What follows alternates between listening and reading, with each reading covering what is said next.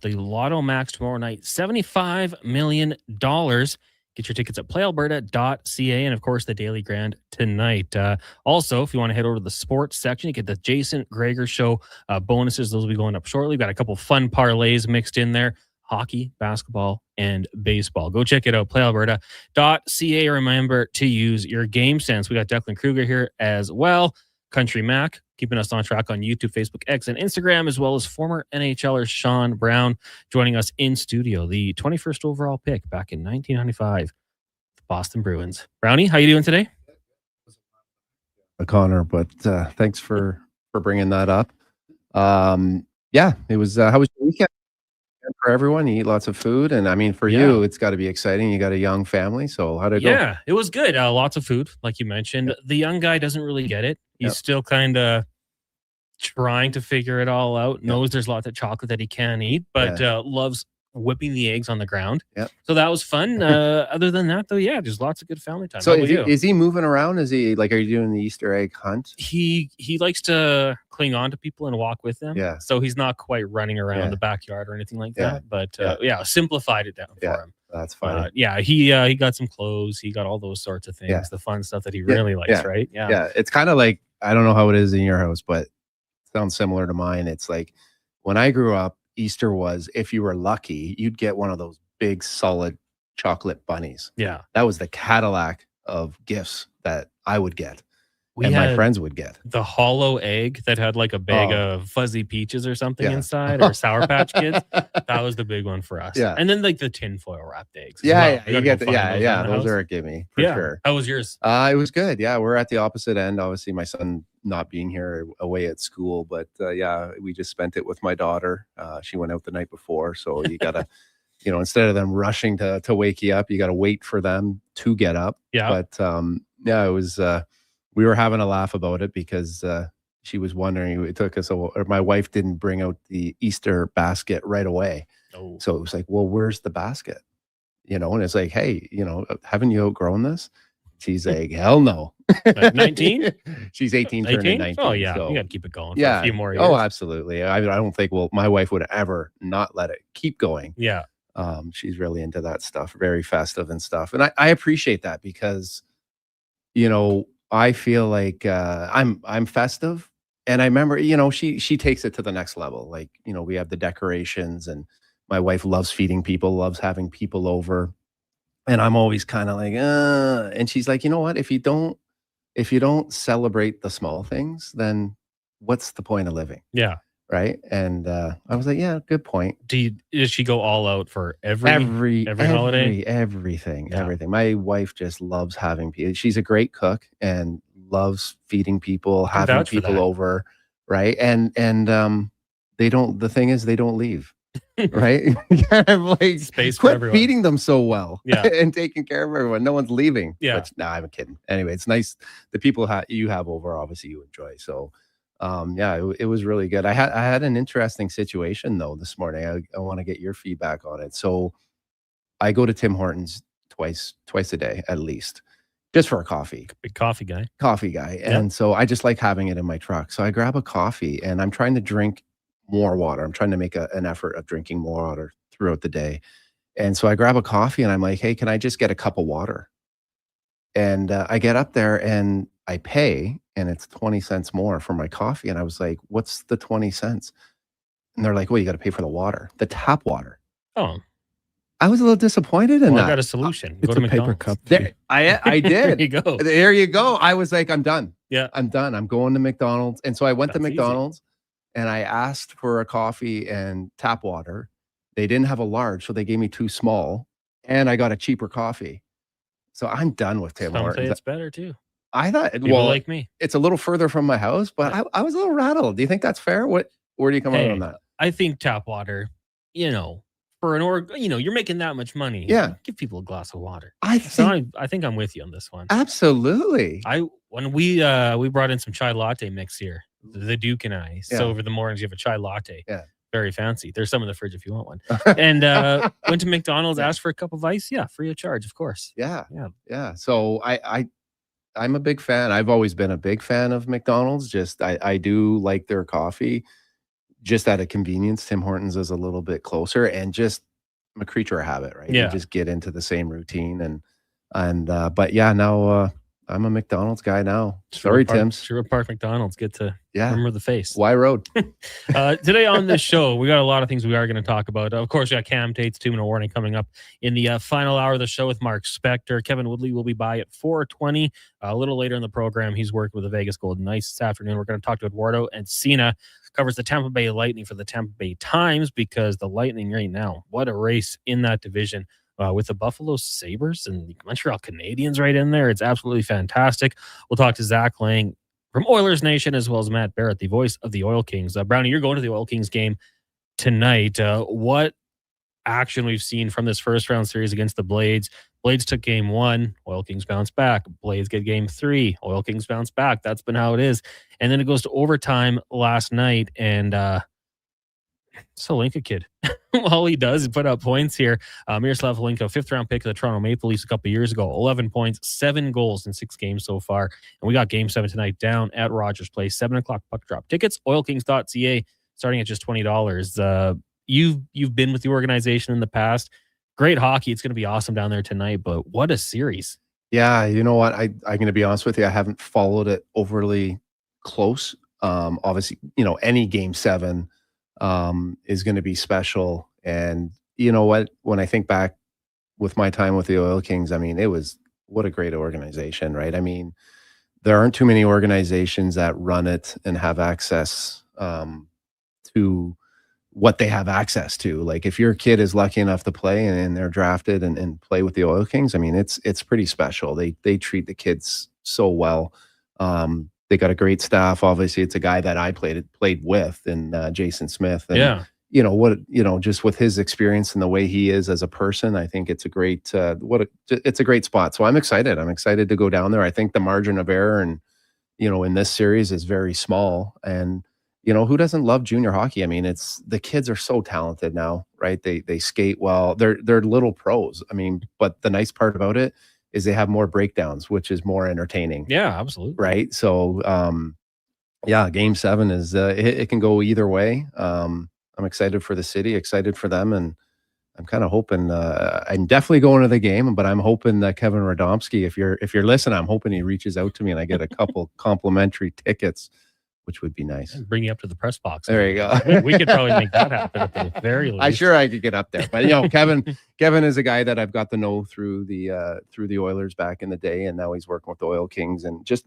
another great another good person that does a lot of great things for that organization. And so it'll be good. There's Vern Fiddler's kid. It's always nice. It's funny, right? I mean, I used to work out with Vern and played against them, and it's nice to see their kids kind of coming through, and his kid's obviously an up and coming talent on the back end there as a defenseman. So it'll be good to see.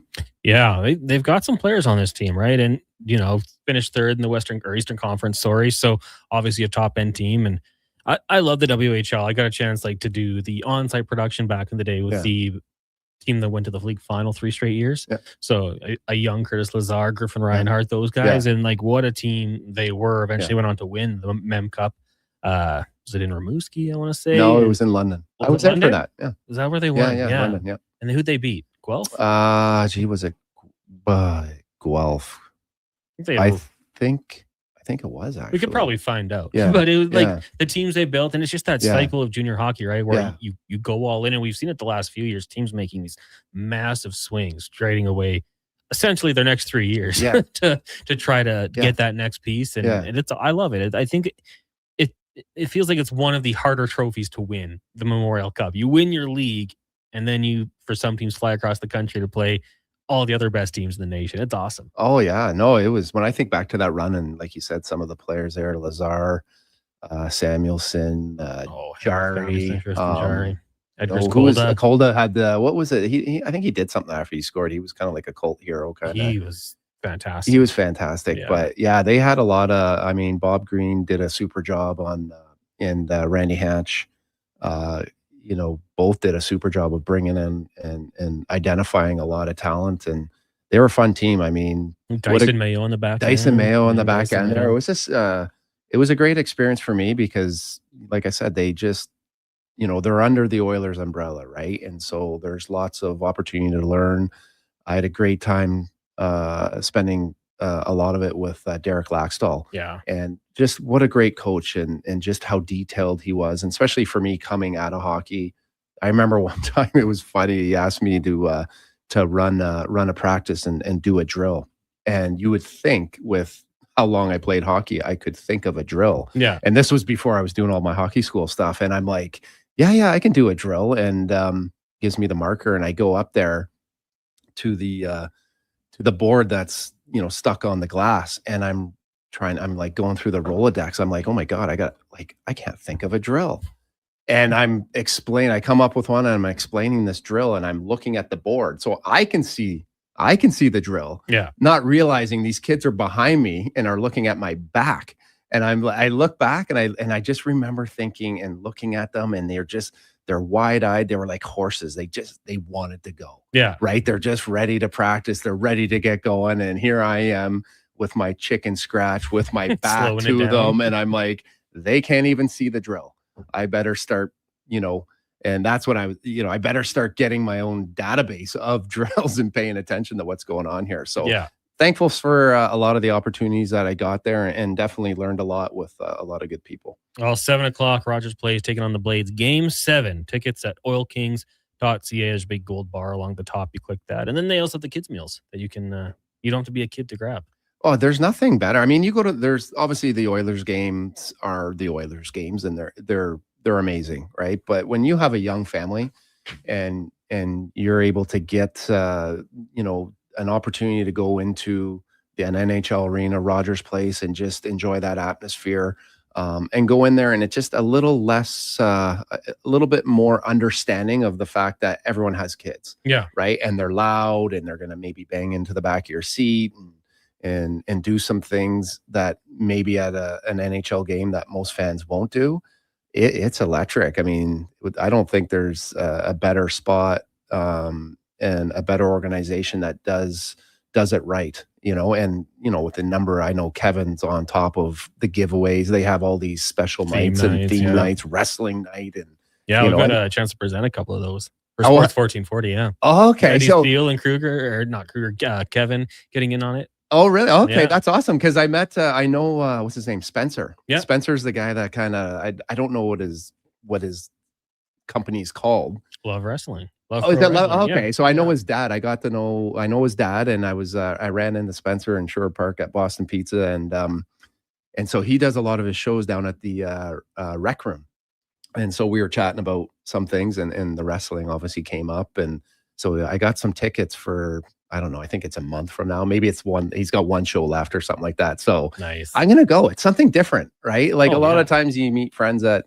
different restaurants, have a couple drinks, or you have them over at your house. And I was like, you know what? Like, my wife doesn't know it, but we're going to go there with a few couples and check it out. I'm sure it's going to be fun. They put on a show. We were sitting right by the ring, last year, 2 years ago, and they're heckling the crowd. The crowd's getting back into it. Like it's just like the minor pro wrestling. It's awesome. So that'll be what type of crowd is it?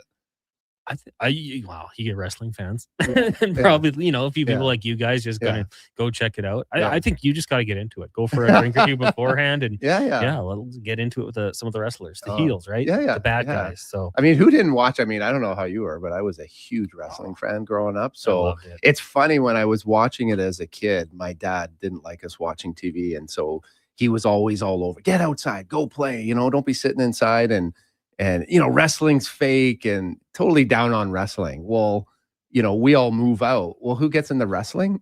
My dad is like a huge wrestling fan. Yeah. And I'm not into the new wrestling now. I don't even know what it's like necessarily, but I like the old school, the old school guys. Actually, I seen a tweet. I don't know if it's true or not, but it looks like Netflix is coming out with, they had a trailer of Hulk Hogan.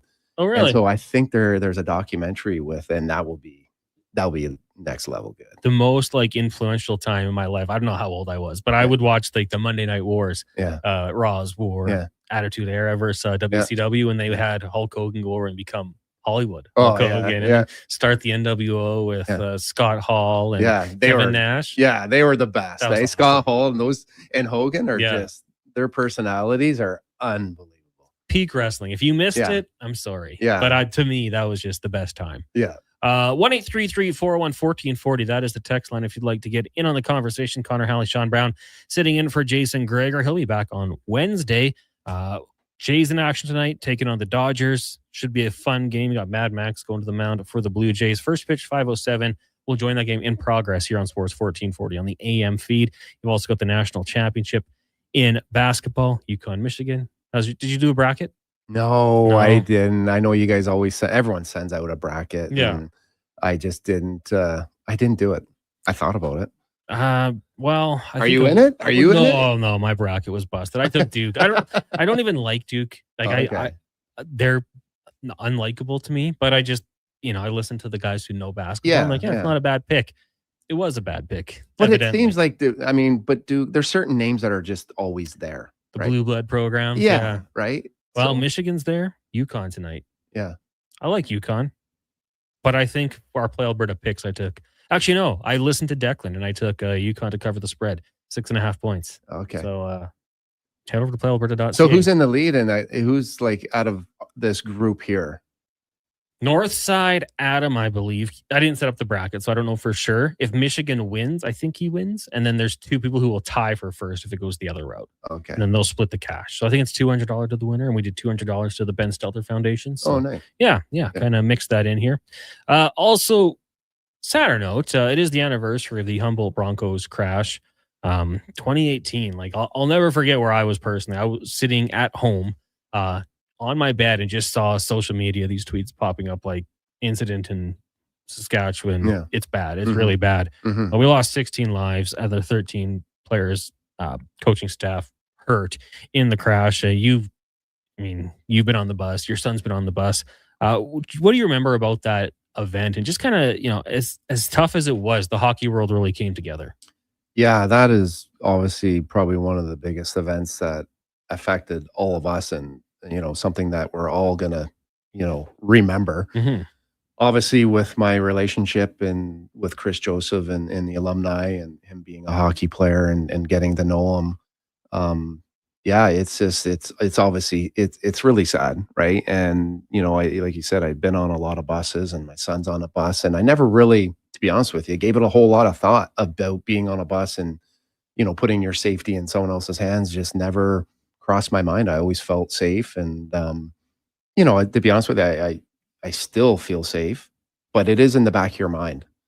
I think a lot of guys, when they play, there's always like a kind of a setup, right? There's only so many seats, and certain guys are doubled up, and so there's a lot of guys that will find space on the ground, either between seats or down the aisle. And it definitely, when you hear those rumble strips, of a bus just kind of veering off for whatever reason, right? It goes through your head. You're kind of like, holy gee, what's going on there? You have a little bit of a peek. Yeah.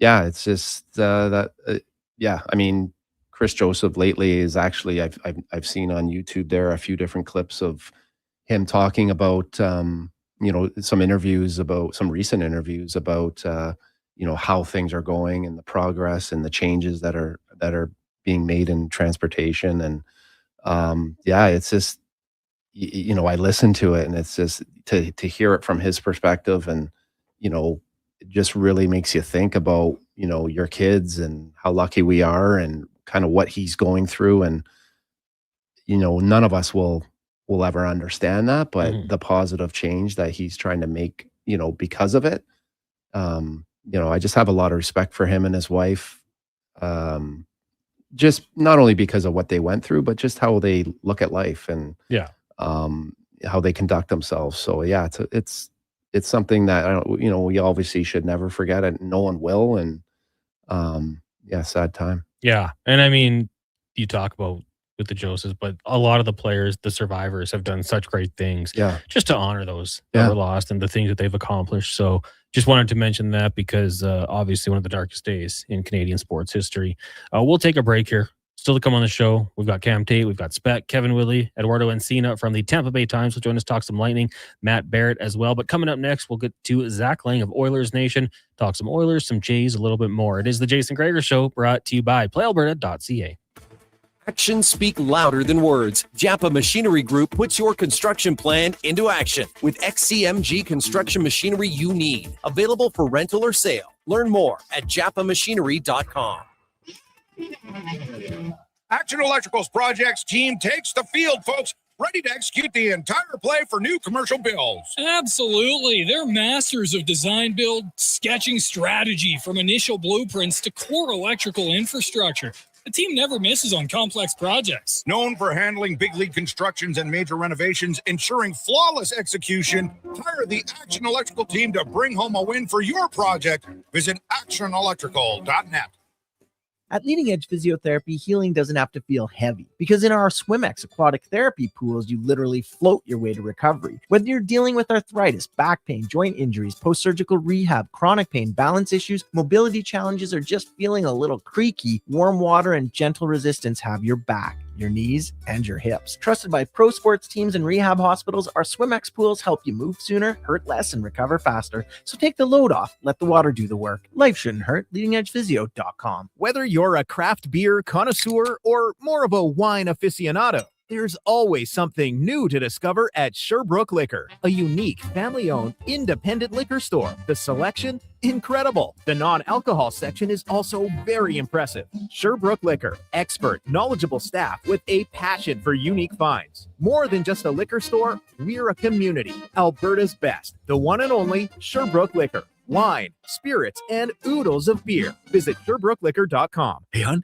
I'm getting expressions and images to frame my hockey card collection in the man cave. Perfect. I'll come with you and bring our wedding photos. For sports memorabilia and family treasures, think Expressions and Images, your local custom framer since 91. You name it, we frame it. Hi, Mike here from Northgate Chevrolet Buick GMC. Would you like to be a part of history for the month of April? I'm kidding. Or as the kids say, bro, I'm joking. Would you like to help us set a record in April? Chill. Still kidding. At Northgate, we aren't trying to set any records or tell you how many vehicles we sell. And we really don't think you'd care. But what you will care about is this. Every dealer has the same costs. Trust me. GM does not have a favorite kid. You get to decide where you buy. 0% financing, a great selection, and of course, great people. Stop in and see us today. 13215 97th Street or business online at northgategm.com. You're in Northgate country. You got a go-to coffee spot, a trusted barber, even a lucky game day jersey. But when it's about looking your absolute best, there's only one name you need. Mr. Dirk. Family run since 1939. We're experts in crafting impeccable tailor-made suits and offering a wide variety of everyday styles. Pair that with personalized one-on-one fittings and the convenience of on-site tailoring. Mr. Dirk elevates your style game. Visit our Edmonton store or explore MrDirk.com. Score big on style with Mr. Dirk. Oodle Noodle Origins. In 1864, Francis Oodle took over his dying father's business as a leatherman. He was quite proficient, but his heart was never truly in the trade. After his father's death, Oodle met a cocksure young man named Vladimir Nudel, who was a trailblazer in the popular new art of food boxes. They formed a partnership and aimed to ply their trade in the new world. At Ellis Island, Nudel was renamed David Noodle, and henceforth, the franchise has been known as Oodle Noodle. I'm Rick Showers from No Bull RV, and I am a used RV salesman. But just because I love being a used RV salesman doesn't mean you would like doing my job all day long. If you're selling your RV privately, that means that you have to be an RV salesman too. That's right, Bob, and there's a lot of work involved. You have to find the customers, be ready to show it at a time and place that's convenient for the other guy, all the stuff you take for granted when you come to No Bull. There's not a lot of glamour in being a used RV salesman, Rick. I don't do it for the glamour, Bob. I love helping people enjoy the great outdoors on their terms. It's my life's work, but it doesn't have to be yours. When you sell your quality used RV with us, we take care of everything. Cleaning, repairs, commercials like this one to bring people in, and besides, I like being a used RV salesman a lot more than you do. And that's No Bull. NoBullRV.ca.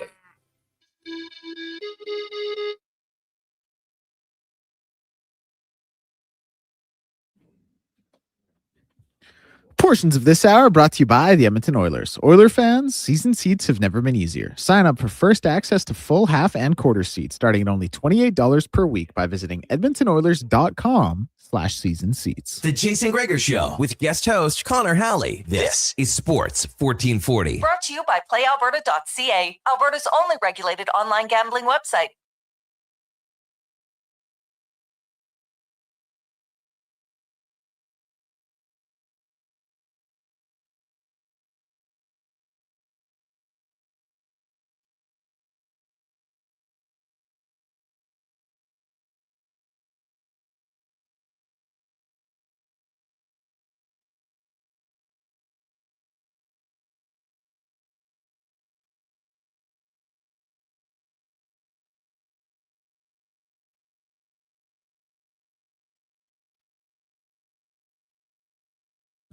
Streaming on YouTube, Facebook, X, Instagram, and Twitch. Brought to you by PlayAlberta.ca. You can head over and grab your Lotto Max ticket for tomorrow night. An estimated $75 million plus 12 Max Millions. You also got the Lotto 649 Gold Ball jackpot at $24 million. And today, the Daily Grand, $1,000 a day. PlayAlberta.ca. Check out some of our specials. The Jason Gregor specials should be up. We've got 3 today. We've got 1 involving the national championship, Yukon to cover the spread, plus Wembanyama, 3.5 blocks. We're taking the over. We want a big performance from Wemby. Over in hockey as well. A couple games going on. We'll get to that later on, but check it out, playalberta.ca. Remember to use your game sense. Connor Halley here, Sean Brown, Declan Kruger, and Mackenzie, the intern, as well.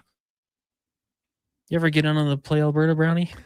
I was just thinking of that when you said that. I'll give you a code word or something. Yeah, no, I don't. I don't really gamble, to be honest with you. Back in junior, what was it? Pro Select? Yeah, yeah. Absolutely. Is that still going? That's around, absolutely. Yeah, so I used to like that. Not that I played that a lot, but I like the fact that basically for someone that had no money, a $2, you can make a $2 bet, yeah. right? And you could, so I always found it interesting. You got that much more involved when you can make a bet and have something on the line and make some ridiculous 15 game. Yeah, and there's a hope there. So, but yeah, I've never, like, my wife and I, our favorite place to go to is Vegas, and we don't gamble a lot. Like, we just enjoy nice food and the exercise, walking around, watching people, shows. The odd time we do gamble, but I feel like it's not. I wouldn't bet enough to make it.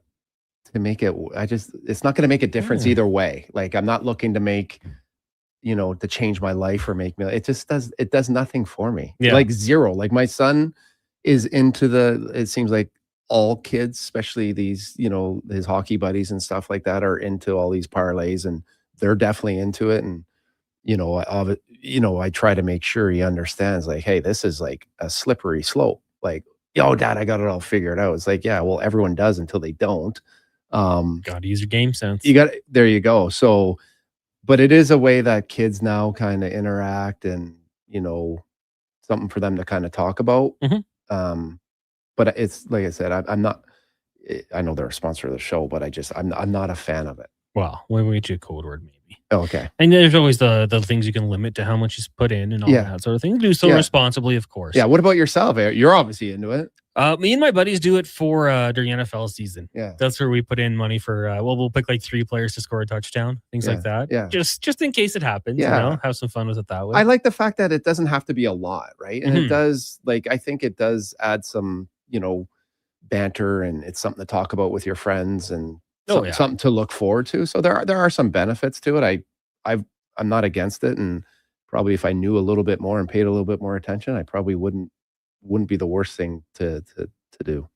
Well, right now we will get to the oil report, brought to you by Go Auto. Shop over 15,000 vehicles at goauto.ca with 31 new vehicle brands and 73 locations to choose from. Find your car at goauto.ca. We bring in Zach Lang of Oilers Nation and Daily Faceoff. Zach, good afternoon. How are you doing today?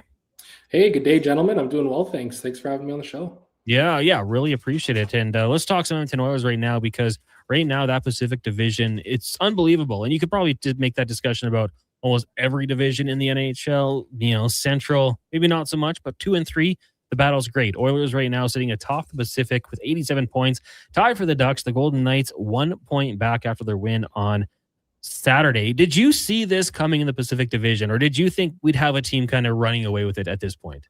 Oh man, that's a good question. I definitely didn't see it from the Edmonton Oilers. Admittedly, this winning streak that they had, the 5-gamer, did them very well in terms of getting near the top of the division. Obviously, it's very tight. I don't think anybody envisioned the Ducks to have as good of a year as they've had this season. And in the same breath, I don't think anybody envisioned Vegas to be as poor as they've been, although the coaching bump has certainly done them some favors here for sure. So it's going to be really interesting to see what happens here. And of course, for the Edmonton Oilers, they're going to have to make this final push here without Zach Hyman for at least 3 of the final 5 regular season games. They'll be without Draisaitl until, at least game 1 of the playoffs, if not potentially later. So yeah, it's going to be a really interesting stretch run here for these couple of teams.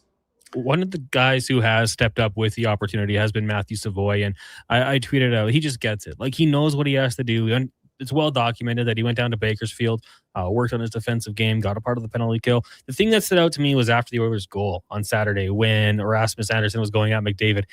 No hesitation, just grabs him. And, he's not the biggest guy. That's not his style, but he understands you don't let a guy take not even a run. Don't even let him go near your captain. You just grab him. What have you thought of Savoy and what he's done this year? Yeah, I've been massively impressed. I liked the trade at the time, moving, Ryan McLeod for Savoy. And I was a huge, and still am a huge fan of Ryan McLeod, right? Especially the speed that he brings. It was just such a dynamic look for that bottom 6, because he was one of those guys who kind of, maybe he's not quite McDavid fast, but he's right up there. He was a quick player.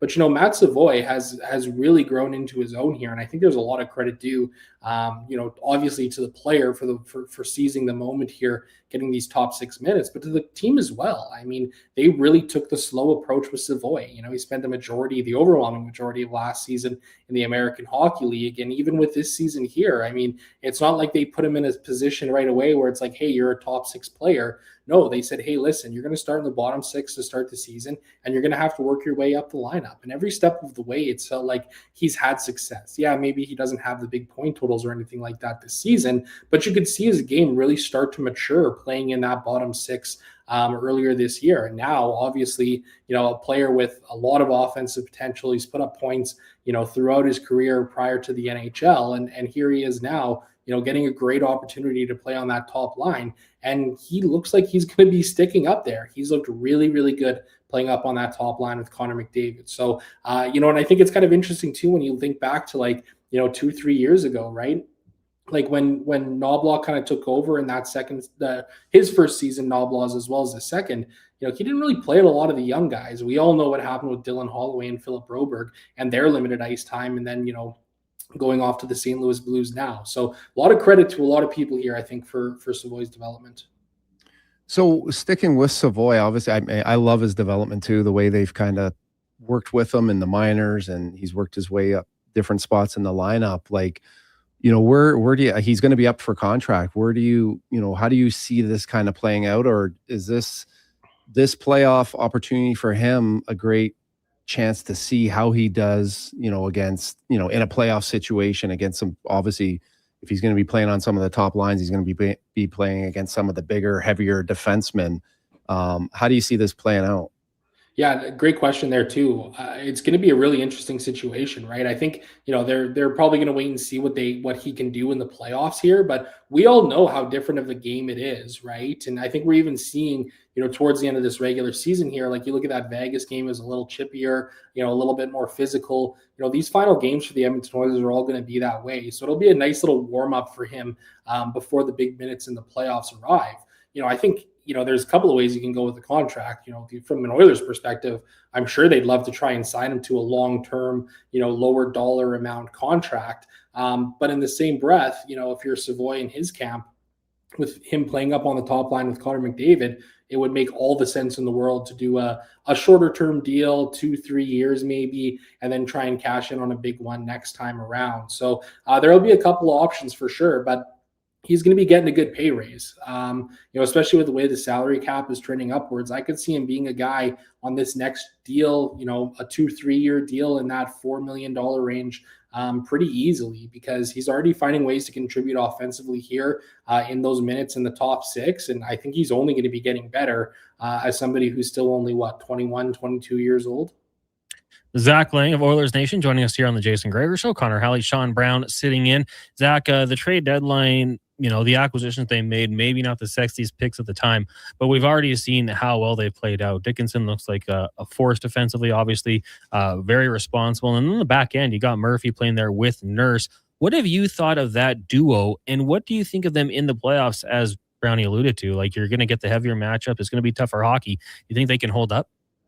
Yeah, it's going to be a great test for them, to say the very least here. I've loved the pickups. I mean, Jason Dickinson has been tremendous up front for the Edmonton Oilers, something that this team has really needed, right? When was the last time they really had a true defensive sicko like him, right? Like, there was that one game, I think it was against the Ducks a couple of weeks ago, where he was on the ice for 2 goals against, and he was literally, like, after the game, very upset about the fact that he was on the ice for 2 goals against. He was like, yeah, this is going to haunt me for a little while. I'm like, man, this guy's awesome. Like, we need more of that from Edmonton Oilers players, right? So really liked him. Connor Murphy, been impressed with him too. Big, strong, stay-at-home, shutdown defenseman, physical presence out there, as we've seen, not afraid to shed the mitts at any point in time either.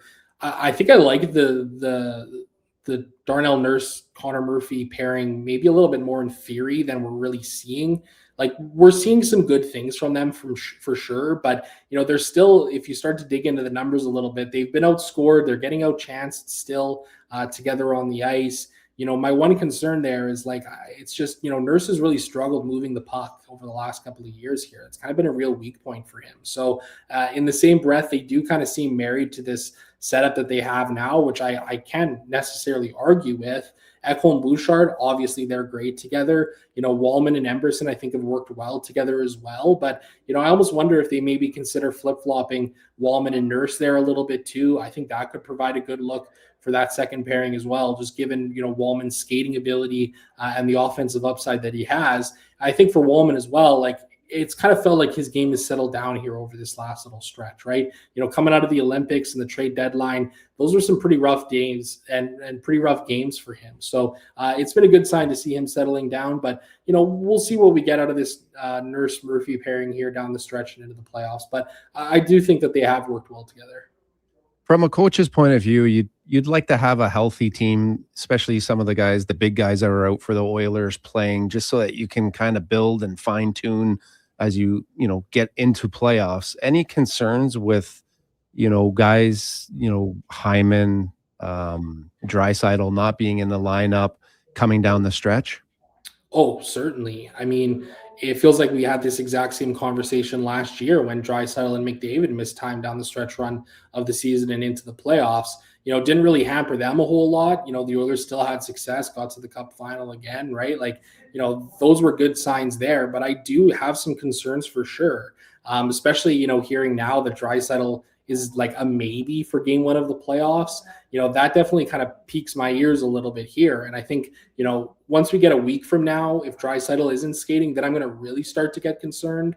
The Hyman thing is kind of interesting because, Noblaw has such a way with words and injuries and talking about all of this kind of stuff, right? Because it didn't seem like it was going to be anything serious for Hyman. He was a game time decision for the Chicago game. And then all of a sudden he's out for the Vegas game. And before the game, Noblaw is kind of saying, oh yeah, if it's a playoff game, he'd be in the lineup, sort of a thing. And then all of a sudden it's like, oh wow, he's going to be out for 3 games. So, something's clearly bothering him, whatever that may be. And the hope is that it isn't anything too serious that can kind of hamper him heading into the playoffs, because the Oilers are going to need him, at his best. And it's been a great season for Zach Hyman, right? I think he's only 55 games he's played this year. He's got like 31 goals, 50 few points as well. He's been really productive.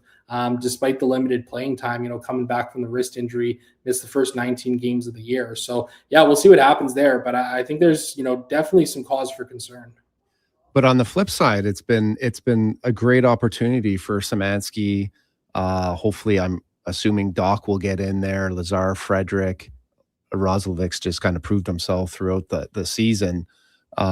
but it's a benefit for those guys, just to be playing, at this time of the year and these type of games. It can only help them moving forward as well. Yeah, absolutely. I mean, Josh Szymanski, like nobody saw this coming from him, right? Like when the Oilers signed him last year, it was like, oh, okay, you take a flyer on the guy and, starts the year in the American League and see where it goes from there. But, he's been a great piece of this Oilers bottom six here. My hot take is kind of that, he's going to be starting in the playoffs, or whenever the Oilers have a fully healthy roster, he'll be starting in the playoffs over Adam Henrique. That's kind of the way that I could see this kind of shaking down because, Szymanski's got the foot speed. He's such a cerebral and smart player, especially defensively. And that's something that the Oilers really kind of need down there in that mix. So, yeah, it's been great to see guys like him seizing the moment.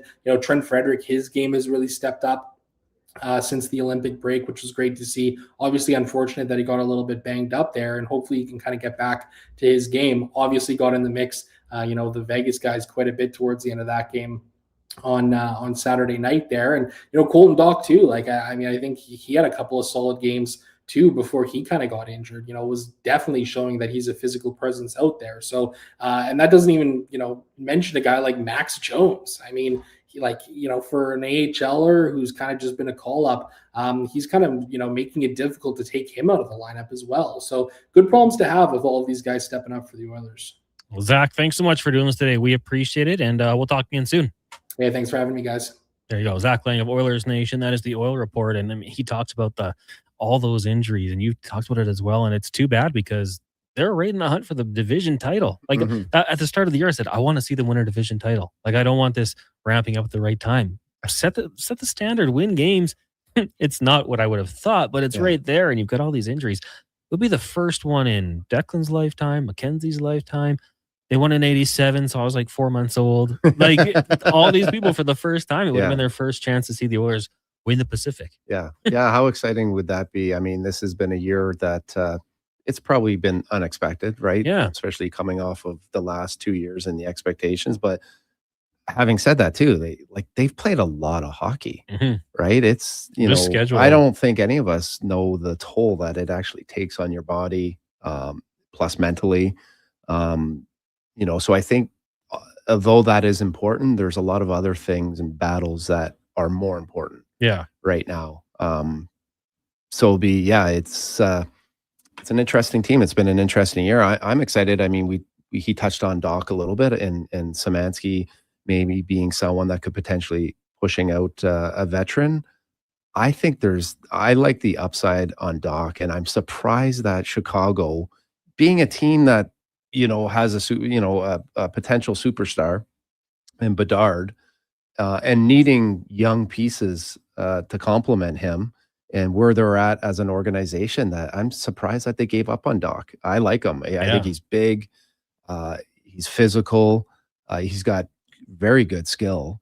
And he's a guy that in the playoffs here, that young, enthusiastic energy that he's going to be able to bring with that size, I think he could be a handful. And along with Szymanski, could be another guy that could be a real pleasant surprise. Yeah. And you invested a second round pick in him 5 years ago. Yeah. So I'm with you. I'm intrigued to see, and he home area kid, not necessarily Edmonton, but what, Sherwood Park? Yeah. No, Fort Saskatchewan. Fort Saskatchewan. Okay. Like knows what it means here, knows what it's going to be like. So it's going to be fun. Now we'll take a break as we kind of look ahead at the playoffs. We'll talk some playoffs coming up next. Game 7, in fact, as Matt Barrett will join us, the voice of the Edmonton Oil Kings. It is the Jason Gregor Show here on Sports 1440, brought to you by PlayAlberta.ca.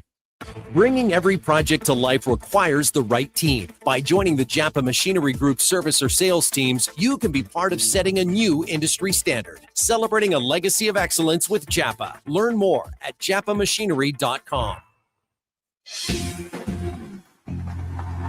With the lead up to the playoffs underway, players are definitely stepping up their game. And the fans are doing the same. Simple snacks like chips and dip may work at the front half of the season, but now more and more fans are rocking the Wilhauk beef jerky for game time get-togethers. Just make sure you bring enough for everyone if you want to be invited back for the playoffs. Make your next hockey game day a Will Hockey game day with Wilhauk beef jerky, only available in Leduc. Get yours today because you don't win games with salad.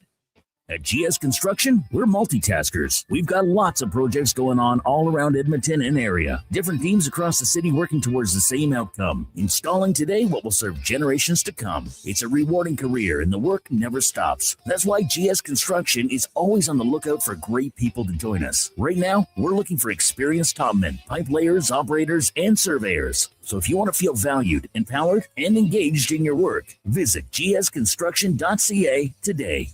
You've got a go-to coffee spot, a trusted barber, even a lucky game day jersey. But when it's about looking your absolute best, there's only one name you need. Mr. Dirk. Family run since 1939. We're experts in crafting impeccable tailor-made suits and offering a wide variety of everyday styles. Pair that with personalized one-on-one fittings and the convenience of on-site tailoring. Mr. Dirk elevates your style game. Visit our Edmonton store or explore MrDirk.com. Score big on style with Mr. Dirk. The Spruce Grove Saints have clinched their spot in the Rogers BCHL Cup playoffs. Catch all the first-round action at the Thompson Family Arena, one of the most exciting junior hockey atmospheres around. Feel the energy, hear the crowd, and be part of the playoff push as the Saints battle for the Cup. For tickets or information, follow the Spruce Grove Saints on social media or visit sgsaints.ca. The Spruce Grove Saints are playoff bound. Don't miss your chance to be there. It's go time. Go Saints, go! Noodle, noodle, nood, noodle, nood, noodle, nood, oodle, noodle, nood. Noodle, noodle, nood, nood, nood, nood, nood, nood, nood, oodle, noodle, nood, oodle, nood, oodle, nood. Noodle, noodle, nood, noodle, nood, noodle, nood, oodle, noodle, nood. Noodle, noodle, nood, nood, nood, nood, nood, nood, nood, oodle, noodle, nood. Troll low down to Oodle Noodle tonight because dine-in is open. Remember 2025? That's so last year. But seriously, St. Albert Dodge needs to clear some 2025 models off the lot to make room for new inventory. So they're having a huge clear out of all the remaining new 2025 Jeep Wrangler Saharas. The Sahara package is the best seller, so they have a great selection to choose from and priced from as low as $59.9. I don't have to tell you, these are going to go fast. So get there before they are gone. Just head up the trail and see how easy it is to do business at St. Albert Dodge. Tomorrow and Wednesday is the Critical Care On the Air Radiothon for Stars. Your chance to support this vital service that delivers life-saving care to Albertans. Listen for stories from Stars VIPs, very important patients, and how Stars has made a difference in their lives. You'll also hear from members of the Stars team. Tomorrow and Wednesday, the Critical Care On the Air Radiothon for Stars, presented by BHP and Parrish and Heimbecker. Please donate and help keep Stars flying and saving lives. Visit criticalcareontheair.ca.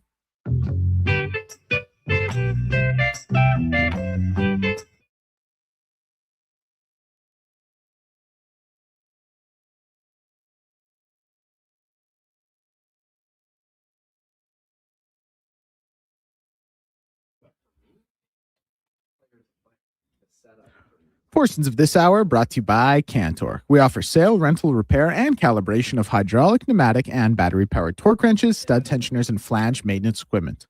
Order today at CanTorque.com. The Jason Gregor Show with guest host Connor Halley. This is Sports 1440. Brought to you by PlayAlberta.ca, Alberta's only regulated online gambling website.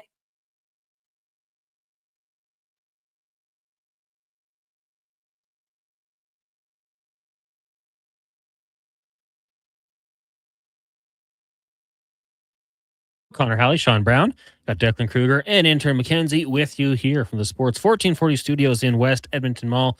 Brought to you by PlayAlberta.ca. The text line 1-833-401-1440, or head to the chats in YouTube, Sports 1440 AM or Oilers Nation. We've got two feeds there.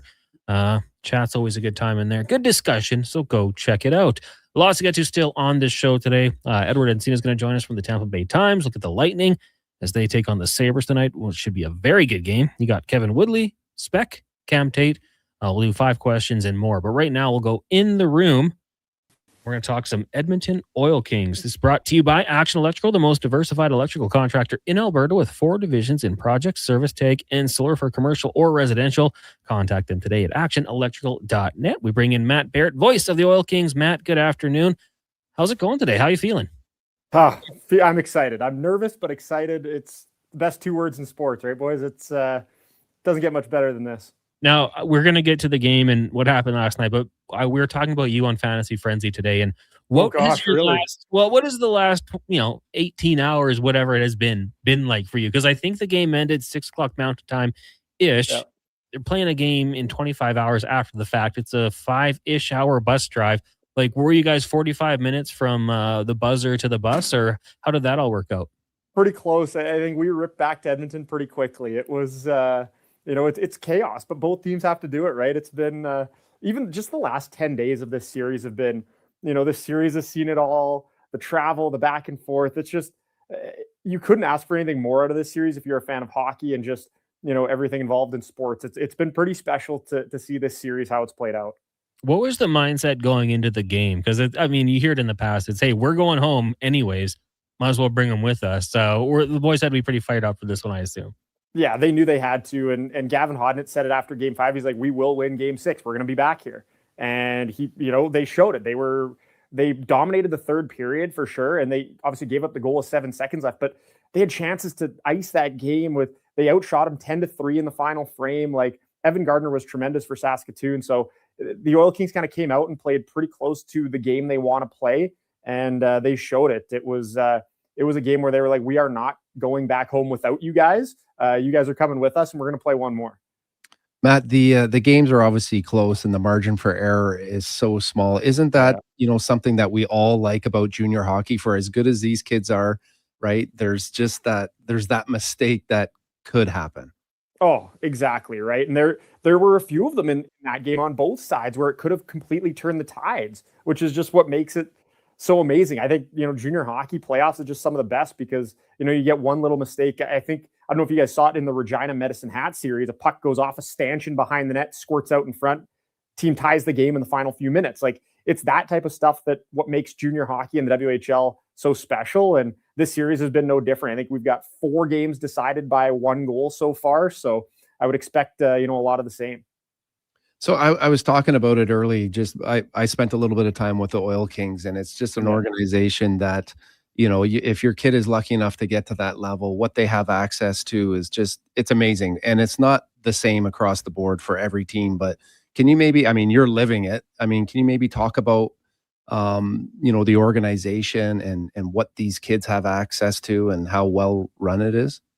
Yeah. You got to treat your players, at a high standard, and the Oil Kings do that. It's kind of one of those things that we kind of hold ourselves to, an NHL standard, because we are owned by an NHL team, right? And it's one of those things where we got to treat your players the right way, because then they're going to treat you the same way coming back, right? If you treat them well, they're going to treat you well, and build good relationships that way. It's pretty amazing. And you look at the staff, obviously, in Jason Smith and Kyle Chipchura, guys who have hundreds and hundreds of games of NHL experience, bunch of WHL experience, and Devin Prott's been around for a long time, coaching in high pressure situations and in different areas. So it's a pretty special staff, and you got to give a shout out to Rogan Dean and Adrian Prisnella, who keep the boys in tip top shape and keep them ready to go. So from top to bottom, and Kurt Hill all the way down to even strength and conditioning coaches and whatnot, it's a pretty high end group, and we're all pretty lucky to be around them every day.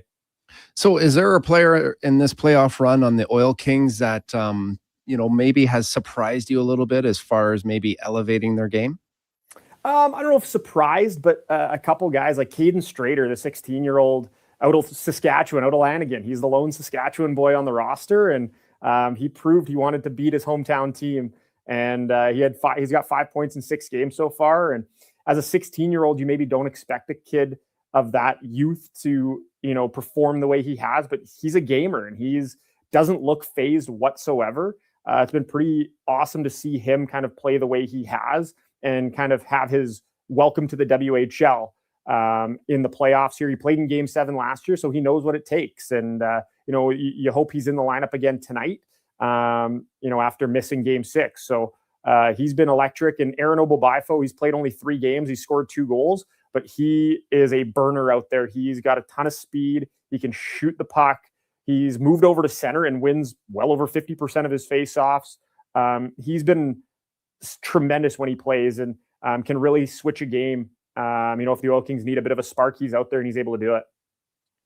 I think we do have to ask about Miroslav Holenka. Obviously, Yeah. Toronto Maple Leafs fans got to be very excited this year in the regular season. 59 games played, 37 goals. The winner last night, he's been scoring at a ridiculous pace, 7 goals in just the 6 games. How good has he been? And I mean, we can pump the tires of his line mates too, I think, with this one. Yeah, him and Lucas Sauchin as a duo have been just stupid good. It's unbelievable how dominant they've been, especially over the last 5 games of the series. They were both held pointless in game 1. And then from this point on, they've been unbelievable. And Miro just has this, I guess, kind of ice in his veins at the moment. He just doesn't seem phased. He scores big goals. He had a hat trick in a huge game on the road, scored the OT winner. Just kind of is all over the place. He has this calm about him right now. Him and Lucas Sauchin do whatever they want with the puck, it feels like. And yeah, Toronto Maple Leafs fans, be excited about him because I think he's going to be a really good player and can play, in a number of different spots. He's been everything that you could ask for and more for the Oil Kings in this first 6 games of the playoffs. Matt Barrett, voice of the Oil Kings, joining us. Matt, just quickly, was there any update on Blake Fiddler? Yeah, he hasn't played the last few games, so it's tough when he's not in the lineup. They've had to cover some minutes, and they've done a pretty good job of it. And Reese Peterson filling in, and Austin Zemlak played a ton in the overtime games. So no update yet, but they've been able to fill his void to an extent at this point. But it's obviously tough when you're missing a guy of his caliber. So I know Kevin Radomski answered the back call of me asking for tickets. I appreciate that, Kevin, if you're still listening. But what type of crowd are we expecting? I mean, this is game 7. This is exciting. What are you expecting in the building? Yeah, hopefully a good crowd and not just, a lot of people, but loud. Like I am challenging Oil Kings fans, if you're listening right now, if you are kind of like, do I want to go to the game? Go to the game. Buy your tickets and go to the game because this is going to be a lot of fun. You don't get to see many game 7s very often. And to experience this one is going to be a lot of fun, loud, get butts in seats and let's have some fun because this is going to be, an awesome experience for everybody in attendance. And, hopefully we get a good crowd in that bowl there at Rogers Place. Now, between the pipes tonight, going back with Parker Snell, you think? I don't see how you can't. I mean, the way he's played in his 3 games, and he showed up yesterday after missing the previous 3. He backed up in game 5. But, after Ethan Simcoe played the last 3, he kind of came back and was like, okay, I'm back. This is my net. Let's go. And in the overtime, he made a few 10-bell saves that kept the season alive and was the first star of the game. NHL teams, if you're watching this series or listening or anything, keep an eye on Parker Snell. This guy's unbelievable. But I do think you could theoretically go to Ethan Simcoe if you wanted to, because he played in game 7 last year and both have been really good. So it's anybody's guess, but if I had to put money on it, it's probably Parker Snell for my bet. So Matt, obviously it's about the players, but this game 7's a big deal for you too. Like, how do you prepare for this? This has got to be exciting. Is this your first game 7? So we had game 7 last year against Prince Albert in PA. So that was my first WHL game 7. Prior to that, I had a couple in junior A that I called, including an SJHL final, which was electric. So I mean, it's a lot of nerves, like a lot of nervous energy. And you just kind of sit around and you're just kind of like itching to get the game. Like we're 3 hours or 4 hours from puck drop right now. And I'm just kind of like jittery. I'm probably going to need a coffee, which probably doesn't help, but it's just like, I don't know, man. Like, I don't even know what to do sometimes. It's so much fun. I love calling games. And like during the double overtime, I'm like standing on my chair. I'm like, I can't stand still. It's like, the heart rate's going through the roof. And yeah, I'm sure my Apple Watch is going to yell at me at some point here. So Matt, like, how did you get into this? Did you play hockey? Like at one where you're like, hey man, I want to get into radio, and it's not, I've done it before. It is not easy to do. Right. And I guess the second question is like, where do you go with this? How far do you want to go?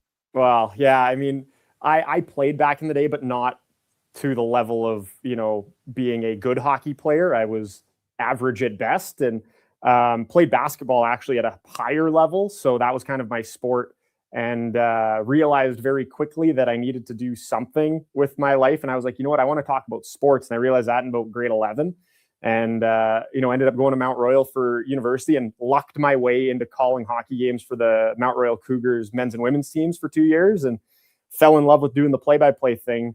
and then all of a sudden got a job in Saskatchewan and, kept doing play-by-play, and here we are today. So I want to take it as far as I can and, hopefully be, in the NHL one day and continue chasing the dream. So it's been a wild ride.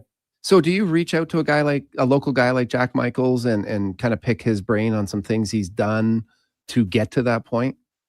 Yeah. I mean, like Jack's been great in kind of like listening and being, an ear for me. But I think the biggest one is Cam Moon actually has been an unbelievable mentor to me. I reached out to him when I was early in my career in Melfort, and he has been just amazing with me, being just a good friend to help me along the line and helped me get my first job in Swift Current, and I think helped get the job here as well. So, guys like that are tremendous for me. I feel so lucky that I can call them a mentor and a friend, and they've been great to help me to get to where I am today. Cool story. Well, that's awesome. Well, Matt, we'll be listening tonight. Thanks so much for doing this. And I don't know, get a nap, get a coffee, a lozenge, whatever it takes. Yeah, might need all of those. Thanks, boys. Appreciate it. There you go. That's Matt Barrett, the voice of the Oil Kings. And Game 7 down at Rogers Place. If you want to go, oilkings.ca. Tickets, just $20 to get in. I mean, you're not going to beat that. Then you go get a kid's meal. You don't have to be a kid. You just go get the kid's meal. And I think they have Dr. Pepper on tap, which for me, Brown, is a turning point. You give me the Dr. Pepper, I'm all in. But it's going to be an awesome one, Oil Kings and Blades. We'll take a break. When we come back, we'll get to your text, 1-833-401-1440. But first, a Sports 1440 update with Declan Kruger, brought to you by Mortgages to Go. Need cash and have equity in your home? Mortgages to Go has you covered. When the bank says no, they say yes, and they've been doing it in Alberta for over 23 years. Visit mortgagestogo.ca. This is the Sports 1440 update.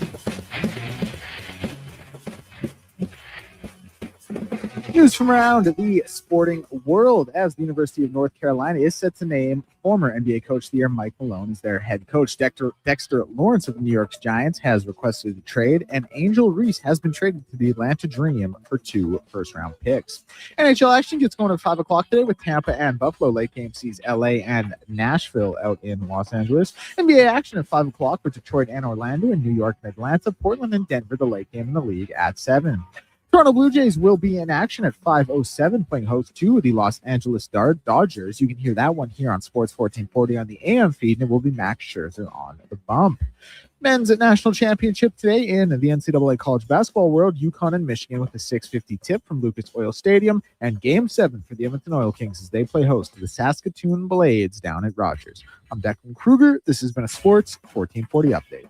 Sports 1440, a Stingray radio station broadcasting on Treaty 6 territory. Download the free iHeartRadio app and listen to CKJR wherever you go. It's Truck Month at Wolf GMC Buick, and we know trucks. And we have the best deals of the year right now. Some have 0% for 4 years. We have 0% for 6 years. That's on our #1 selling GMC Sierra half-ton crew cab, or the Elevation, the AT4, or Denali. Yep, 0% for 72 months. And Costco members get an extra discount on some of our SUVs. Pop in today and drive away smiling. Wolf GMC Buick. We're making it easy. One app, triple the action. Play Alberta is proof that good things do come in threes. Whether you're into playing any of our exciting casino games, betting on your favorite professional sports teams from around the world, or buying into Canada's biggest lotteries, Play Alberta is the province's only app to do it all. Download today and discover a new way to play. Must be 18 plus to play. If you gamble, use your game sense. Hey, sports fans, we've got a clear choice for you. At Crystal Glass, we provide customers with the perfect glass for any job. From home to auto and even commercial, installation or repairs, we're your team. Call 310-GLASS or visit crystalglass.ca. Crystal Glass. Don't let equipment failure stop you cold. At AWS Welding in Nisku, our factory-trained service techs are on hand for all welding equipment repairs. We're a fully warranted center for Miller, Lincoln, and ESAB. And we service all makes and models. Proper, regular service extends the life of your gear and keeps it running at peak capacity. Don't wait for a breakdown. Book your service appointment today at 780-979-0470. AWS Welding. We make it happen. Come for Canada's largest trade shows, the biggest names in entertainment, exhilarating sporting events, and more. And stay for the experience at the Edmonton Expo Centre. Looking for the perfect place to host your next big event? From trade shows to galas, meetings, and concerts, the Edmonton Expo Centre has the space, event expertise, and service to make your next event unforgettable. With over 522,000 square feet of flexible event space, in-house catering, and operational expertise, they bring your biggest vision to life. Learn more at edmontonexpocentre.com today. Do you listen to sports radio at work? Like right now? Well, do you? Who, me? No way. I swear. Okay, friend, we won't tell. Tens of thousands of sports fans listen to Sports 1440 each and every day. On the radio, on the listening apps, on YouTube, and on social media. If you listen to Sports 1440 at work, well, maybe it's time to advertise on Sports 1440 at work. Grow your business. Get your name out there. Shoot our ad team an email. Gregor at sports1440.ca. Let's get to work for you. Room 97.3, Sunday Soundtracks. Dirty Dancing. Action. Head up. Lucky Frank. Lucky. Put spaghetti on.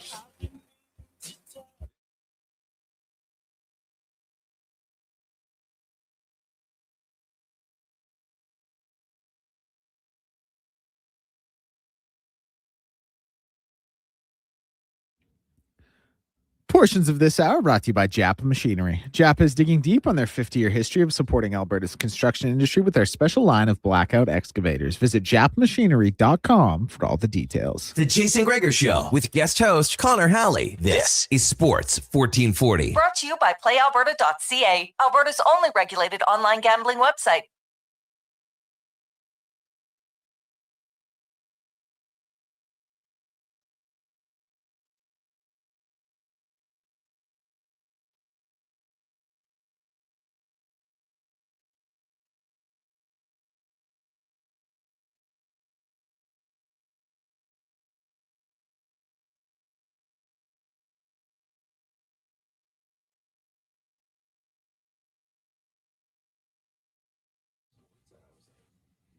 Kind of screwed you there.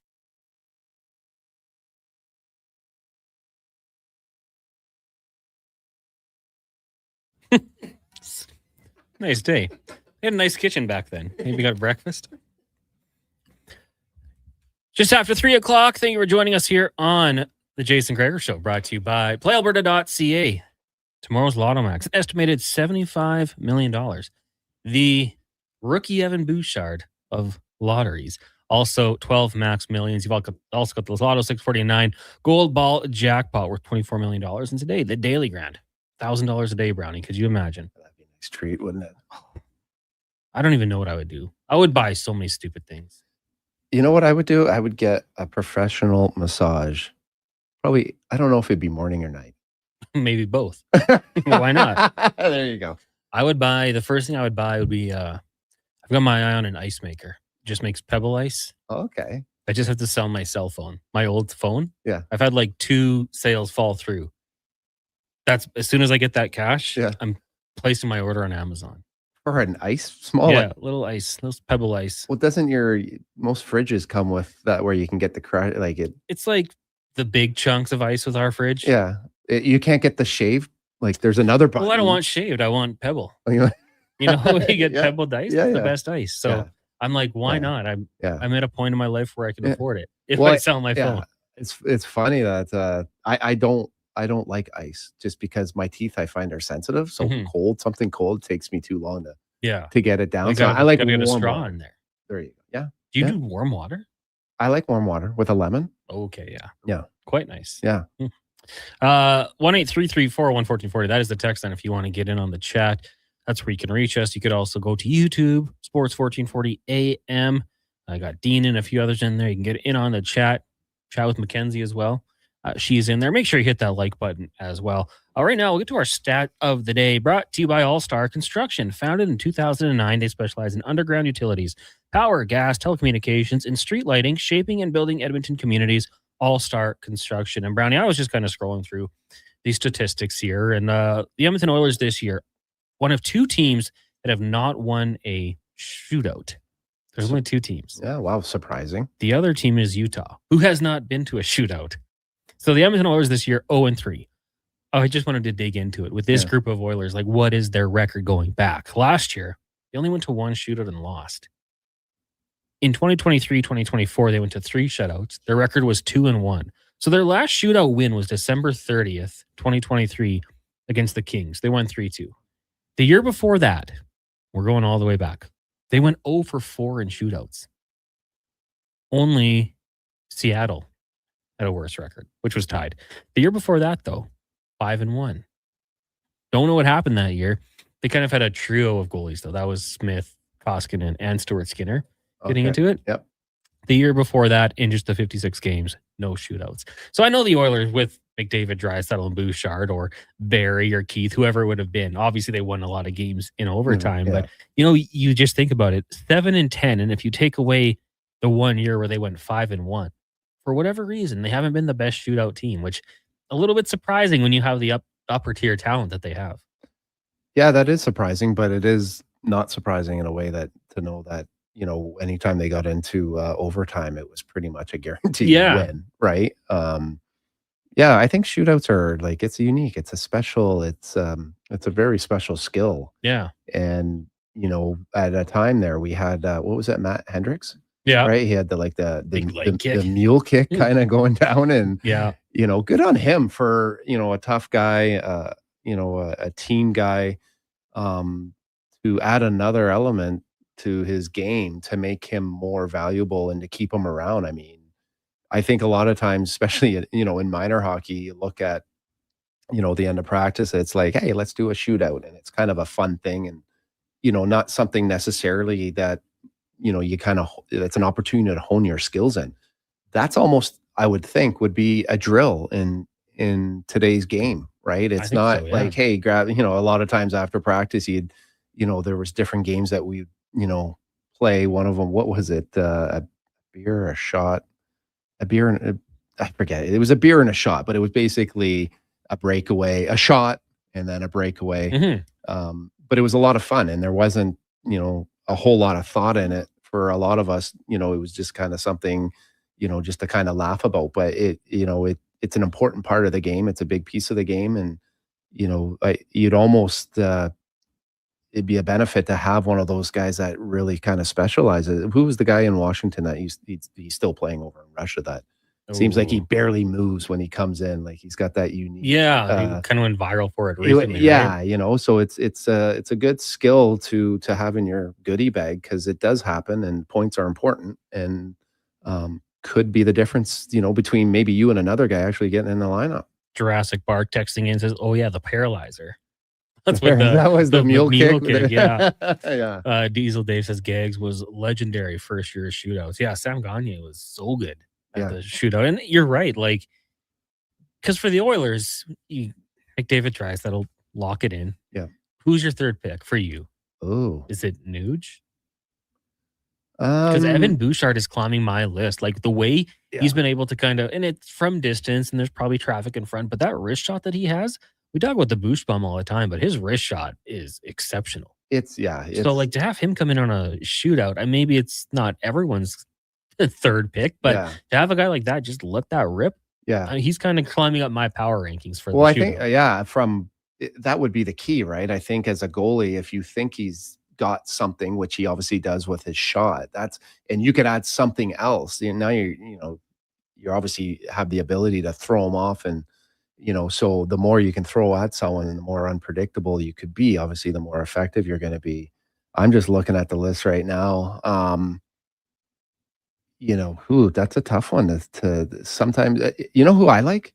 Roslovic. I think, he's just, it's such a skill. Like, I think you can teach defense, right? It's kind of a mindset, and I think you can really teach that, but scoring is, really unique, and some guys kind of, I think, haven't, and others maybe not so much. And Roslovic, to me, some of the goals that he scores just reeks of a guy that just knows how to score. Yeah. Right. Can figure out a way and adjust. And I think, you can come down on a goalie and have somewhat of a plan, but ultimately, your ability to adjust to the situation and is probably going to make you, more effective. And he seems to be a guy that, if I'm looking at it, the obvious ones, as you said, Draisaitl and McDavid, I wouldn't have a problem going for Roslovic. I like that one. I mean, Hyman and Podkolzin, they've been scoring, but maybe not in that fashion. Hyman occasionally. Hyman's the guy, anything nice 2-3 feet away from the net, right? That's Hyman, right? He's going to be able to. He's a bigger body, going to be able to whack it in and redirect things, and obviously he has a skill set too. But I think if you were to look at both of them and the pure skill, I would probably go with Roslovic. He's probably been, he's been a guy for probably, obviously not being on the number one power play. He just, to me, seems like he's just such a low maintenance guy, right? You don't hear anything about him. I don't even know how much they interview the guy, right? I just don't hear him talk, but he just produces. Yeah, and then he'll just occasionally pop off and he'd be like, whoa. That's not 97. That's Jack Ross. Would you bring him back? Would you look to extend him in the offseason? Absolutely. Yeah. I mean, does he want to come back? That's the question, isn't right? it? Yeah. I think for an offensive guy, a guy that's produced and what he's been given, would he want a little bit more? Is it fair for him to ask for more? Mm-hmm. I would say. Yeah. This second power play unit doesn't get a whole lot. They're getting out there with 15, 20 seconds. That doesn't give you a whole lot of time to, produce and get. Got to enter the zone usually too. I think your second unit, within that time frame, you're just, okay, how can we get, set up and maybe get a quick strike before the guy gets out there? So he'd be an interesting guy to I think he's come and he's done exactly what, he's wanted to do. And I think he's done what the Oilers have hope that he would do. It'll be interesting if he thinks that maybe is there more opportunity, kind of like an Arvidsson. Yeah. Right. He's bounced back quite nicely for the Boston Bruins. Yeah. It's got to be frustrating, I would think, for certain guys if you're not, one of the guys, right? Those top guys eat up a lot of minutes and a lot of opportunity, deservingly so. Mm-hmm. And I get that that's probably part of the enticing part of signing with the Oilers, where, wow, if I can get into that role and I can play with Connor McDavid or Draisaitl, I put up a lot of points. But if you don't get into that spot and someone else does, you're in the bottom six. Yeah. And then you're not getting power play one time instead. So. Yeah, I'm sure. Yeah. I mean, if they like you and want to play with you and there's some chemistry between you, I don't think there is no better place. But if there's no chemistry and it isn't working, it's maybe not the best place, right? So it'll be interesting. It'll be interesting. So tomorrow night when Edmonton takes on Utah, hopefully you get to a shootout. Both teams will be trying to get their first win in the shootout of the year. Tonight, though, you got the Sabres and the Lightning meeting in Buffalo. Buffalo right now, second spot in the Atlantic. Tampa, first place. 2 points back. They're going to go head-to-head. This should be a really fun game. The intensity should be rocket. And then you got the Montreal Canadiens, who are in third spot, but still tied with the Sabres. That division right now is just so good. And everything really matters here. In the Eastern Conference, outside of the Carolina Hurricanes, everyone else can still kind of jockey for position. The Penguins in a good spot in the Metro, 6 points up on the Flyers, but crazier things have happened. They're kind of hitting their stride, won the last couple games. But Brownie, this is fantastic. Right now, you got 5 teams eliminated from playoff contention, and we're into game 77, 78. This is what the NHL wants.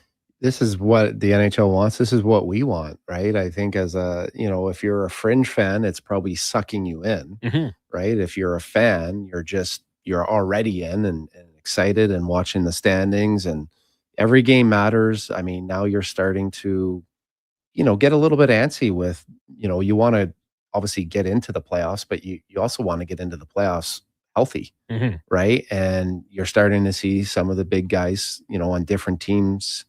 I guess, Makar being one of them, right? Start getting nicked up, right? So everyone's kind of holding their breath. As much as you want to get in there, you make sure, you want to get in there healthy. And it's fun watching the teams that are, going in, they're all going in differently, right? And the teams that I always look at it from a coaching standpoint, who's found their game, right? Who's still tweaking their game. And then trying to see how that all plays out. And then you have the goalie dynamics too. I mean, the Oilers aren't the only ones that are in a situation where, who is their number one goalie? Yeah. And when do you, when do you go with that? And when do you announce it? And, I still think there's time. The story can change so much. Like Jari obviously is going to be a big part of this team and this run moving forward, right? Like, how does he get in? Does he get in? Right? He can change. We can see like, every team, there was teams that were out that are now in, and there's players that we were questioning now have found their game. As an athlete, they're always trying to find something, and it doesn't take a whole lot for them to find their game. It's going to be awesome. I'm really intrigued by Montreal. Like you talk about ramping up at the right time, going into it, not on a losing streak. Yeah, they lost their last game, but they're 8-2 in their last 10, right? Like they're making that division. Oh, it's going to be a really close race. I love it. And I love it because being Canadian, obviously the Leafs aren't going to be in it. It's nice to see some Canadian teams in it, right? It's always when Canadian teams are in it is exciting. And I think we all feel that when they're not, you're just like, yeah, like it's still, you still have a bit of like, it's our game. Yeah. You got the Sens in there right now, but Islanders, Red Wings, Jackets, Caps all fighting. And then the Winnipeg Jets out west. Now they're fighting to get in 3 points back of the final spot. The Preds holding it down right now with 81 points, but still enough games to make it up. And what about the Sens? Like, I just wonder. The injuries are tough there. Well, just the injuries. Now you got the podcast and the comments and, the dynamic of a room. Yeah. And coming down the stretch, right? This is when you're, the last thing you would want as an organization, Steve Staios would want is anything but hockey talk, anything but a distraction. Yeah. Right. I mean, this is the game now. There's more podcasts, there's more people talking about it, and now you got athletes as they're playing, doing podcasts. Let's talk about that after our next segment. Because I want to ask you, you've lived in the NHL, you lived the lifestyle. Who has the time for a podcast? We'll talk about that after. Up next, though, we'll get to Eduardo Encina. He's going to join us, covers the Tampa Bay Lightning for the Tampa Bay Times. We'll talk about the game tonight and just what Tampa might end up facing in the first round, because there's a lot of things that can still change. It is the Jason Gregor Show. Connor Halley, Sean Brown sitting in, brought to you by PlayAlberta.ca. On the rocks, the party never stops. Check it out. Mondays, bingo tune. Tuesdays, tacos and tequila. Wednesdays, it's wings and karaoke. Shake what your mama gave you. With salsa lessons on Thursdays and the best Latin DJs. Plus, live music every Friday, Saturday, and Sunday, along with DJ Kenny K. Hold on, let's not forget $5 happy hour, 7 days a week. Your bar, your party. You're on the rocks. On the rocks. Jeff Brab and 118th. Got a car you're ready to part with? Find out what it's worth. Fast, easy, and totally free at Go Auto. We're talking top dollar trade-ins, whether it's a little worn or still rocking that new car smell. Just a few clicks, and boom, you've got your value. Text value to 780-777-7777 to start. That's value to 780 all sevens. Why guess what it's worth? Let Go Auto show you the money. Legacy Heating and Cooling offers no payments and no interest for 1 year on your new furnace. So when you wake up to no heat, Call Legacy. Call Legacy. if you need it immediately with no overtime rates, if you need it immediately and want to combo it with AC, Call Legacy. Call Legacy. no payments and no interest for 1 year on your new furnace. It could only be Legacy Heating and Cooling. Nothing beats getting a deal at McDonald's. Why? Because you get a deal now. And a deal later. Redeem an offer from the latest mailer or on the McDonald's app and dig into instant savings. Plus, you earn points towards Free McDonald's. Now that's what I call A double whammy of deals. Why does that keep happening? Deals sent right to your door. Check your mailbox for the latest McDonald's mailer loaded with delicious value for a limited time at participating restaurants in Western Canada. Don't miss a moment of Blue Jays baseball this season. Join play-by-play announcer Ben Shulman for the game live on Sports 1440. The Toronto Blue Jays are on Edmonton's home for all things sports. Sports 1440. Scott McGilvery here, HGTV host and renovation expert. The one upgrade I know homeowners will love: better, fresher Culligan water straight from the tap. Culligan's Aquasential reverse osmosis filtration system takes your water to the next level. With up to 7 stages of filtration and 14 filter options, they're certified to reduce over 90 contaminants. Your tap water is about to get a major upgrade. Safer water that tastes great. Get started with a free in-home water test at Culligan.com. Culligan, water you love. Who's that working on the underground utilities over there? All-Star Construction, that's who. What about the street lighting? Yep, All-Star Construction. And the directional drilling, hydrovacking, neighborhood renewal, and telecommunication work? Yep. Since 2009, All-Star Construction has been doing all that and more, shaping and building Edmonton communities for land developers all around Edmonton. That's what All-Star Construction is all about. Fountain Tire, the savings come in threes. Up to 25% off select tires, a mail-in rebate of up to $100 off a set of 4 select tires, and $50 off a $150 service. We're basically the BLT of savings. Until April 25th. Restrictions apply. Book today. Debt can take over your life. The stress, the constant worry, it can feel like you're drowning. When people come to see me, they're often anxious and feeling hopeless. But when I explain how I can help them get out of debt, those feelings melt away. I'm Parveen Middleton, licensed insolvency trustee at BDO here in Edmonton. I will create a personalized debt relief plan so you can move forward with confidence.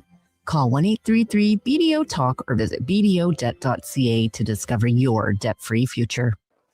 Booster Juice is going crazy for hazelnuts. No, not crazy. Nuts. Booster Juice is going bananas for hazelnuts. I mean, there are bananas in smoothies, but that's not the point. Banana juice is booster for hazelnuts. What? Just stop. Booster Juice is going nuts for hazelnut. Introducing the Nutty Monkey Smoothie, Holy Hazelnut Acai Bowl, and Nutty Booster Ball, all made with rich, creamy hazelnut spread. Try them today, only at Booster Juice. Canadian born, blending since 1999.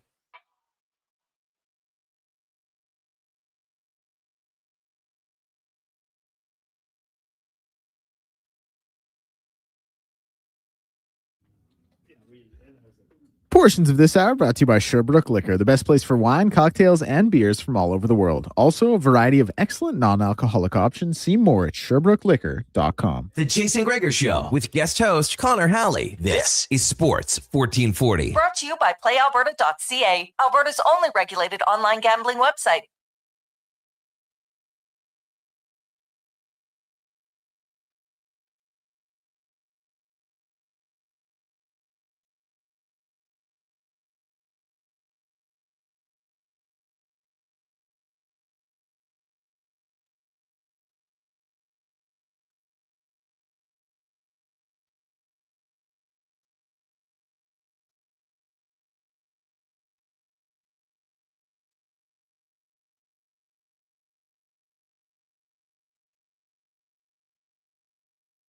Bad roommate.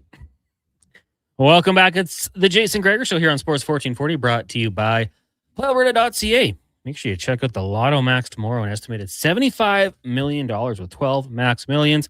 Also got the Lotto 649 Gold Ball Jackpot, $24 million, and today the Daily Grand, $1,000 a day.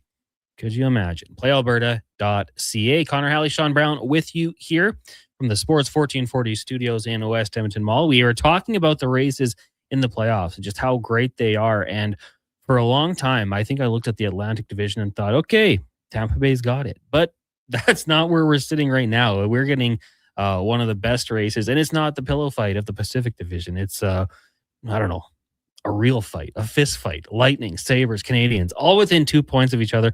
We're going to discuss the Tampa Bay Lightning right now as we go around the NHL. Brought to you by McDonald's. Deal sent right to your door. Check your mailbox for the latest McDonald's mailer loaded with delicious value. Only available until May 4th at participating restaurants in Western Canada. Also, go try the Chicken Big Mac. We had a couple dropped off last week, and they were quite tasty. As we bring in Eduardo Encina, covers the Tampa Bay Lightning for the Tampa Bay Times. Eduardo, how are you doing today? Good. How are you doing? Thanks for having me on today. Yeah, I really appreciate you joining us on the show today. And I'm sure at some point you probably thought the Lightning might run away with this division, but the Buffalo Sabres caught fire, playing some fantastic hockey. The Montreal Canadiens, all of a sudden, 8-2 in their last 10. They're making a late season push. So what can you say about this Atlantic division, just how competitive it's been? Yeah, I think it's even gone back a few months now. I mean, when you look back at the Lightning and then the way they played, I think they had this stretch of going 21-1. And most teams, you would say, you put together a run like that, and you're going to have a pretty healthy lead. And they did that, and these other teams are still kind of nipping at their heels. And the Lightning kind of struggled coming out of the Olympic break a little bit, and I think they had an 8-point lead at one point, and that kind of went away. But everyone's been winning, and even we talk about those teams at the top, the Sabres and the Canadiens, but even down, you go down to Boston, Ottawa, you still got other teams that are fighting for playoff spots, and that's really what it's been all year. And for the Lightning, they're not really, they clinched a playoff berth right now. They're not too concerned about where they sit in the standings right now. They've been a team that has won the President's Trophy and got knocked out the first round, so they know that it doesn't mean that much to get a number one seed or to even win the division. So right now, I think what their main target is just kind of making their game the right way and playing the right way going into later on this month when the playoffs start. So the Lightning have some grizzled vets. They got Vasilevsky, they got Kucherov, they got a number of guys that have kind of been there before. What's the real benefit, and what do you see the real benefit with those guys in the lineup? Yes, I mean, obviously those guys have gone through the wars, right? They've gone through these long, playoff runs, playing every other day, and they know what it's like to survive a 7-game series.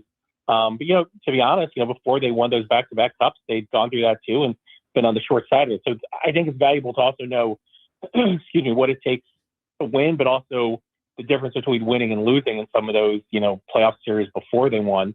So I think the experience is it's huge, but at the same time, this team, has had a major turnover since those cup teams, or even the 2022 one that went to the final against Colorado. But the core stays the same, and I think that's really the big part of it is that you have a lot of guys on that roster that have been through it. They know what it's like. They know the kind of playoff hockey, what it is, and the kind of games you're going to have to play and you're going to have to pull out. So I think they feel pretty good about their chances going into this thing. And I think, knowing that, probably the East is as tough as maybe it's been in, this past, several years, even without the Panthers and the Leafs and some of those teams that they've kind of had to go through, in recent years. John Cooper, he's been there for quite a while, and Connor McDavid talked about it. How well they're coached, and he's obviously had some success with the Olympics, not winning, but he's a very, very good coach. Like, what is it that he seemed to do to kind of reinvent himself, or just to stay fresh through his time with Tampa? I think if you talk to Coop about the one thing that he'll always turn to is with kind of the stability within the organization. He's had, a lot of support through thick and thin from ownership, from Jeff Vinnick and the new owners have come in, from Steve Yzerman and Julian Breezeball, after him. So, it's interesting because, nowadays you see, like we've seen, coaches that are in playoff spots or still competing for playoff spots, losing their jobs, 2 games with, 10 games left in the season. And you never could really see that happening here. And there were some lean times. Obviously, that they started the season a little rocky. I think they had 1 win in their first 7 games. And, there was maybe a lean stretch a couple of years ago in the middle season mark, but there was never really any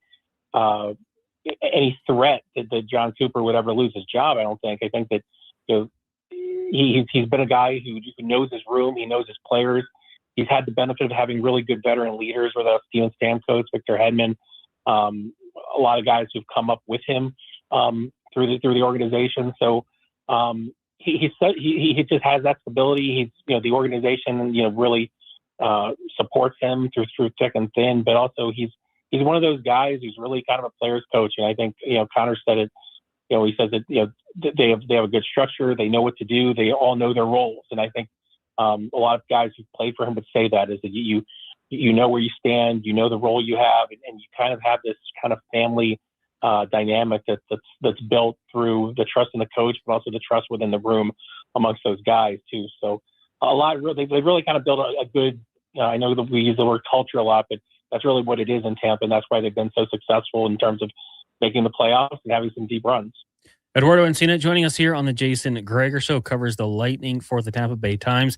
I've got to ask about Nikita Kucherov, and I think for people that don't get a chance to watch every game, you can look at the box score and say, wow, he's putting up a lot of points. But for you, someone who sees him night in and night out, what are the little things he's changed or doing in his game that have led to all this offensive production? Yeah, I honestly think that when you look at, he's obviously put up huge numbers the past, 3 years. And I think the one thing that stood out this year is really his two-way game. I think that there have been times in the past where maybe Cooch, hasn't been necessarily committed to his defensive game, but I do think that this year you really see him really, really commit to that 200-foot game. And the way he's a guy who, when he's engaged, he plays the forecheck really well. He's a guy who's always around the puck. He's always around the play, and he can make guys make mistakes. So I think a big thing has been his play away from the puck this year. And obviously with the puck on his stick, he's just a magician. He's a maestro. That's what we call him a lot. And he slows the game down. His game's a lot different than Connor or Nathan McKinnon. His game is one that he kind of slows it down and dissects plays, and he's always kind of a couple seconds ahead of you when he's dissecting it. So I think that's the thing, is like, and even guys that we talk to him after games about passes that he puts right on their tape. The thing about playing with Kucherov is that you just got to know that he's going to get the puck to you. And he's done it this year. He's done the years of past, but I think this year, the pace that he's been on for the past, maybe 50, 55 games, it's been pretty remarkable. And as he goes, the team goes, so when you look at the way they've played since over the past 3 months or so, or even going back to December, you can look at the score and the lines that he's had. And a lot of times he's had more 3-point nights than 0-point nights, I think, over this stretch. So he's been, very remarkable. And he's been a guy that's really kind of led this team, not just with his offense, but also with the way he's played, defensively away from the puck. Another leader on your team, the former Oiler that just seems to just keep getting it done. He's still scrapping and finding ways, is Corey Perry. Since he's been there, what can you say about him? Yeah, I mean, he obviously stepped into a room that he was pretty familiar with from, his couple of years that he spent in Tampa. And, but I think too, Corey's kind of, been, re-energized in some ways, by coming back and even playing with some different guys, he was like, I think I asked him one of his first days about, being in a familiar room. And he's like, there's a lot of guys who are new and change is fun. So he's just one of those guys. I mean, you guys know that he brings a certain energy that really is kind of unparalleled, both on the ice and off of it. And he's definitely one of those guys who, lack of a better term, kind of makes guys stand a little taller on the ice and on the bench and everything. And I think that's one thing that maybe this team has kind of, created a new identity for itself this year after losing to the Panthers the past couple of years, is kind of being one of those teams that's going to stand up for itself and not going to let anyone, take advantage of them on the ice or anything like that. So I think Corey brings that, and he fit in right away, and it's really no surprise to me. I think that he's one of those guys that, it's no secret why the teams that he's on tend to go pretty far, in the playoffs. Eduardo, before we let you go, the game tonight, Sabres Lightning. Last time these two teams met, there was a Sabres walking away with the victory 8-7. You had fights. It was high intensity, tons of goals, of course. What's the energy like going into this one? I saw on Twitter you had said you got debates going on in your comment section already. Yeah, so it's interesting because I think there's like a Venn diagram of fan bases in the mentions now. That's kind of the angry Buffalo fans that want, kind of get a piece of Brandon Hagel, who's not going to play tonight. And then you've got a little bit of the disgruntled Panther fans in there, a little bit, who are kind of getting in there too. But I think, it's going to be a good game. I think, both of these teams have wrapped up, a playoff spot. So they're playing to kind of, get their games in order in terms of that. But I mean, the Lightning don't want to play an 8-7 game, that's for sure. And I think that, they know that the kind of game that they want to play is one that's a, 3-2 game. And the big thing for them too, recently, they've been able to get away with it, but I think they know that they're not going to be able to get away with it in the playoffs. They've had to chase games a lot. And that was one of those games, that 8-7 game where I think they fell behind 3 goals in the second period, came back, took a 2-goal lead, and then lost that late. So it's going to be one of those things. I think it's going to be physical again. I don't know if it's going to be, the 28 penalties and 10 fighting majors that we saw last month, but I think there'll be some physicality for sure. And there's definitely going to be some message sending, because at the end of the day, this might not be the last time that these teams face each other. And in all likelihood, it probably won't be if both of these teams, might meet each other, later on in the playoffs with a lot more on the line. So there might be a little bit of that too. Might be stressful for those fan bases, but for the people out west with no horse in the race, that would be an outstanding series. Eduardo, thanks for doing this today. Really appreciate it. Yeah, no problem. Anytime. Thanks for having me. There you go. That is Around the NHL, brought to you by McDonald's. Eduardo Encina covers the Lightning for the Tampa Bay Times. Give me that series. I mean, we'll see what Montreal has to say about it as well, but you get a second round series, Lightning Sabres, that'd be a lot of fun. Yeah, it's funny I was just thinking back when you were talking about this game that they're playing tonight. There's a lot of players right now that are probably having a restless pregame nap. I don't miss those days of kind of rolling around in your bed, kind of thinking about potentially what could happen. So, but yeah, it's exciting for us fans. Anytime, you can create a rivalry like that and have that type of emotion. Obviously, you don't need the fighting, right? That kind of comes with it. Not necessary, but just that overall compete, right? It's a beautiful game to watch when you got the skill that both teams have, and then you got the physicality to go along with it. Yeah, I'm looking forward to that one. The only problem is, you got the Oil Kings National Championship, college basketball, Jays, Dodgers. There's just too much going on right now. What are you picking? What do you do? I don't know. What's your setup? You got more than one TV? I only got one, but no, I left when I had the roommates, we had 3 TVs set up, and then I got into a relationship and 1 TV. Yeah. So 1 TV and maybe a phone, probably something on the phone. I think you got to go with the more important games. I think having the Oil Kings game on somewhere or listening. Yeah. And then probably got to have the national championship game on. Really? But then I'll be switching back and forth. I mean, that's exciting. Any championship game in basketball or any sport is nice, but I think if you have anything locally going on, yeah, right. To me, the Oil Kings, Oilers, something local kind of for me kind of trumps anything else. You got highlight shows you can watch after, and all that. Yeah, Jason 30 record. Yeah, right. Yeah. You can always watch it later. Technology has come a long way. Yeah. We'll take a break. When we come back, you kind of mentioned podcasts and athletes doing podcasts mid-season. We're going to talk about that a little bit as well. Get your thoughts on that. Take your text 1-833-401-1440. We got one from Bobby about the Oilers and more. It is the Jason Gregor Show, brought to you by PlayAlberta.ca.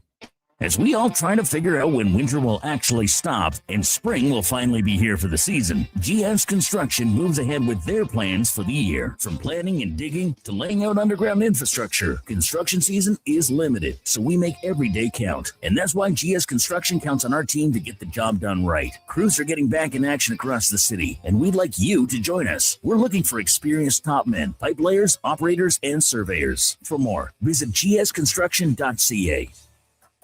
CanTorque has turned 25. That's right, 25 years of building tools so good, they practically torque themselves. Hard work and innovation equals problem solved. See our latest designs at CanTorque.com. Want to invest in Alberta's workforce, fill your talent pipeline, and get funding? Careers, the next generation connects employers with motivated, pre-vetted youth through funded internships. Easy, impactful, and risk-free. When you work with a group like Careers who have experience in that area, they can demystify and navigate all the complex steps and stakeholders that have to be involved. Visit careersnextgen.ca today. You matter. Your mental health matters, and you're braver than you think. Not Alone is an organization focused on creating a space of acceptance and support through tough, meaningful conversation. Use code 1440 for 15% off at notalonecode.com. It's okay to not be okay. Edmonton's go-to station for all things sports. It's Sports 1440. From Low Tide to Kevin Carrius and Jason Gregor, we deliver the latest on your favorite teams. Tune in 24 hours a day, 7 days a week. To Sports 1440. Well, get ready for a silly hockey fans. Your partner in power just skated onto the ice. EWEL.ca, the new e-commerce website for electrical wholesalers Edmonton, is ready for the power play 24/7, 365. UL skates to where the puck will be in 5 years. Now that's forward thinking. Killer selection, slamming products from the best brands, and legendary service. Don't sit on the bench. Get your account today at EWEL.ca and win that project. Plug into your partner in power. Get an EWEL.ca account today. I'm Rick Showers from No Bull RV, and I am a used RV salesman. But just because I love being a used RV salesman doesn't mean you would like doing my job all day long. If you're selling your RV privately, that means that you have to be an RV salesman too. That's right, Bob, and there's a lot of work involved. You have to find the customers, be ready to show it at a time and place that's convenient for the other guy, all the stuff you take for granted when you come to No Bull. There's not a lot of glamour in being a used RV salesman, Rick. I don't do it for the glamour, Bob. I love helping people enjoy the great outdoors on their terms. It's my life's work, but it doesn't have to be yours. When you sell your quality used RV with us, we take care of everything. Cleaning, repairs, commercials like this one to bring people in, and besides, I like being a used RV salesman a lot more than you do. And that's No Bull. NoBullRV.ca.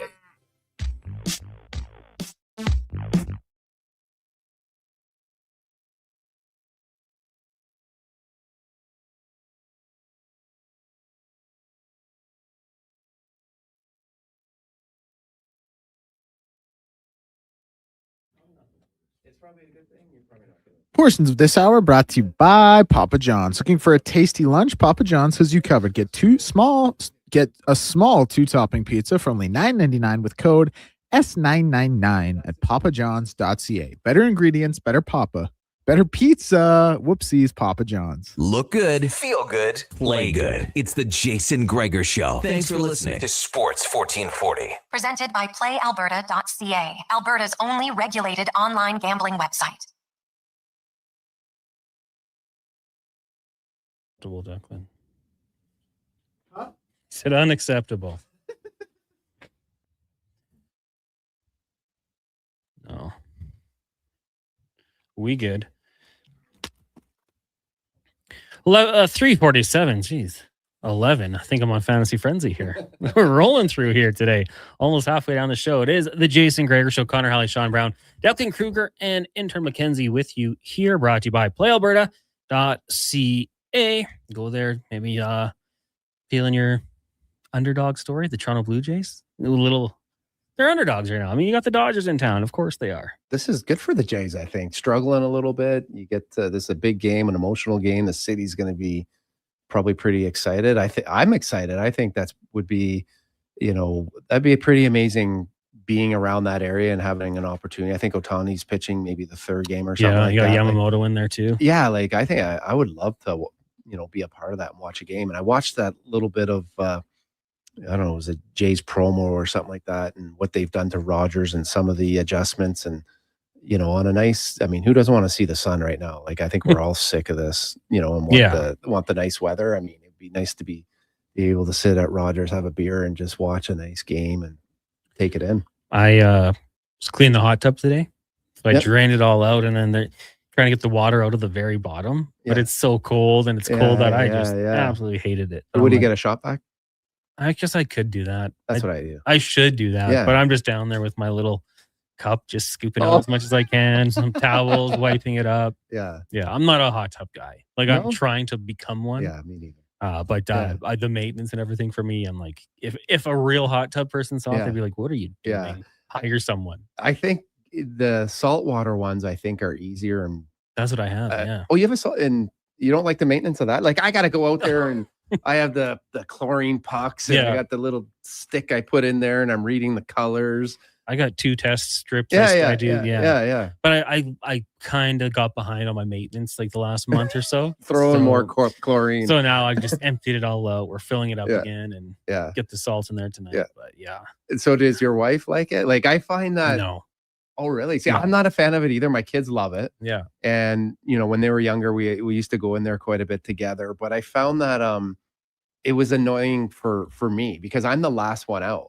Right. And so I got to grab the cover. It's chilly out. So you just go from being relaxed and warm to now you're scrambling, to get the cover and get it all set up. And then you're running in. And it's just that whole time of being relaxed is now gone. But it's so nice when you're in it. Oh, yeah. Just looking out in the distance. Especially when a light snowfall.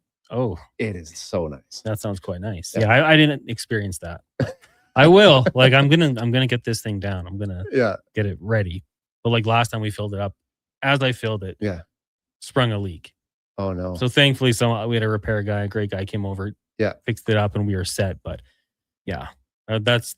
it would have been a lot more comfortable had the sun been out. Yeah, is what I was gonna say. When I first got it, I forgot I wasn't up. I didn't realize how much you had to be up on the chemicals and stuff. And I swear it was like less than a week before I checked it. And I opened the lid, and it was like these little floaty things in there. Yeah. It doesn't take long. You got to be on top of it. MTR says, okay, we get it. You both have hot tubs. The rest of us are scum. No, MTR, the rest of you are stress-free. Yeah, you don't want this lifestyle, this hot tub lifestyle. We were talking about it a little bit earlier, just kind of the podcast, and let's start with the Kachucks, and they're doing theirs. Yeah. I would remember the Kelseys doing theirs, Travis and Jason, and the NFL lifestyle. You play one game, you have your days off, and if you want to do a podcast, that's fine. The NHL lifestyle, to me, from an outsider, it seems like it's a lot busier because you're playing 3 to 4 games a week. Yeah. You got practices. When you have a day off, like if I had a day off in Edmonton, I'd be like, I want to do something with the family.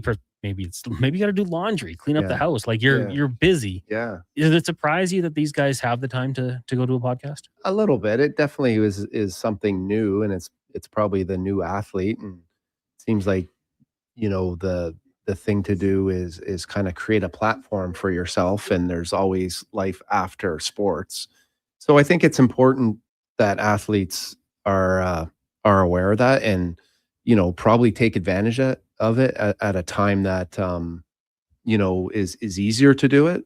It's just probably the balance of balancing it all out. I think what you see maybe with the Kachucks is it's not easy, because I think when you're tuning into a podcast or you're a certain player, and they would be one of them that people listen, obviously, and what they say goes a long way. And I think I didn't listen to their podcast. I just listened to snippets of it. And I think there's some challenges that have come out of their last podcast. And from an organization standpoint, especially a team like that's coming down the stretch, that would be the last thing that any manager or any coach would want, creeping into their dressing room, because whether you listen to it or not, everyone's on social media, and there's going to be a portion of it that everyone's going to get exposed to. And, words matter, opinions matter, so, for me, I guess, looking at it from my point of view, there is always going to be life after hockey. And I think that you want to take advantage, like I said, of the platform you have, but you're a hockey player first, and you only have so long to play. Yeah. Right. And, there's going to be these opportunities for these guys now, but there are also going to be the opportunities for those guys, later. Where is that line of being, I don't know how much a manager or how much influence you could have as an organization to say, hey, Connor, like we brought you in here to play hockey. We signed you to a lot of money to play hockey, and we want you to play hockey, and we want that to be your number one focus and only focus. Yeah. How much you can control in today's athlete, I don't know. I'm not in it, right? But it does take up a lot of time. They're young guys. I think they have young families, right? I don't, you have a young family. It takes up a lot of time. Mm-hmm. I mean, it's getting easier with technology. Like you could hypothetically, okay, we're going to do this 8 o'clock to 9 o'clock, go record this podcast from each of our basement studios, whatever it might be. I'm sure they have world-class stuff set up as well. Like there's funding behind this podcast, but I'd be curious. I mean, and I'd like to ask our listeners as well. Do you listen? Does it intrigue you? Maybe, I think probably for Florida Panthers fans and Sens fans, maybe American hockey fans, if they're talking about the Olympics, it'd be cool to get a behind the scenes of what they were doing. If McDavid and Draisaitl did a podcast, I'm sure Edmontonians would absolutely love it. So, yeah, I mean, it's cool to get a glimpse into it, but sometimes I'd just be like, I think I just want to watch a movie and get away from the game. And there's got to be it's got to be hard too, because I think a lot of what we want to hear as fans that would tune in would be what you're not necessarily anyone's going to see. Everyone wants to know like the behind the scenes, like, what was said in the dressing room? What do you guys say on the ice? Those are the interesting stories and insights that they could share that would be a benefit of being a listener. But I think too, as an athlete that's in it, you also have to make sure you're somewhat protecting your teammates too, right? Because they're a part of it and a part of these stories. So a very hard balance. And I think probably the closest guy that I can think of that was close to the newer type of player was probably Larocque. Yeah. Who was very further ahead in his understanding of creating a platform, right? And he got into media quite quickly, right? I think he did. I mean, there was a time I remember playing with him, and I turned on the radio, and he was giving relationship advice, right? So he was way ahead, in the things that he was doing, and like I said, I mean, good for him. He created a platform, still has a platform, and does a lot, for himself and the community and different charities, and I think it's wonderful. But when you're playing, I think there's a fine line. I think you have to be very careful about it, and especially if it has a chance of getting into the room. Yeah. I mean, and as soon as there is a drop off in play, you open yourselves up to that criticism from, people on the internet these days. Where's your focus? Yeah.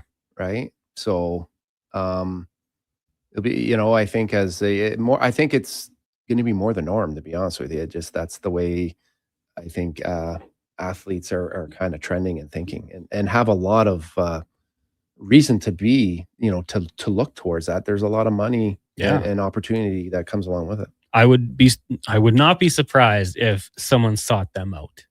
Yeah. Hey, we'll pay you guys this if you want to do a podcast. I don't think it was the other way where they're like, we should start a podcast. Yeah. I'm sure if McDavid, McDavid's a hockey player. You know what I mean? Like that guy's a hockey player that just loves hockey, wants to think about hockey, and wants to do whatever he can to be the best player and to eventually bring a Stanley Cup. So some guys are into it, some guys aren't. Yeah. Brownie, you'll be back next week. In the meantime, the Oilers in Utah, in San Jose, and then in Los Angeles for 3 road games. What do you think the record is? And which game does Tristan Jarry get into? Because they do go Tuesday, Wednesday, back to back.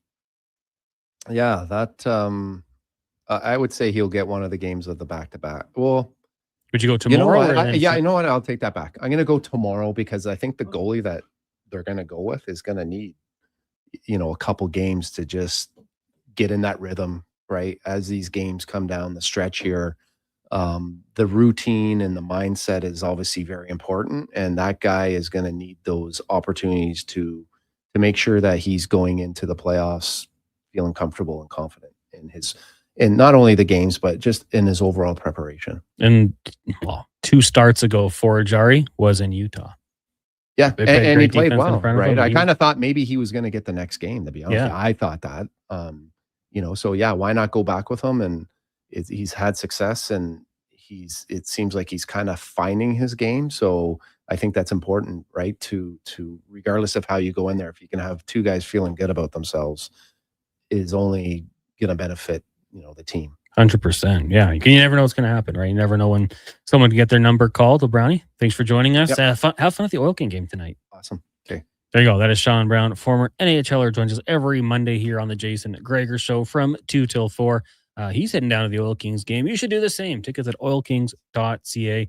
Just $20 to get in. Plus, take advantage of the kids menu. You don't have to be a kid. You just take advantage of those prices. Game 7, Oil Kings and Blades, puck drop just after 7 o'clock. Lots to get to still here on the Jason Gregor Show. Kevin Woodley's going to join us, so we'll talk about the goaltending for the Oilers, the Vegas Golden Knights, some wildcard teams who could be poised potentially for a big run here, backed by their goaltender. Also, Spec will be by. We've got the 2-minute warning, 5 questions, and we'll hear from members of the Edmonton Oilers as well. But first, let's get to a Sports 1440 update with Declan Kruger, brought to you by Fountain Tire. At Fountain Tire, we can meet all your car needs and more. With our digital vehicle report, we don't just tell you what your car needs, we show you. Book your appointment today at fountaintire.com.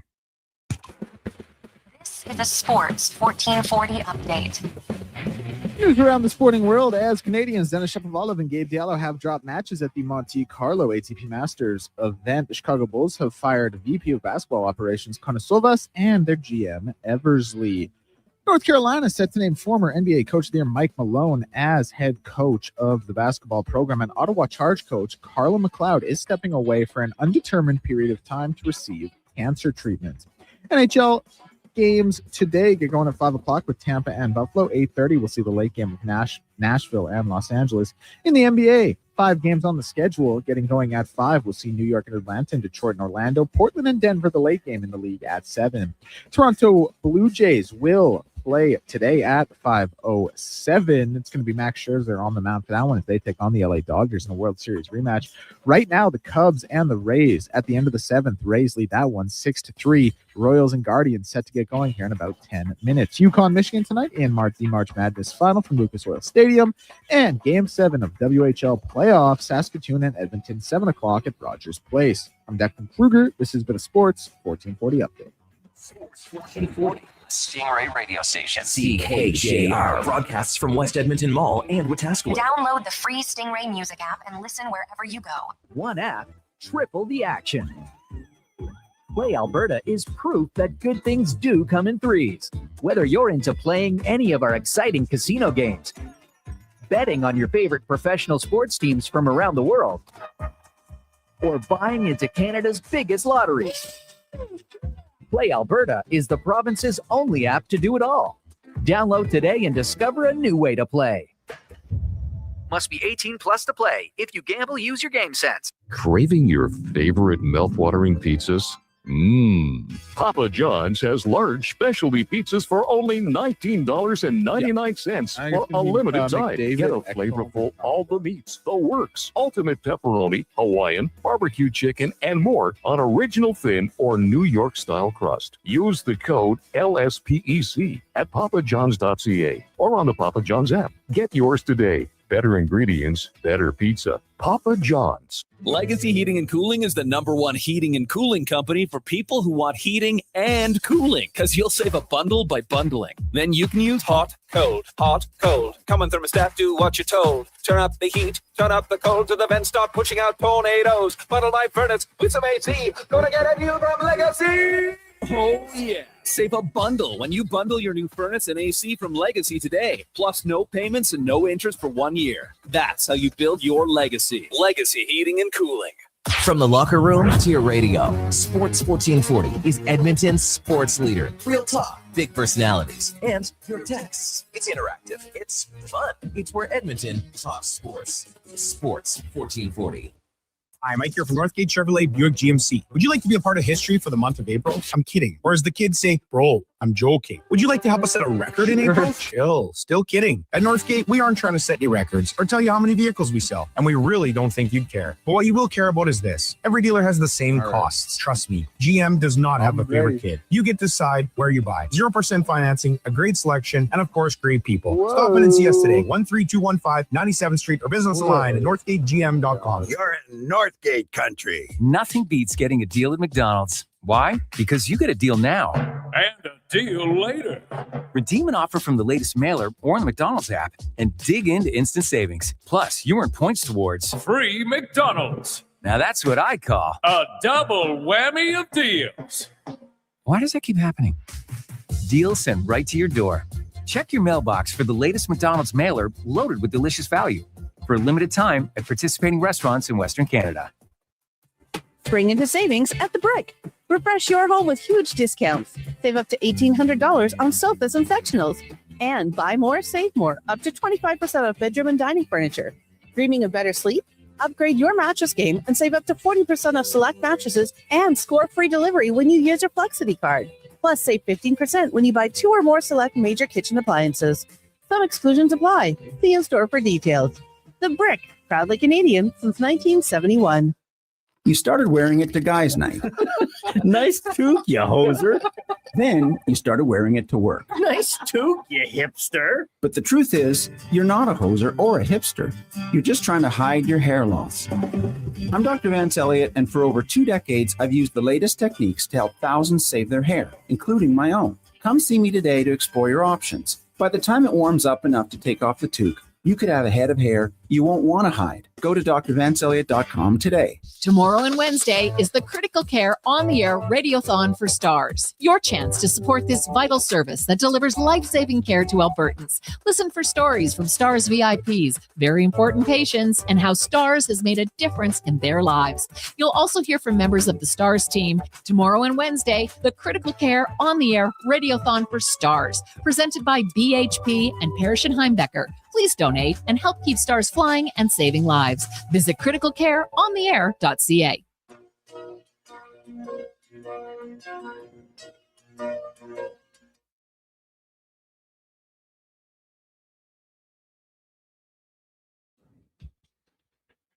Portions of this hour brought to you by Leading Edge Physio. From weekend warriors to professional athletes, kids playing soccer to grandparents in the garden, rotator cuff tears and tendonitis to post-surgical knees and hips. We fix your body. Life shouldn't hurt. LeadingEdgePhysio.com. The Jason Gregor Show with guest host Connor Halley. This is Sports 1440. Brought to you by PlayAlberta.ca, Alberta's only regulated online gambling website.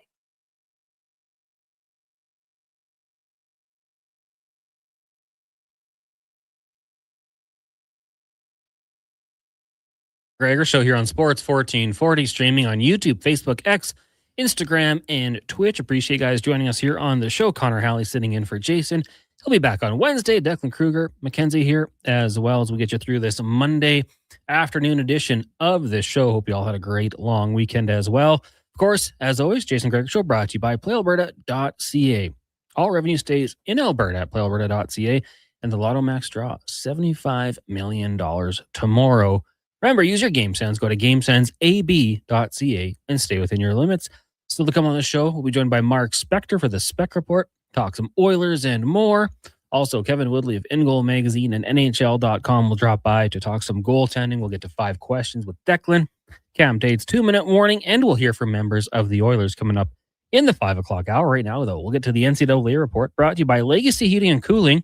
Home and no payments, no interest for 1 year on your furnace or AC. Bundle them together and save more at legacyheating.ca. And of course, tonight, March Madness. It comes to an end with the Yukon Huskies, number 2 seed, up against number 1 Michigan Wolverines out in Indianapolis, Lucas Oil Stadium. It's going to look awesome, as it always does at this point. Michigan, 6.5-point favorites going into this one. And we got to bring in our expert, Declan Kruger, here, because he can talk circles around me when it comes to college basketball. And Declan, obviously 1 and 2 seeds. We're not shocked here, I would say, by this, but did you expect Michigan and UConn? Would you have given them a pretty good chance here to meet in the final? And what are your expectations for tonight's game? Yeah, I mean, I had Michigan as a Final Four team. Yeah. I didn't have UConn in the Final Four just because I thought that East region was so tough. Like that Michigan State for them, I thought was going to be tough. Obviously Duke, who they ended up beating, but we're down 19-2, thought that would be tough if it had been Kansas, St. John's. So no, I didn't have UConn there, but I should have had more faith. I should have had more trust in Dan Hurley. Like he is on the precipice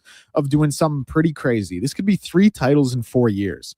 Like Coach K didn't do it. Williams didn't do it. Self didn't. Like this is John Wooden-esque by this guy here on the front door of doing something really incredible. Now he's going to have to get past the most consistent team all year. One of the most consistent teams all year, them in Arizona. One of the top 4 KenPom teams ever in Michigan, play such a great style, slow things down, have NBA talent. UConn does as well. It's going to be a tall task, but this is also kind of the time of the tournament, time of year where it's like, let's stop talking and let's enjoy the game. You know what I mean? It's like, it's all done. It's all led up to this. Now it's time to kick our feet up, have a vodka Red Bull, and enjoy the game. Who are you watching out for? Who are the players to watch in this game? Well, I think like Yaxel Lendenberg is probably Michigan's best player. He's going to be an NBA player, but he's a little older. He's like 23, been there forever. He actually had a quote that was kind of funny. It was like, I feel disrespected when they have a freshman guarding me. And people kind of came back at him and said, yeah, everyone who's your age is in the NBA already, buddy. But he's going to be one. I've said this, for a long time now. Like, I think a lot of what Michigan does runs through Elliot Cadeau. He handles their ball. He's their primary point guard. He's not going to be the best player on the court by any stretch of the imagination. And he is going to go, or I shouldn't say he is, but he can kind of go through stretches where he gets a little cold. He gets a little bit mistake prone, but still, like, a lot has to run through him. I feel like Braylon Mullins, obviously, he's kind of a household name now because of that shot against Duke. But obviously, Terrence Reed has been so dominant. AJ Caravan is a really, really good player who can score the ball at a really high clip for UConn. I'm also very interested in the coaching matchup, quite frankly. Like this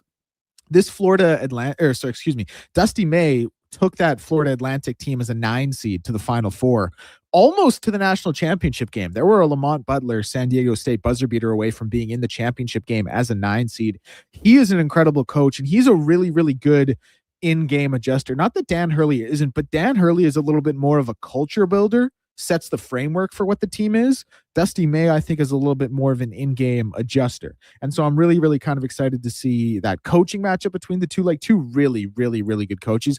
I don't want to say Dusty May is the best coach in college basketball to not win a title if he doesn't here. That might be disingenuous to like the Kelvin Sampsons, the John Shires of the world. But he's certainly on the short list. So really excited for that. But I just love basketball. I love this tournament. I'm really, really excited to watch. We got some NBA talent on both sides of the floor.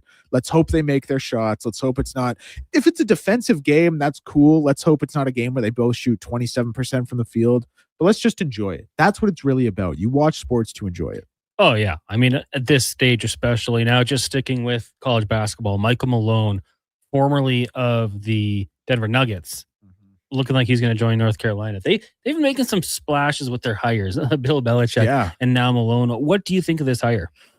I mean, the NBA game and college are just so different. Like, I don't know. He had it pretty good in Denver. Like, what was his game plan? Give Nikola Jokic the ball? Like, I think I probably could have done that too. I'm not taking shots at Mike. Well, I'm just saying, like, it's a lot different when you have to actively recruit these kids and when you have to actively put in systems like offensive systems, half court sets, full court press. Like, all those things mean so much more in the college basketball world. Like, obviously he has a phenomenal basketball mind, but I always just get a little bit nervous when you see an NBA guy go to college like this. Like Fred Hoiberg in Nebraska, people might say, well, what about him? With Chicago, it didn't work. Well, but he was an excellent college coach at Iowa State before he did that. You know what I mean? So he had that experience. I don't know. It can't, like, North Carolina is a program where they don't sit on the sidelines for too long. He is obviously a phenomenal basketball mind. He's a champion, so I'm sure he'll do well for them. It's not always maybe the first hire I'm looking at, like a big name NBA guy. I might go to one of the smaller programs who's had a lot of sustained mid-major success first, but what do I know? I'm not an AD. Well, I mean, sometimes we can question what do they know. And I think, like, yeah, you have that. He's been there. He's done it. He's won at the highest level. And that could be intriguing to some players, but you also got to get out there on the recruiting trail, right? And I mean, how did that go for Bill Belichick? We'll see what they do in the next couple of years here, but it's different for sure. And then on the women's end, we had UCLA beating South Carolina. Dawn Staley, man. I always roll with the Gamecocks on the women's side just to fall this way. And it wasn't particularly close. No, shout out UCLA though. Like, that's awesome. I had UConn winning the women's tournament. I think I had them beating SC, or no, that wouldn't have made sense. I must have had them beating like Texas or something I don't know, whatever it was. But shout out UCLA for getting there. Shout out them for doing it. Huge for that basketball program, because they, like, as much as that men's program under John Wooden has such a rich history. Like, it's just a basketball school through and through. So to see Gabrielle Jaquez and the women's team have success like this is awesome for basketball at UCLA. Just sticking with the college trend as we're talking around the NCAA here with Declan Kruger. The NFL draft coming up just over 3 weeks away. One of the players I've been really intrigued about is Ruben Bain Jr. out of Miami. With his little T-Rex arms. Well, that's the thing. 30-inch arms, 31-inch arms, which we've heard that before as a knock for an offensive lineman when you're playing tackle. You got to kick him inside to guard. A lot of people think Ruben Bain Jr. has bust potential. Do you buy into that, Declan? Because you watched him play. We saw him. This guy gets after the quarterback. He's a menace. The pro game, though, it's a little bit tougher. Do you think Ruben Bain should be a top 5, top 10 pick? Yeah, I do. Sorry, there's a funny stat with his arm measurement is 31 inches. This isn't the actual stat. I don't know what the actual stat is, but there's something like a player with 31-inch or shorter arms has like never had more than 4 sacks in a season. Like, I don't know what the exact stat is. It's something around that, like in and around that. But Joel Klatt made the point pretty frequently, just turn on the tape with Ruben Bain and just watch him play. And he was playing obviously big games. Like he was playing Ohio State offensive lineman and that Indiana offensive line. Like he has kind of been through that Ole Miss offensive line. That's an SEC offensive line. He's kind of been through the ringer and the who's who of the best college players in the world in the country on the offensive line. So no, I don't really have too much of a problem with it. I think he's going to be a good pick. It is something that kind of makes you scratch your head and you say like, I don't know. Historically, this doesn't look great, but when you actually watch him play, I don't think anything. And he's so fast too. Like he doesn't need to do a lot of hand fighting because he stays really low, cuts the edge. Like I like him a lot. But again, I like a lot of these guys because I spend so much time watching them. And I'm usually the last one to let go. Like it could be year 6 and they could be on their 5th team on the practice squad. And I could still be saying, I don't know, but I'm still in on him a little bit. Like I'm buying stock. So I'm not always the best person to ask. But yes, I do think Ruben Bain is a really, really, really tremendous talent. And if you're a fan of whichever team gets him, you should be happy about it. Yeah, I mean, I like that. Just turn on the tape, the arm length, that's maybe he'll work around it. He's always had that arm length. And you say like turn on the tape about someone and they just show you Jamarcus Russell's tape and don't say a word. Like, how about that tape? Corey Coleman, how about that tape? Wow. Jamarcus was something. You got to put a little bit of stock into other things as well. Who was he throwing it to? Buster Davis and Dwayne Bowe downfield. Hey, Dwayne Bowe was kind of sick though. Yep. Those LSU receivers, man, they always pop off.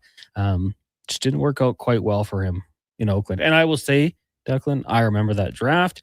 I remember being worried. I'm like, oh no, the Raiders got their guy. This is going to be a problem. This guy's massive. They're not even able to take him down. If lightning strikes twice the same way with Fernando Mendoza, because first of all, stop watching football. But second, like the personality discrepancies between both of those guys, just for it to happen to be both, would be too much for me. Like I think I might break down in tears. It'd be too much for me to bear. That is not, I mean, he could be a bust. It's potential. Like it could happen. Some guys maybe not even as high on him as others, but I think he's just too likable. Like his size is so good, man. And he shows up in big moments. Like that's it. When he needed to make a play for the Hoosiers last year, he did it on the biggest stages. Yeah. Like when I go home at night for dinner, I have a big plate of Mendoza. So I'm all in on this guy. What about Ty Simpson out of Alabama? Because you see mock drafts early on and it's like, yeah, maybe he creeps into the first round. And then you got people coming out here saying he's QB1. I don't buy it myself. I'm Team Mendoza. But where do you think he could go? Like, because now you're seeing mock drafts where he's like going to the Cardinals. Yeah, like I think he's in the second round with that pick they have in the second round, or with their first rounder. I've seen first round mocks where he's going there. Yeah, no mock. Who cares? What do we know? But I think he's probably the second best quarterback in the draft. I think it's a pretty steep gap from Mendoza to him. I'm not that in on Ty Simpson. I'm with you. I mean, the one thing that does kind of worry me is his games played. Like he got into games his first 3 years there. But didn't he, 15 starts his last year? Yeah. 28 touchdowns. You're playing with talent. You're at Alabama. They had a long season. And losses at Bama get amplified too. Like it's kind of similar with like the Bush thing here. Like when Bush makes a turnover, like we are playing that tape 8 times. Twitter is playing that tape 8 times. Same thing with an Alabama quarterback, right? Like the good stuff he does will get overlooked. That said, I don't think he's an NFL franchise changing quarterback. I think I'm with you. Yeah. And he's not blowing the tape off or blowing your mind with the running either. His size is pretty average. Like I don't know, man. I do like the low interception number. I do like that. I think he only had 5 this past Just year. 5, yeah. If I turn on the tape of Fernando Mendoza and hand it to someone on the street, like I think they can pick out what he does well, even if they don't know football. If I do that with Ty Simpson, I'm not sure the layperson can do that. And I don't know if that's what you, now granted, that's not exactly a great metric, but I still don't know if that's what you want from someone who's supposed to be QB1 for an NFL franchise for 10, 12, 15 years. Yeah. I mean, hey, you watch the game in Auburn, 3 touchdowns. You're loving that. I mean, the yardage wasn't necessarily big time. I think he completed only 50% of his passes. Really good game against Wisconsin. But then there's just some other games like EIU, the Eastern Illinois Panthers. Yeah, man. He didn't throw a touchdown. Didn't have to. He threw 2 interceptions. Run the ball. But didn't throw a touchdown. There's some of those games where, yeah, you're kind of scratching your head. Was good against Oklahoma in the first playoff game. Not so much against the Hoosiers, who they fell to 38-3. An absolute whooping. Well, Deck, thanks for your contributions here. Couldn't have done it without you. Heyo. Are you watching anything other than basketball tonight? I think we did the math. You've got like a solid 50 minutes to get home. Yeah, that's no problem. Get home, feed and walk the dog. It should work out. I'll probably just miss opening tip or I'll probably just make opening tip. After that, I don't know, man. I might. You know that new John Hamm show, Friends and Neighbors or something like that? On Apple TV, I think. Yeah. I've been watching that. It's okay. I might check it out. Yeah. I got nothing else going on. I just rewatch the same shows. MTR says, I've seen Simpson mock to the Rams quite a bit. I mean, hey, put him with McVay for a few years. Let him learn under Stafford. Maybe just a year. I don't hate that. I'm not a huge fan of necessarily always rushing quarterbacks, so that could be okay. Lance says Mendoza will bring the Raiders another championship. Maybe down the road, right? Probably not next year. We'll take a break. When we come back, we'll be joined by Kevin Woodley from In Goal Magazine. We'll talk goaltending around the NHL. It is the Jason Gregor Show here on Sports 1440, streaming on YouTube, Facebook, X, Instagram, and Twitch. Brought to you by PlayAlberta.ca. And here comes Action Electrical Service Team sprinting onto the scene. These are your first responders for any electrical emergency. That's right. With their fleet of service vans and specialized gear, they assess, they service, and maintain electrical lighting and automation systems. They're all about rapid response. Quick diagnostics and repairs to restore power and safety fast. Hire the Action Electrical team to bring home a win for your project. Visit actionelectrical.net. Booster Juice is going crazy for hazelnuts. No, not crazy. Nuts. Booster Juice is going bananas for hazelnuts. I mean, there are bananas in smoothies, but that's not the point. Banana juice is booster for hazelnuts. What? Just stop. Booster Juice is going nuts for hazelnut. Introducing the Nutty Monkey Smoothie, Holy Hazelnut Acai Bowl, and Nutty Booster Ball, all made with rich, creamy hazelnut spread. Try them today, only at Booster Juice. Canadian born, blending since 1999. 5-time Junior Hockey League champions, the Spruce Grove Saints, are excited to be back on the ice at the brand new Thompson Family Arena. Be part of the action and enjoy some of the best junior hockey Canada has to offer by experiencing a Saints game for your next outing.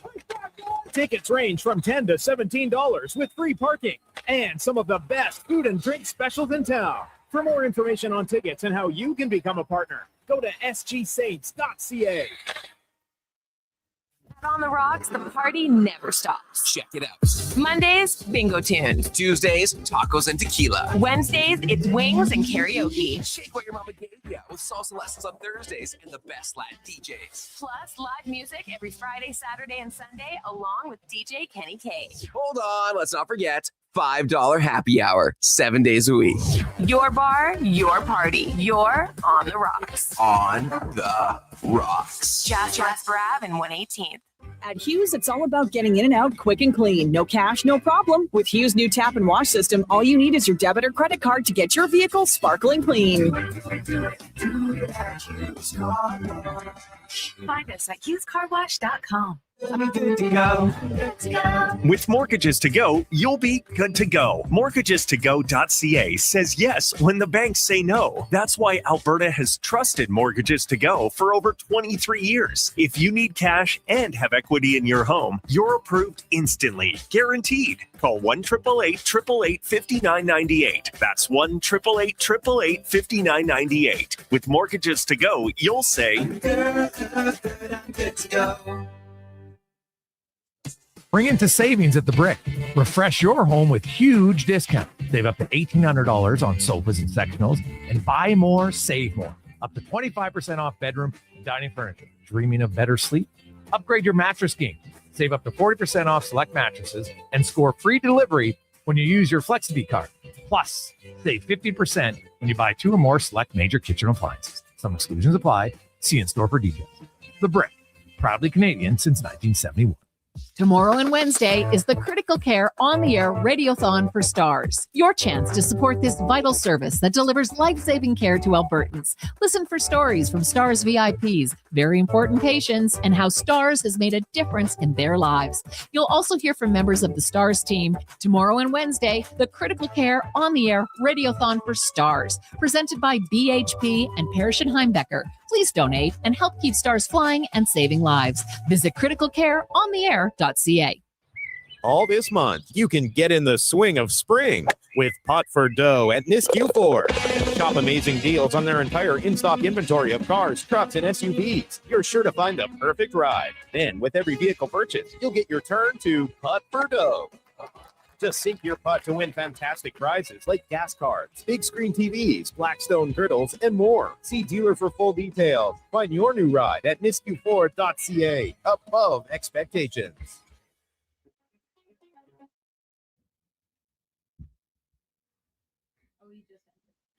Portions of this hour brought to you by eWill. Helping you finish your electrical project is their goal. From pot lights to electrical panels, the gear you need is at ewill.ca or in person at one of their Edmonton area locations. ewill.ca, your partners in power. The Jason Gregor Show with guest host Connor Halley. This is Sports 1440. Brought to you by PlayAlberta.ca, Alberta's only regulated online gambling website.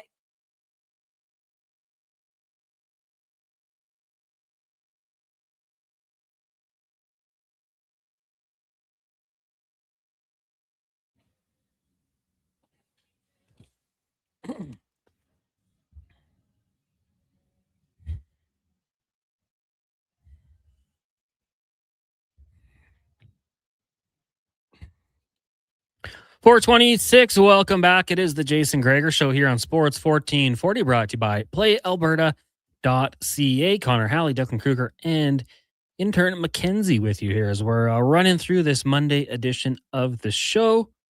Lots to get to still. We got Spec, 5 questions, the oil report, Cam Tate, and coming up next, we get to Kevin Woodley from In Goal Magazine and NHL.com as we'll talk some goaltending around the NHL as the playoffs approach very quickly. But big guest of the day brought to you by the Spruce Grove Saints. Exciting BCHL playoff action Tuesday and Wednesday at the Thompson Family Arena. Get your tickets at sprucegrovesaints.ca as we bring in Kevin Woodley, In Goal Magazine. Kevin, good afternoon. How are you doing today?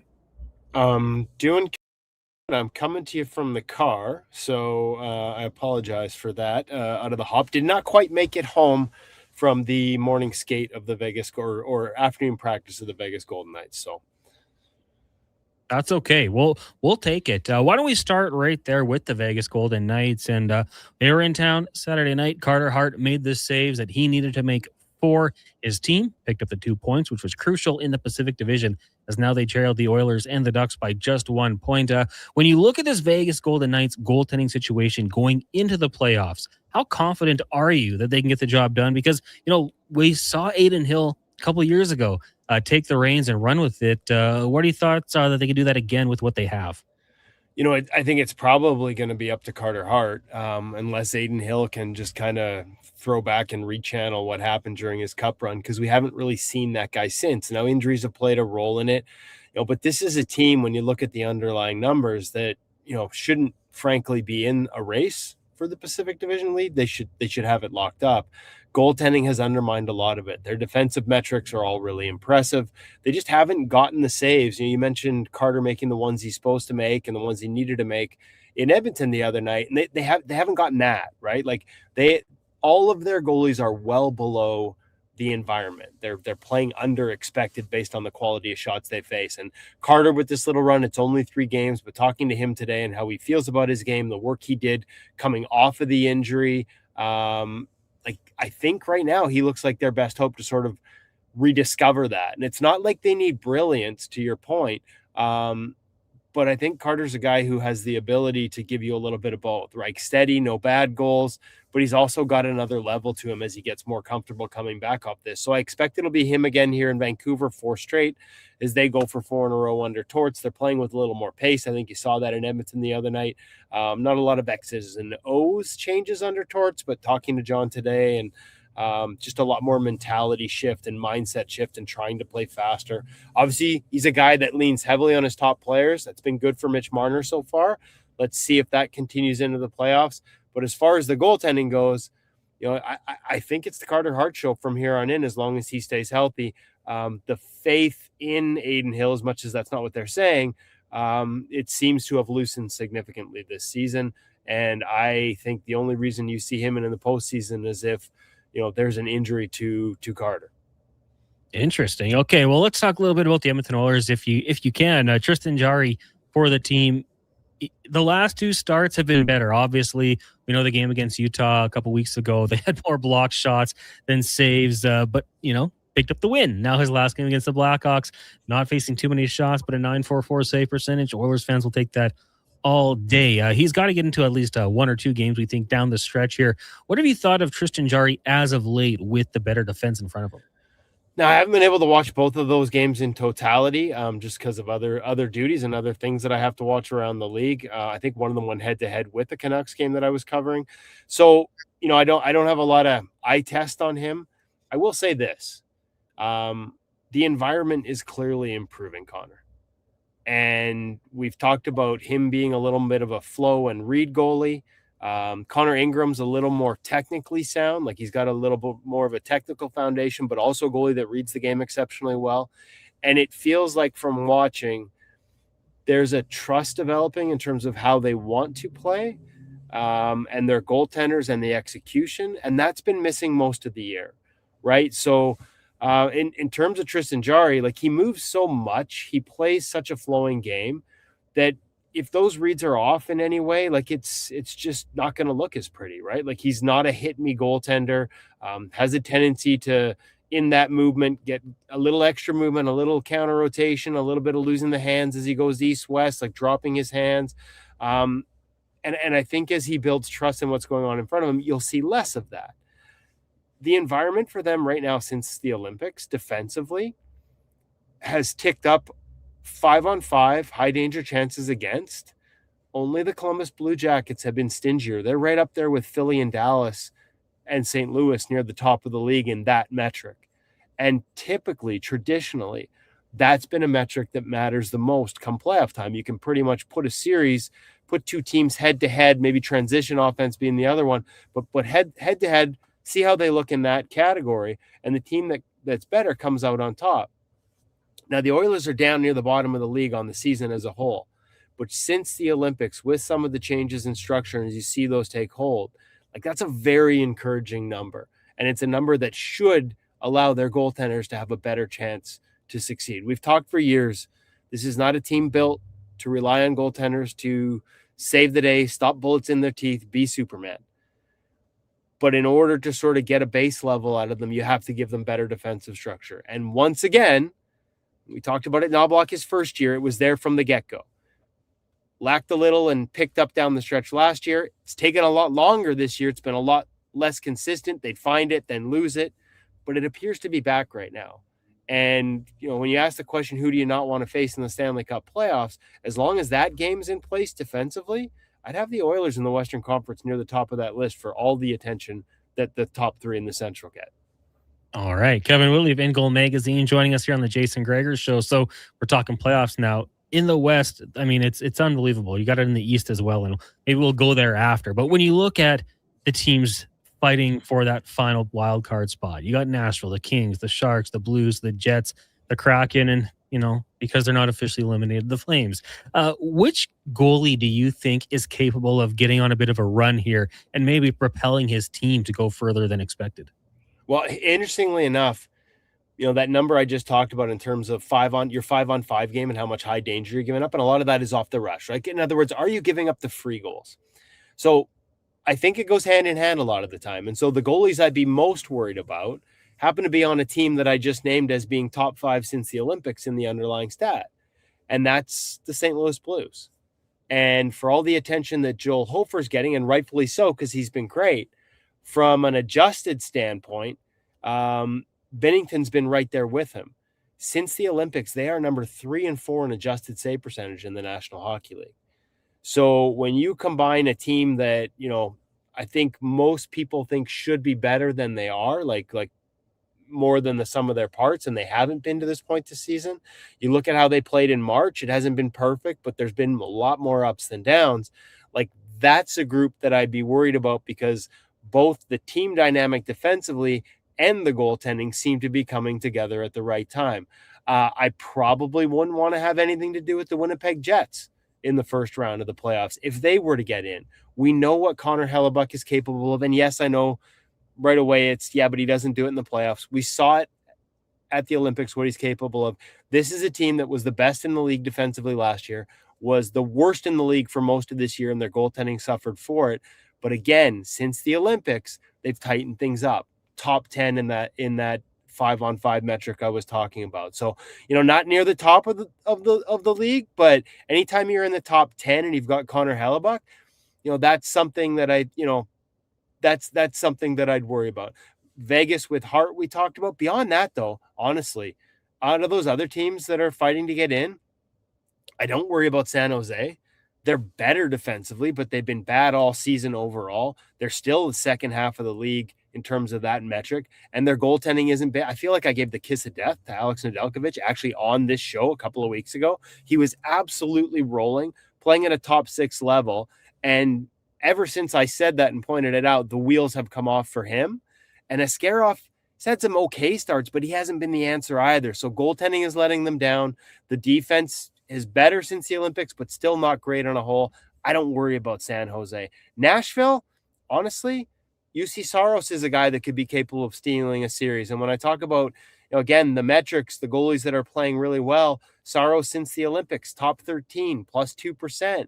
But when I look at the way the team defends, 28th in the NHL in that key defensive measure, I am not worried about them at all, despite liking their goaltending. I just don't think their defensive game is good enough. LA Kings, similarly, goaltending hasn't been able to outperform an environment that is worse than it's been in years in LA. Bottom third of the league, defensive metrics, goaltending that hasn't been able to bail them out. Seattle, despite a great start defensively, they've fallen off a cliff of late. And you're sort of seeing that in the results. Their goaltending hasn't been able to keep up. So honestly, I know there's a lot of consternation about what it might look like, who you might face in the first round, depending on where you're penciled in the Pacific Division. Utah, same thing.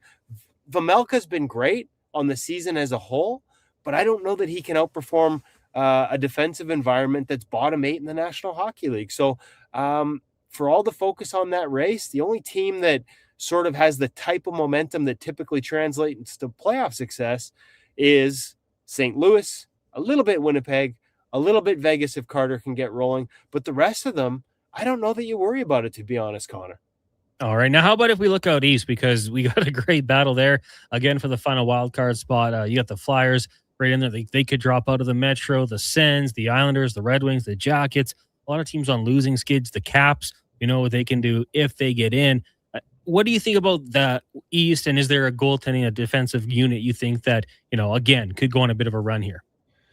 Man, the way that Dan Vladar is playing behind a Philadelphia team that, as I said a little earlier, since the Olympic break, top 3 in that defensive metric. Like, a lot of these teams are sacrificing offense to defend at that level. Philadelphia is one of them.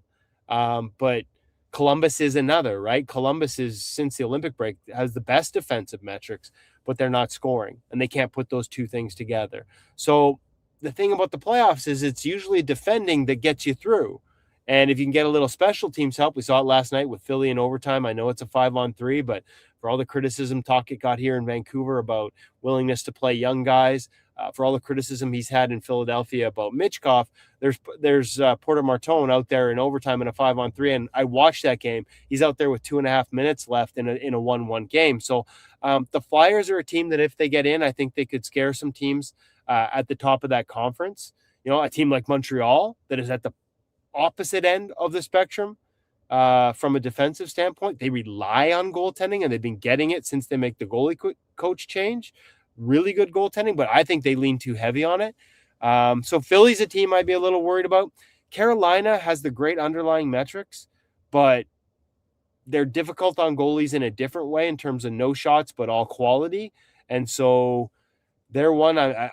They need a goalie to get hot right now. Maybe it's Pyotr Kochetkov. He's back on the ice after hip surgery a lot sooner than anyone expected. Wheels have kind of come off. As much as a fan I am of Brandon Bussey, he's struggled of late. Freddie Anderson, again, tough environment, but he struggled of late. So, I'm not sure who's coming out of that. I'm not sure I'd be worried about teams at the bottom of that race, with the exception being maybe a little bit Columbus and a lot of Philadelphia. Kevin Willey of In Goal Magazine and NHL.com joining us here on the Jason Gregor Show. Connor Halley sitting in. Before we let you go, Kev, just want to look at the Colorado Avalanche because you see them sitting atop the Central Division. But what have you made of their goaltending duo? Well, let me actually, one more I forgot to mention. Sorry, Connor. In the Eastern Conference, the New York Islanders, if 4 games is enough for them to figure out how to defend the way Pete DeBoer wants them to defend. Again, we talked about Nedeljkovic and a jinx. I think I said at the end of the show last week here with you guys that if Ilya Sorokin doesn't win the Vezina, the GM shouldn't be allowed to vote anymore. And I think he's gone like -6 in goals saved above expected since. So still leads the league, which shows you how big the margin was. But I think I smushed another one there. Man, if that team could ever figure out how to defend consistently in front of that guy, not only would he be my favorite to win a Vezina trophy next year, but if they can figure it out in short order here, they could be a dangerous group because there's a goaltender that scares you come playoff time, despite struggling a bit down the stretch here. Colorado, real quick, they're a team that, the defensive metrics have dropped a little bit here. Attention to detail has been hard to come by with such a big lead, and the way they started the season looking like such a wagon. But the real question to me is in goal. I think based on contract status, history, pedigree, it feels a little bit like the Avs too want Mackenzie Blackwood to be their guy. But since the Olympics, after playing relatively consistent to each other for the whole season, in terms of their adjusted numbers, Scott Wedgwood and Mackenzie Blackwood are on the polar opposite sides of adjusted save percentage. Wedgwood leads the entire NHL since the Olympic break at plus 5.4%. Mackenzie Blackwood's bottom 5 at minus 3.3. What do those numbers mean? Well, added up between the two of them, you're talking about 9 goal difference on every 100 shots. That's almost a goal every 10 shot difference between these two. So as much as the plan may have been Mackenzie Blackwood, the way Scott Wedgwood is playing right now, I think you have to change that plan. And I am fascinated to see, because he's never been an everyday guy. Does he have it in him to do it every second night without having some of his game breakdown? That is one to watch very closely as the playoffs start here. And maybe even over the next week going into it to see if they can get a little bit of, confidence back in Mackenzie Blackwood's game, because he's at the bottom of the league and Scott's at the top. And I mean, think about that, like 9 goals every 100 shots. That's a pretty tough discrepancy to overlook. That's crazy. All right. Well, something to watch out for down the stretch and into the first, and I think probably the second round of the playoffs. It's going to be awesome. Kevin, thanks so much for doing this today. Thank you. Appreciate it. There you go. Kevin Woodley, In Goal Magazine, joins us every Monday here on the Jason Gregor Show. And of course, as we always do, preview the goaltending matchups once we get into the playoffs with Kevin. Nobody better in the biz. It's our big guest of the day, brought to you by the Spruce Grove Saints. You got playoff action tomorrow and Wednesday. Get your tickets at sprucegrovesaints.ca. We'll take another break. When we come back, we'll get to 5 questions with Declan Kruger. It is the Jason Gregor Show here on Sports 1440, streaming on YouTube, Facebook, X, Instagram, and Twitch, brought to you by playalberta.ca. Need a new ride for road trips, errands, or just life on the go? Go Auto offers a massive selection with over 15,000 new and used vehicles to choose from. With over 70 locations across Western Canada, finding your next ride has never been easier. Whether it's a roomy SUV for the family, a sleek car for the open road, or a rugged truck for your weekend adventures, you'll find it here at a price you'll love. Explore thousands of vehicles today at goauto.ca. Craving your favorite mouth-watering pizzas? Papa John's has large specialty pizzas for only $19.99 for a limited time. Get a flavorful all the meats, the works, ultimate pepperoni, Hawaiian, barbecue chicken, and more on original thin or New York style crust. Use the code LSPEC at papajohns.ca or on the Papa John's app. Get yours today. Better ingredients, better pizza. Papa John's. Legacy Heating and Cooling offers no payments and no interest for 1 year on your new furnace. So, when you wake up to no heat, call Legacy. Call Legacy. If you need it immediately with no overtime rates. Call Legacy. Call Legacy. If you need it immediately and want to combo it with AC. Call Legacy. Call Legacy. No payments and no interest for 1 year on your new furnace. It could only be Legacy Heating and Cooling. Spring into savings at The Brick. Refresh your home with huge discounts. Save up to $1,800 on sofas and sectionals. And buy more, save more, up to 25% off bedroom and dining furniture. Dreaming of better sleep? Upgrade your mattress game and save up to 40% off select mattresses and score free delivery when you use your Flexity card. Plus, save 15% when you buy 2 or more select major kitchen appliances. Some exclusions apply. See in store for details. The Brick, proudly Canadian since 1971. Hot coffee, hotter takes, and the sports stories that matter. Check out Kevin Carrion weekday mornings from 7 to 11 on Edmonton's sports leader, Sports 1440. Be part of the conversation. 833-401-1440. Bashaw Concrete Products. From concrete and septic tanks to blocks, precast water pads, Jersey barriers and aggregates. Farmers, contractors, homeowners. Plan your next project at BashawConcrete.com. Family owned, over 60 years pouring. Bashaw Concrete Products. Once again, start here. BashawConcrete.com.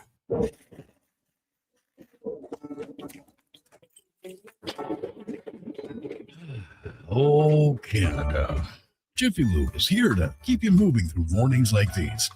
Full synthetic oil changes, quality Pennzoil products, tire checks, battery tests, and everything else your car needs to get through our winters. Stop by Jiffy Lube for fast, easy, warranty-approved service. No appointment, no hassle. Just dependable service right when you need it. Jiffy Lube, keeping you moving through this. Even as the silence of winter passed, you could hear it. The crack of the bat, the crowd surging, and the thundering, relentless pound of your feet as you charge forward towards first base and a fragile temporary safety. The diamond is calling. It's time to play ball. Step up to the plate this season with the best gear from St. Albert's Source for Sports. Our experts will help you find the perfect grand slamming bat, the right cleats, and a glove that feels like it's a natural, inseparable part of your body. Play ball. And if your trusted old glove needs some TLC, St. Albert's Source for Sports' glove relacing and repair services will get it back into game shape from the first practice to the final inning. St. Albert's Source for Sports has got all your bases covered. Safe. And if you're looking for cycling gear, we have all the bikes, equipment, and advice you need to keep rolling season long. Get ready for the season. Visit St. Albert's Source for Sports today. Want sports talk on the go? You can listen to 1440 on the AM dial or stream us on your mobile device through apps like Radio Player, iHeart, and Stingray Music. Edmonton sports fans, turn to Sports 1440. 1440.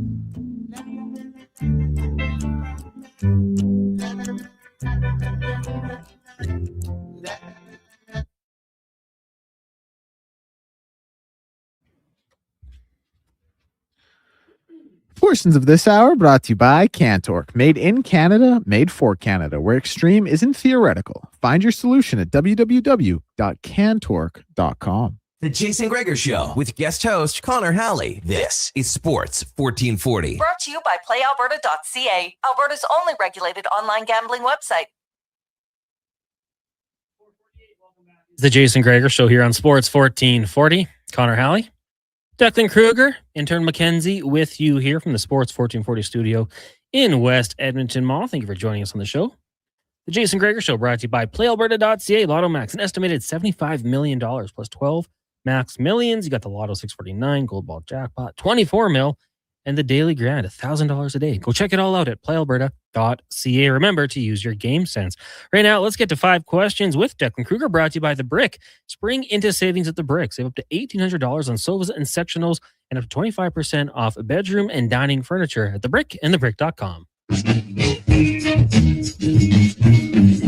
It's time for 5 questions on the Jason Gregor Show. Okay, question number 1. Which team currently in an NHL playoff spot is in the worst position for the next 5 years? 5 years. Okay. I mean, kind of want to look at some of the teams that have been doing it for a long time and might drop off. To me, there's one that stands out above the rest. It's got to be the Pittsburgh Penguins, right? Yeah. They could rebuild like Sidney Crosby. 5 years. I don't know. I'd love to see him in the NHL still. Geno Malkin, same sort of thing. Chris Letang, of course. But I think there might be that drop off there. I'm wondering if at one point, can you make some moves and try to recoup some of your assets? But the Pittsburgh Penguins would be the team for me, Declan. How about you?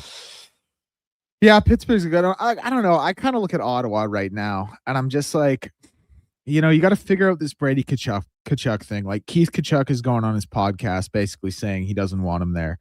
You got some pretty, I like Jake Sanderson a lot. I like Artem Zub. It just seems like, I know they're a playoff team right now, but that Brady Tkachuk thing, and even still, it feels like even with Stützle, Sanderson, and Zub, that feels like 3 pieces of a good, not great team. So I don't know. They might be mine. And then on top of that, Linus Ullmark he's rebounded a little bit here, but he's got a full no move. He's 32 years old. He's getting $8.2 million until 2029. That doesn't exactly seem like an enviable way to be set up as a franchise. That's fair. That is fair. I'd also have maybe Nashville in there too. I was thinking it was between Nashville and Ottawa, if not Pittsburgh for me. Yeah. Question number 2. Which teams could the Lakers beat in the first round of the NBA playoffs with no Luka and no Austin Reeves to start their playoffs? Who can they beat in the first round? So right now they get Minnesota. Okay. I'm going to say the LeBron for a series can carry a team. Against Minnesota, man, we saw how good they were in the postseason last year, but this is not last year. So I will say they could beat Minnesota. I'll say the Suns. And we're talking teams that are in the playoff picture or just in general? Yeah, teams you could conceivably see them facing. Yeah. So there's a few. It's kind of a short list. Yeah, I mean, those are kind of the 2 that pop off. Golden State, man, if Steph's healthy, I'm never ruling him out. Trailblazers on fire, kind of. Hey, 8-2 in their last 10. Yeah, playing good ball. I'll take King James over them though. But I think that'd probably be it. What do you got now? If people are actually betting on or looking at this and taking it seriously, listen to Declan. He knows way more. Well, yeah, I don't. When you look at realistic possible matchups, maybe they slip here in the last couple games, and I don't know, is it a 4-5 versus Denver or Houston? I don't like them in either of those series. Houston's got a lot of problems with kind of their clutch time scoring metrics, but still, I don't like them over Minnesota at all. I think if you're the Lakers, you got to find a way to hold on to that 3 seed and just hope Phoenix can get to that 6 line, because I think that's the only team you could beat in a 6-3 matchup or 4-5, truthfully, is that Phoenix Suns team. Because you're not going to be playing the 7 or 8 team. You're not catching San Antonio or Oklahoma City. I think Phoenix is really their only shot. Now, Luka is seeking treatment in Europe. Yes. Never Spain. A good sign. Not great. Austin Reeves done for 6 weeks. Yep. Man. 2 huge injuries at arguably the worst possible time. No, I mean, they got not. Yeah, that. I think Minnesota would tear them up. I think Minnesota would demolish them, but I don't know. Number 3, the Oilers have 11 free agents this offseason. Some, of course, are RFAs. Who could you see them overpaying for, and what would it look like? There's a few that come to mind for me. When we talked about it with Brownie, Roslovic would be one that I think you could potentially pay for and maybe spend a little bit too much money. I don't know what that would be. I'm obviously hopefully not the term that Trent Frederick got. That seemed like a little bit of an overpay, an overdue date. It just seems like it's going to be a little too long. I would probably throw Jason Dickinson in there as well. I get it because you trade it for these guys. You want to keep them as long as you can. And I wonder about the cost. And then on the back end, Connor Murphy is another one. And, they might not be crazy overpays, but I think that might be a name. And then also remember the cap's going up. So numbers might be a little bit higher. Yeah, I mean, so they're going to have, 18 mil in space next season as it stands right now with all these UFAs and RFAs, and they got 11 roster spots to fill out. I just don't know how you can divvy up this money. I think Dickinson is a guy they would love to keep, but how much do you give Dickinson? Do you give him 3.5? Then all of a sudden you've got 14.5 to fill out 10 more spots. That doesn't really seem great to building a winning hockey team. You look at Roslovic, he's probably worth more than the 1.5 he's getting this year, but how much are you going to pay Kapanen? Max Jones, you probably want to keep around. You got to pay Podkolzin in 2 years as well. Yeah, you got to pay Podkolzin. Well, no, not until 2031, 2030. He's got 3 years. Oh, sorry. Yeah. 2.95. Okay, that's a value deal. Sorry, I didn't scroll. Yeah, you're right. Yeah, he's got, but so I'm saying, there are a few guys. I think Dickinson is one who probably gets, because what's a realistic number for him? 3.2, 3? Was making 2.13 this year, right? Yeah. So he's probably going to want to raise, but at the same time, he also spent the last few years, not playing playoff hockey. So would you be willing to maybe take a little off the top to play with a competitive team, maybe just for 2 years? Maybe you're saying, I'll be here as long as McDavid's here. Yeah, I just look at it, I'm like, man, 18 mil for 11 spots, or roughly 18 mil for 11 spots. How many guys can you actually overpay? You know what I mean? And then, to your point, Dickinson, first name that came to mind. Question number 4. Which city currently has it the worst in North American sports in terms of being a fan base? Yeah, it's tough because you go through it and there's 2 out of 4 are, not good for a fan base, but then 1 is pretty good. I guess I'll go with Washington. The Nationals right now sit last in the NL East. I know it's early. Caps could be missing the playoffs. The Wizards, Declan. The Wizards. And then, the Commanders, after what we thought they were building something, had a pretty good run to the NFC Championship, kind of fell flat on their face. And I know a lot of that went with Jaden Daniels and the injuries, but I think that would be my pick, would be Washington right now. Yeah, that's a good answer. What do you got? I don't know, man.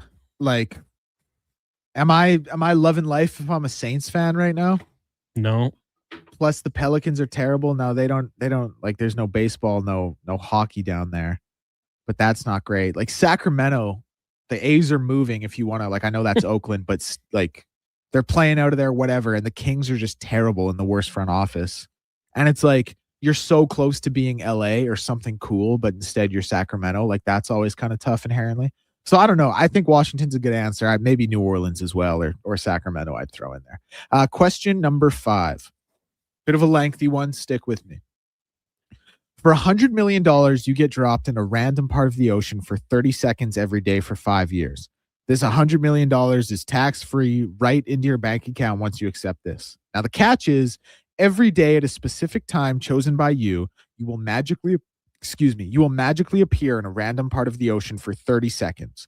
During this 30 seconds, all you have to do is survive. And it's random. So it could be shark-infested waters. It could be near a boat. It could be off the shores of an island. All you know is that it is a random spot in the ocean at each time. You'll be wearing nothing except your swimsuit, which will keep you warm. If it's cold waters, it's a nice thermal suit. Once you accept this deal, it starts the next day. If you die, you die. And if you you can take a rain check 50 times in 5 years with no punishment. Would you take this deal? So if I die, I could take a rain check 50 times? No, you can take a rain check at 50 times over the 5 years. On my wedding day, I could take a rain check. Exactly. Yeah, exactly. Christmas, you might want to take a rain check. And I'm dropped in, I could be in Antarctica, but with my swimsuit, I'm not cold. Yeah. I mean, you'd still be cold, presumably, but it's I'm not freezing to death? You probably not in 30 seconds. And then I just pop off and I'm back to normal life. Yes. Every day. Too. Wish me luck, boys. Yeah, why not? I mean, I got to think that I'm in shark-infested water. If I get bit and my leg comes off, when I go back to reality, is my leg gone? You spawn back with no leg. Oh, that's a problem. Because odds tell me that someone's going to get me. What if a whale ate me and I'm alive in its gut? I'm alive still? No, I think that counts as death, man. Well, I got to say that's generational wealth. So I think I got to do it for Benny. Okay. In his future. That's fair, I'm man. doing this. How about you? This is like the old hypothetical Fridays, but like a really good one. I don't know. The risk reward is like, obviously the reward, $100 million. You can help a lot of people with that money. But man, I don't know. 5 years straight of random ocean. 30 seconds is like, it's not long, but it's there. Stuff can go wrong in 30 seconds. You know what I mean? No, yeah, 100%. And if you're near a boat or something, like, I don't know. But think about those days where you just got like ankle deep in Maui. Statistically, it probably would happen. Those right? are gonna happen too. I don't know if I would take it. And here's the other thing: like, if you're like in the path of a boat, because that's a random spot, there's not much you can do. Like a lot of like, I don't think you're beating that undertow if you're swimming. 30 seconds. I think the risk is too high. I think I got to say no. Where'd you come up with this question? I think I saw it on Twitter. Okay. Possibly Reddit. Definitely didn't think of it myself, but I thought it was a really good question. It is a good question because, like, for 30 seconds, you think you could do it, but you could be put in a bad spot. There's no doubt. Well, let us know. 1-833-401-1440. Oddball says no Mount Rushmore question. Boo. Maybe we'll come back with that. Mount tomorrow. Rushmore of ocean spots you least want to be dropped. There's so many. There's so many. There's only like 3 I'd want to be dropped. Propane P says they could easily overpay for Connor Ingram too. Yeah, that's a good one. That's a very good one. We'll take a break here. When we come back, we will get to Mark Spector of Rogers Sportsnet. We'll also hear from members of the Oilers as they spoke to the media earlier today, and we'll get to Cam Tate's latest 2-minute warning. But first, a Sports 1440 update here with Declan Kruger, brought to you by Northgate Chevrolet Buick GMC. Spring is coming, and so are the Corvettes. Come see the vets at their new Autoplex and get 0% financing. See more at northgategm.com. The Sports 1440 update. MLB scores around the league right now. 4 games tied 0-0. Reds, Marlins, Padres, Pirates, Brewers, Red Sox, Cardinals, and Nats, while the Guardians lead the Royals 1-0 in the top of the 4th. And a final today saw the Rays over the Cubs 6-4. Toronto Blue Jays set to throw out the first pitch in about 6 minutes' time here against the LA Dodgers. World Series rematch, of course. Scherzer on the bump for that one as the Jays play host. In the NHL, 4 games today. The action will get going right away here between Tampa and Buffalo. Seattle and Winnipeg will be next up at 5:30. In the later games, we'll see Chicago and San Jose and Nashville and Los Angeles. In the NBA, action also set to get going right away here between New York and Atlanta, Detroit and Orlando. The late game in the league, we'll see the Denver Nuggets playing host to the Portland Trailblazers. WHL playoff is going to see Edmonton play host to the Saskatoon Blades. 7 p.m. puck drop down at Rogers. And news around the sporting world, including Ottawa Charge head coach Carla McLeod stepping away for an undetermined period of time to receive cancer treatment. I'm Declan Kruger. This has been a Sports 1440 update. Sports 1440 in West Edmonton Mall and Wetaskiwin. CKJR is a Stingray radio station. Download the free radio player app and listen wherever you go. One app, triple the action. Play Alberta is proof that good things do come in threes. Whether you're into playing any of our exciting casino games, betting on your favorite professional sports teams from around the world, or buying into Canada's biggest lottery, Play Alberta is the province's only app to do it all. Download today and discover a new way to play. Must be 18 plus to play. If you gamble, use your game sense. An electrical solar team is now making a play for sustainability and savings. They're specialists in powering up for a greener future. That's the strategy. Designing and installing high-efficiency solar panels. They're helping homes and businesses combat rising utility costs by harnessing the power of the sun. A smart move for efficiency and the environment. Hire the Action Electrical team to bring home a win for your project. Visit actionelectrical.net. Craving your favorite mouth-watering pizzas? Papa John's has large specialty pizzas for only $19.99 for a limited time. Get a flavorful all the meats, the works, ultimate pepperoni, Hawaiian, barbecue chicken, and more on original thin or New York style crust. Use the code LSPEC at papajohns.ca or on the Papa John's app. Get yours today. Better ingredients, better pizza. Papa John's. From the first pitch to the final out. Catch Toronto Blue Jays baseball games live right here. Sports 1440 is proud to be the home of Blue Jays baseball. Who's that working on the underground utilities over there? All-Star Construction, that's who. What about the street lighting? Yep, All-Star Construction. And the directional drilling, hydrovacking, neighborhood renewal, and telecommunication work? Yep. And yep. Since 2009, All-Star Construction has been doing all that and more, shaping and building Edmonton communities for land developers all around Edmonton. That's what All-Star Construction is all about. Silent Ice Sports and Entertainment is an innovative market leader across Western Canada. Properties include the Spruce Grove Saints, the Junior Prospects Hockey League, Silent Rides Charter Company, the Hockey Super League, and the newly launched Female Super League. Silent Ice also owns the Western Hockey League Seattle Thunderbirds and operates the Morinville AAA Arena. The Silent Ice Center, a new state-of-the-art entertainment facility in Nisku, features 2 sheets of ice, a 1,600-seat arena, as well as Summit Restaurant. Learn more at silentice.com. The job isn't done until the last load is hauled, and having a semi-trailer out of commission is not an option. Whether replacing or adding to your convoy, Edmonton Trailer has a huge inventory of new and used semi-trailers, trusted by the gravel, logging, oil field, fluids, and freight industries. Find a trailer right for you online or at one of their 3 locations. For sales, service, parts, rental, and finance, when you're in it for the long haul, Edmonton Trailer. All this month, you can get in the swing of spring with Pot for Dough at Nisku Ford. Shop amazing deals on their entire in-stock inventory of cars, trucks, and SUVs. You're sure to find the perfect ride. Then, with every vehicle purchase, you'll get your turn to Pot for Dough.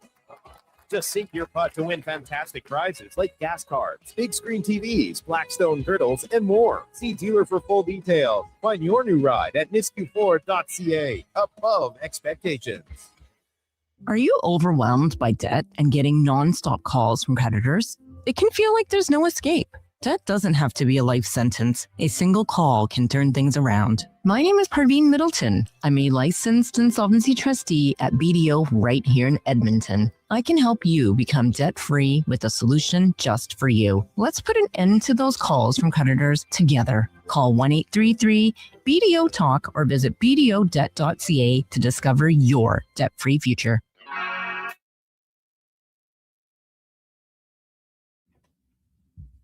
Portions of this hour brought to you by 01 Athletic Care. Injuries don't wait, and neither should you. 01 Athletic Care offers one-stop access to doctors, x-rays, and casting. It's expert musculoskeletal care covered by Alberta Health right in West Edmonton Mall. Move from injury to recovery. Book now at 01.ca.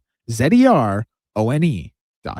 The Jason Gregor Show with guest host Connor Halley. This is Sports 1440. Brought to you by PlayAlberta.ca, Alberta's only regulated online gambling website.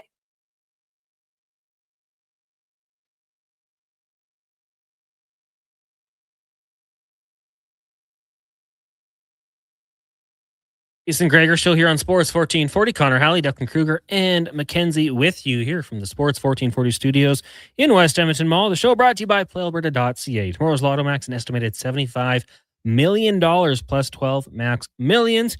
You've also got the Gold Ball jackpot, $24 million. And today, the Daily Grand, $1,000 for a day for the rest of your life. Could you imagine how amazing that would be? Remember to use your GameSense, GameSenseAB.ca, and stay within your limits. Got the Blue Jays and Dodgers getting going shortly. We'll join that game in progress on our AM feed immediately following the Jason Gregor Show. If you're listening online, you're streaming, you'll get Fox Sports Radio. So a lot's going on here on Sports 1440 right now. We will get to the Spec Report with Mark Spector, brought to you by GS Construction. They are hiring. You can work with a fantastic company that loves to promote from within with great benefits. Also, they're huge sports fans. Apply at gsconstruction.ca and search careers. Mark Spector of Rogers Sportsnet joins us. Spec, good afternoon. How was your Easter? Oh, it was pretty fair. Connor had a good weekend. Right on. Hockey. Looking forward to Game 7 of the Oil Kings tonight. Going to watch that one way or another. So too much going on.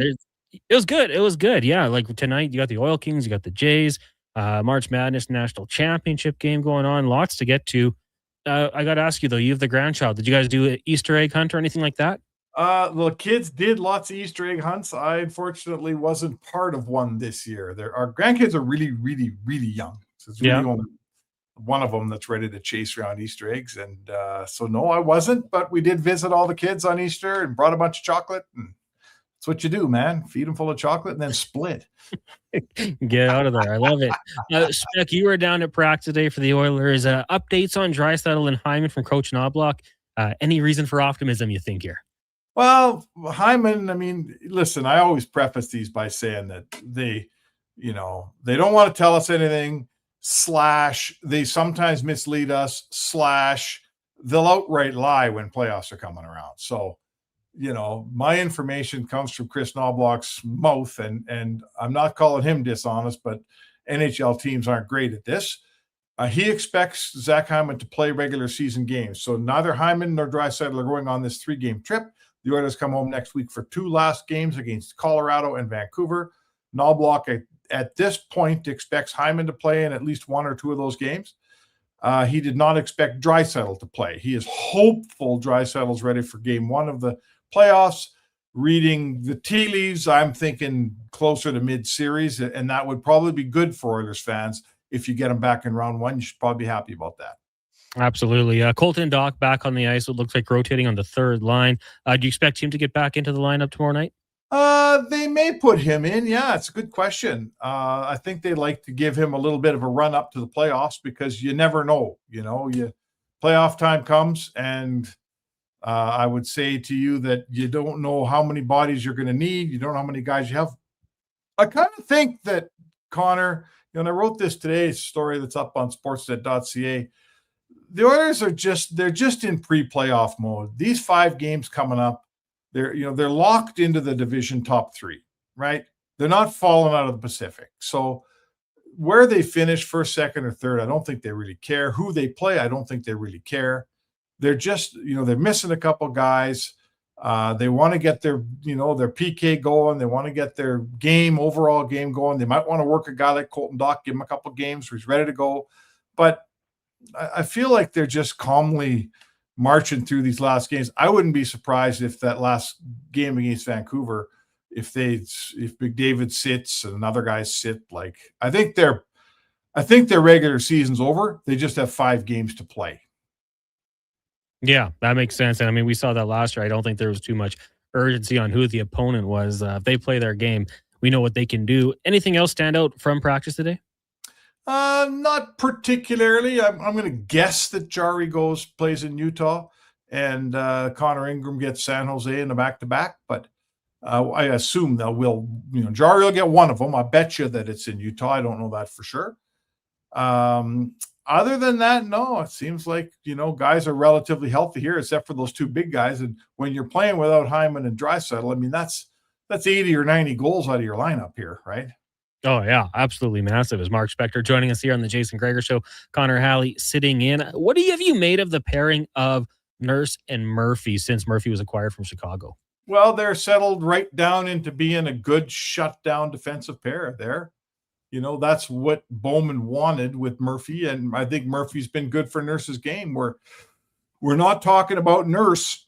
What is he doing? How did that guy get past him? Why is he over there? I'm not hearing that on talk radio in Edmonton over the last couple of weeks. So, when Nurse's game settles down and he plays a strong defensive game and he's a presence out there, he's a good player. Right? He's a good player. It took him a while to find it this year, but I think the pairing with Murphy for my second pair, like the first pair is dynamic, and they got a great offensive player in Bouchard and another guy in Ekholm that's pretty good offensively, and your second pair shuts her down, and they're big and strong and tough. I kind of like that makeup on the back end. I'm totally with you. 100% agree. As we're doing this, Teoscar Hernandez just hit a 2-run shot. Dodgers up on the Jays. 2-0 in the top of the first. So hopefully Gregor's enjoying. Hey, Oscar, what the hell? Yeah, right. What are you doing, man? Respect your old team. Exactly. Mark Spector joining us here on this show. I did want to ask you about Tristan Jarry because you said, looking like he could get that start against Utah.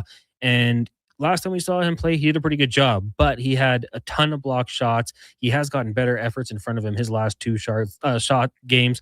Obviously, won the game against the Blackhawks as well. Have you noticed any change in him off the ice, on the ice, since kind of winning those games? Maybe just feeling himself a little bit more. Well, a little bit of confidence, right? Like, listen, I don't care how long you played. I don't care how long you've been in the NHL.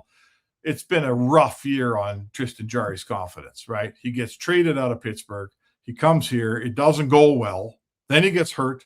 Then he comes back. It goes even worse. It's like, I know he's a veteran and he's done a lot of stuff and been in a lot of pressure situations, but it's hard in your confidence, man. Like, I've watched these guys. I always marvel at how a guy who's played that long in the NHL can still have confidence issues. Not issues, but how they can sort of lose their confidence. And I would say that the Oilers playing a really strong game in front of him in Utah. He wins, I think it was 5-2 there. One goal was a double deflection fluke off of two Oilers. Then he comes back and plays against Chicago, and the Oilers were good but not great in that game. And I think, what was the final in that? 2-1 or 3-1 with an empty netter? 3-1, yeah. So he lets in one. So, that's back-to-back excellent starts for him. Success. He found some success. The team's showing him that they can play in front of him because they didn't play very well in front of him before that. Now he comes to Utah, and I think he's just looking to string some stuff together here. Maybe it's too late in the season to probably repair his numbers. They're not very good. They're not going to be good this year. That's just the way it is. But we all know in Edmonton that you go into a playoff with one goalie starting, but you tend to need the second one at some point. So, I think his time to shine is still in front of us here. I totally agree. We've seen that the last couple of years here with the goalie duo, the tandem that they had in the past. I do have to ask you, just going back to when Paul Coffey was hired, I think it was February 18th, in around there after the Olympics. And, as of late, we have seen the defensive play improve for this group. And it's not just the defensive unit. I'd say it's, 5 players out there all doing their job. But how much do you think the improved defensive play goes to Paul Coffey, and how much do you think it is just a veteran team knowing that at this point in the season they do have to ramp that aspect of their game up? Well, I mean, the overall team game credits to I feel like this team they've learned over the last 2 years that October through March is really just, there's not a lot of value in it. I really feel like they pushed it last year later before they started to play well. And this year they pushed it even later. And, if this team has success in the playoffs, Connor, I told my boss, I'm not even coming to work till February 1st next year because the rest of it's meaningless. So I would say the overall team game I give to the players. But the individuals in the back end, like Wallman's games come together quite a bit. He wasn't very good this year. And since Coffey's come and had a little time with him, we noticed that Wallman's game is together. We're just talking about Nurse. This is the best Nurse has played all year. It just so happens that Coffey showed up.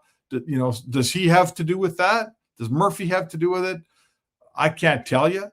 But I don't think it's a coincidence that a couple of guys whose games were very unsettled for most of this season have really found their game in the back end since Coffey arrived. I feel like individually he's a bit of a defenseman whisperer. He knows what each guy needs. And this is the most settled this sixth man decore's been all season. There's no doubt about that. Mark Spector of Rogers Sportsnet joining us here on the Gregor Show. We actually got a text in from Sparky Spec. He says, what did you think of the emotion from Trent Frederick at the end of the Vegas game? Well, good. Good. Do something. Like, you're getting killed by Vegas. You can't go out easy against Vegas. You're going to meet him in the playoffs probably. Could have started 10 minutes earlier in my books, but you know what? I mean, when you lose 5-1 and you fight your way off the ice, I guess it's okay. To me, really, it's kind of meaningless, isn't it? They weren't even fighting. They were just arguing. So, you know what? Big deal. How about that for a response? I would agree. I don't think Vegas really cared at the end of that game, for sure. Now, I don't know if you saw this, but the New Jersey Devils parting ways with their GM and president of hockey ops, Tom Fitzgerald. We're seeing these late season moves. We can get to the Islanders after this one, but what do you think about this decision by the Devils to make the change, 5 games left in the regular season? It's something new here, isn't it? Like Vegas does it with 8 games left. Islanders do it with, I think, 4 of their games left. And I mean, Jersey's out. So it's a little bit different. Like there's an asterisk here. They can fire whoever they want. The season's over. So, but it is, it's almost like they're not wasting any time. Tree Living gets gunned out, right? They didn't wait till the end of the season on him. So I feel like it's almost like a bit of a race to hire the next guy. You know, the Islanders make that move because they want DeBoer before someone else gets them. And I wonder, you know, it's getting really late now. I was going to say maybe that might be the case with Cassidy. If I'm Cassidy, I'm just going to chill till summertime. There's going to be 7 teams phoning me. But it's certainly maybe that's what the Devils are doing. Maybe they feel like they got a guy in mind and they want to move on Fitzgerald before somebody else gets their guy. How about that? Is that fair? To me, that just kind of was what it has to be. Especially, you know, with DeBoer, the Islanders, they lost 4 straight. Maybe trying to make that late season push. They are just a point back of the Sens, who do have a game in hand. Did you like that hire of DeBoer to the Islanders, firing Patrick Law? Yeah, I like DeBoer as a coach for sure. I know some people, you know, what did I hear today? I think Elliott was saying that, you know, when it gets really high stress on the bench, he gets stressed out too. Well, there's a news flash. Everybody gets stressed out. I guess what he's kind of saying between the lines is maybe he doesn't handle the stress as well as others. I would think DeBoer, who's been around a long, long time, you know, done a lot of things. I personally like him. I think he's his record's excellent. He's been to a ton of Western Conference finals. I think he's been to a couple of cups and not won them. But his team's always good. You know, his team's always good, and he knows how to win. So I think the Islanders are that team that has looked good over the years, but never gets it over the top. They never deliver when you need it the most. Is this the coach for them? Well, you know what? Like, hang around and read the rest of the book. Let's find out, I guess. Yeah, DeBoer and Cassidy. I mean, those are the guys I've loved listening to post games the last couple of years in the playoffs. I think they're both, you know, good, insightful coaches. Tell you a lot. You know, they're both gonna. We knew it. They'd both land on their feet eventually at some point here for sure. Tonight, Tampa, Buffalo. Last time we saw them play, it was 8-7. There was fights, tenacity. This race in the Atlantic Division spec has been unbelievable. And now you got the Montreal Canadiens making this late season push. Yeah. Do you see anyone getting past Tampa, who currently, game in hand, 2 points up on both of those teams? Game in hand on Buffalo, yes. I think they're both 76-76 with Montreal, if I'm not mistaken. Buffalo and Montreal have played 77. Tampa's played 76. Oh, okay. Excuse me. I must have the bad standings up here. Anyway, I feel like Tampa's the best team. Tampa's the veterans. They've done it. They've been there. They've been a good organization for a really long time. If I had to put 100 on one team right now in the Atlantic, I'm picking Tampa. But there's, you know, both Buffalo and Montreal are coming. And we love that last Buffalo Tampa game. What did it have? 5 scraps and 15 goals or something? Yeah. Like, tune in again tonight. Surely it can't be that exciting again, can it? I would hope so. 1-0 Buffalo right now, though. Oh, is it? Okay. Anyway, I love that division. Like, the Habs are tons of fun to watch, right? We all have a spot in our heart for Buffalo. They missed the playoffs 14 years. They're finally good. You know, who wouldn't want to see Buffalo and Buffalo's fan base, right? Get a little bit of success, maybe win a series. And Tampa's Tampa. You kind of fear Tampa. If the Oilers get to a cup and they play Tampa, you're going to go, man, this is going to remind me of playing Florida a little bit. But either way, those 3 teams are exciting. To me, if I put that division up against the top of the Metro, which is Carolina, Pittsburgh, and the Islanders, there's no contest in who I want to watch. I want to watch that Atlantic Division all day long. Oh, we're going to get set up for some really good round 1 series. Spec, thanks for doing this, and we'll talk to you tomorrow. All right, Connor, sounds good, man. There you go. Mark Spector of Rogers Sportsnet join us every day here on the Jason Gregor Show. Vlad almost hit a home run. That's why I paused for a second there. Right to the warning track, but just a deep fly ball. Dodgers lead the Jays 2-0 in the bottom of the first. We'll join that game in progress immediately after the Jason Gregor Show here on Sports 1440. As we said, Buffalo leading the Tampa Bay Lightning 1-0 midway through the first period. And tonight in the NHL, it's quality over quantity. The Jets and Kraken meeting at 5:30. Both these teams fighting for the playoff spot, as are the Sharks, who host the Blackhawks. That one starts at 8 o'clock. Macklin Celebrini just rolling here. 106 points, 41 goals in his sophomore season. Connor Bedard having a good year as well. He's got 71 points, obviously missed some time with injury. And then at 8:30 tonight, Kings and Preds from Los Angeles. That's going to be a big one too. Like every game tonight has implications for the postseason here, and that's how it's going to be for the remainder of the regular season, I think, in the NHL. Just teams, even if they clinch, they'll be jockeying for spots. We'll take a break here. When we come back, we'll hear from members of the Edmonton Oilers as they spoke to the media earlier today after practice. It is the Jason Gregor Show, brought to you by PlayAlberta.ca. Mr. Rooter sees a UFO. Mr. Rooter says 1 plunge, 2. What's this? A UFO? An unidentified floating object. It's beginning to glow and levitate. Thank you, Mr. Rooter. You have freed us from the gravity of the white hole. Humanity will be spared. Wow! People aren't going to believe this when I put it in our new commercial. If you want to believe in a plumber, call Mr. Rooter. Wondering what you can afford? Let Go Auto do the math with our free car loan calculator. No pressure, no awkward convos, just quick answers on your budget and payments. Bad credit? No credit? We got you. Text CHECK to 780-777-7777. That's CHECK to 780-all-7. Find out what you qualify for and start shopping with confidence. Go Auto. Drive what you love with payments that make sense. Nothing beats getting a deal at McDonald's. Why? Because you get a deal now. Deal later. Redeem an offer from the latest mailer or on the McDonald's app and dig into instant savings. Plus, you earn points towards Free McDonald's. Now that's what I call a double whammy of deals. Why does that keep happening? Deals sent right to your door. Check your mailbox for the latest McDonald's mailer loaded with delicious value for a limited time at participating restaurants in Western Canada. Bring into savings at the Brick. Refresh your home with huge discount. Save up to $1,800 on sofas and sectionals, and buy more, save more. Up to 25% off bedroom and dining furniture. Dreaming of better sleep? Upgrade your mattress game. Save up to 40% off select mattresses and score free delivery when you use your Flexity card. Plus, save 50% when you buy 2 or more select major kitchen appliances. Some exclusions apply. See in store for details. The Brick, proudly Canadian since 1971. Get the lowdown with Low Tide. Weekdays from noon to 2 on Sports 1440. He's seen it all and then some. From stats to stories, he breaks it down like no one else. Proud to be Edmonton's sports leader. Sports 1440. Everything is going to be okay. If your debt has you feeling like you're in a free fall, you have options.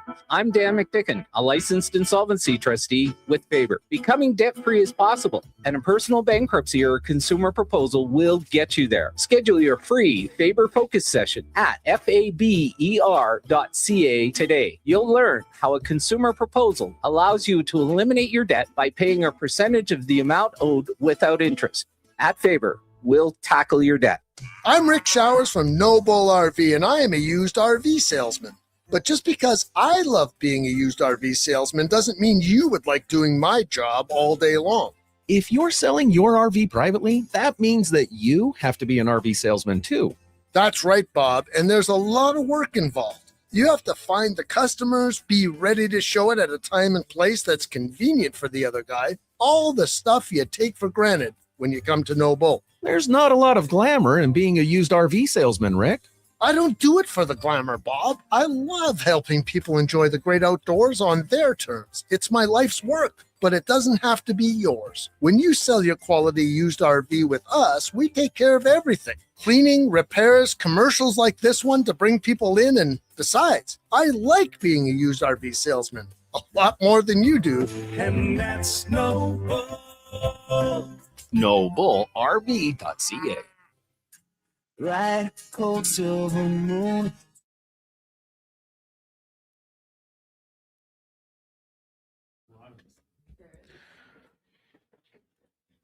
Portions of this hour brought to you by Crystal Glass, your clear choice for residential windows. Locally manufactured and installed, Crystal Glass provides a beautiful product and incredible customer services for all your residential needs.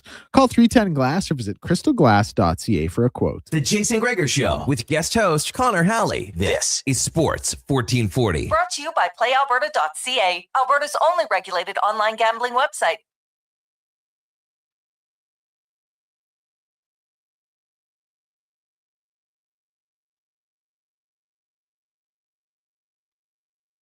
Sports 1440, Connor Halley, Declan Kruger, Mackenzie McClellan here. McClellan.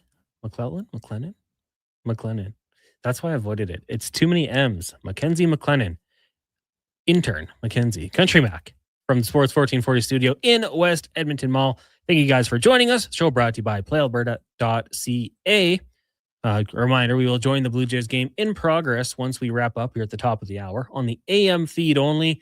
If you are turning into iHeart or one of the other streaming platforms, we'll be going to Fox Sports Radio, The Odd Couple.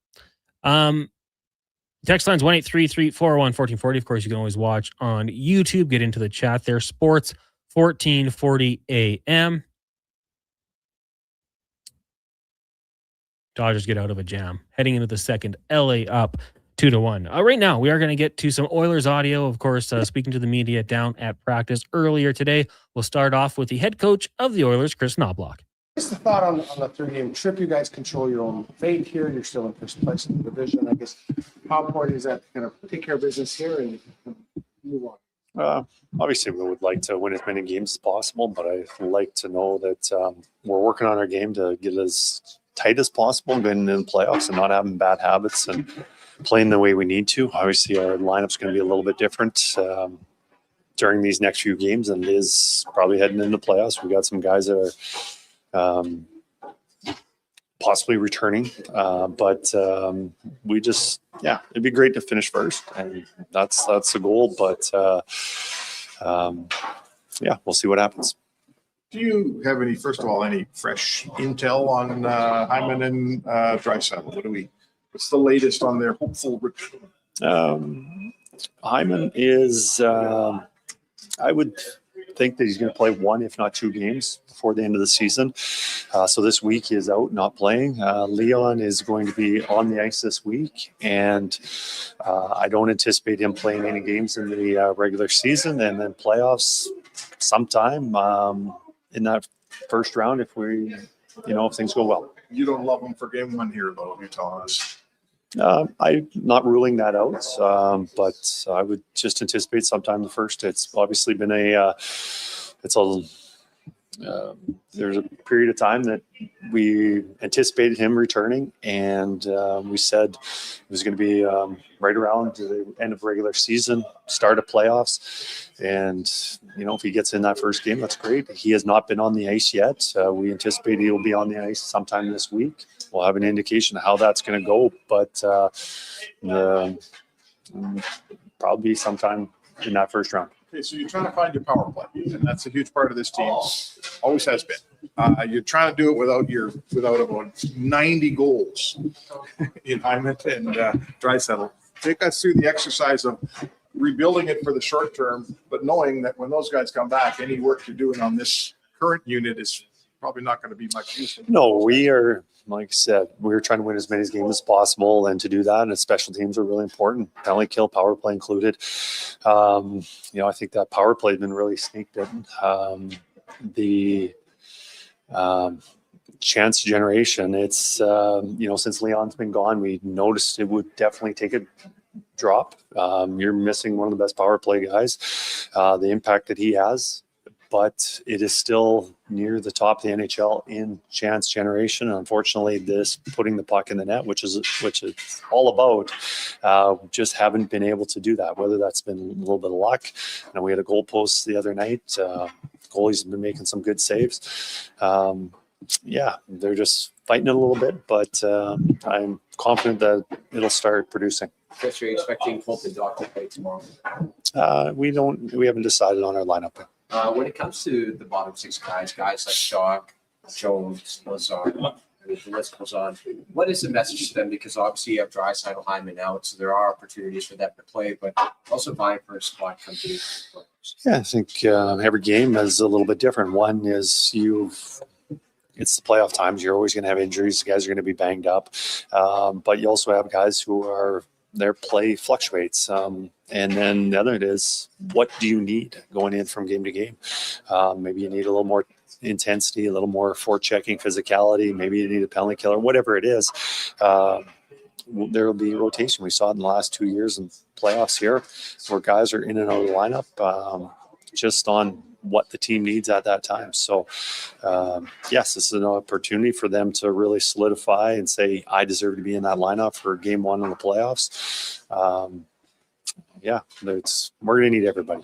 This is a little bit like last year where you were missing a bunch of guys down the stretch. And when you were talking to the players, they're like, doesn't matter when we finish first, second, third, whatever. Home ice is not that big a deal. Is that kind of almost the case again this year? Very similar. We're missing numerous players. So we had a lot more injuries than we did last year than we did this year, but it gave an opportunity for guys to build their game and get some more ice time and feel good about themselves. That makes it a little more difficult to finish higher in the standings. We lost some games, probably didn't win as many games as we'd like to down the stretch because we had so many guys out, and we end up starting on the road for most of the series.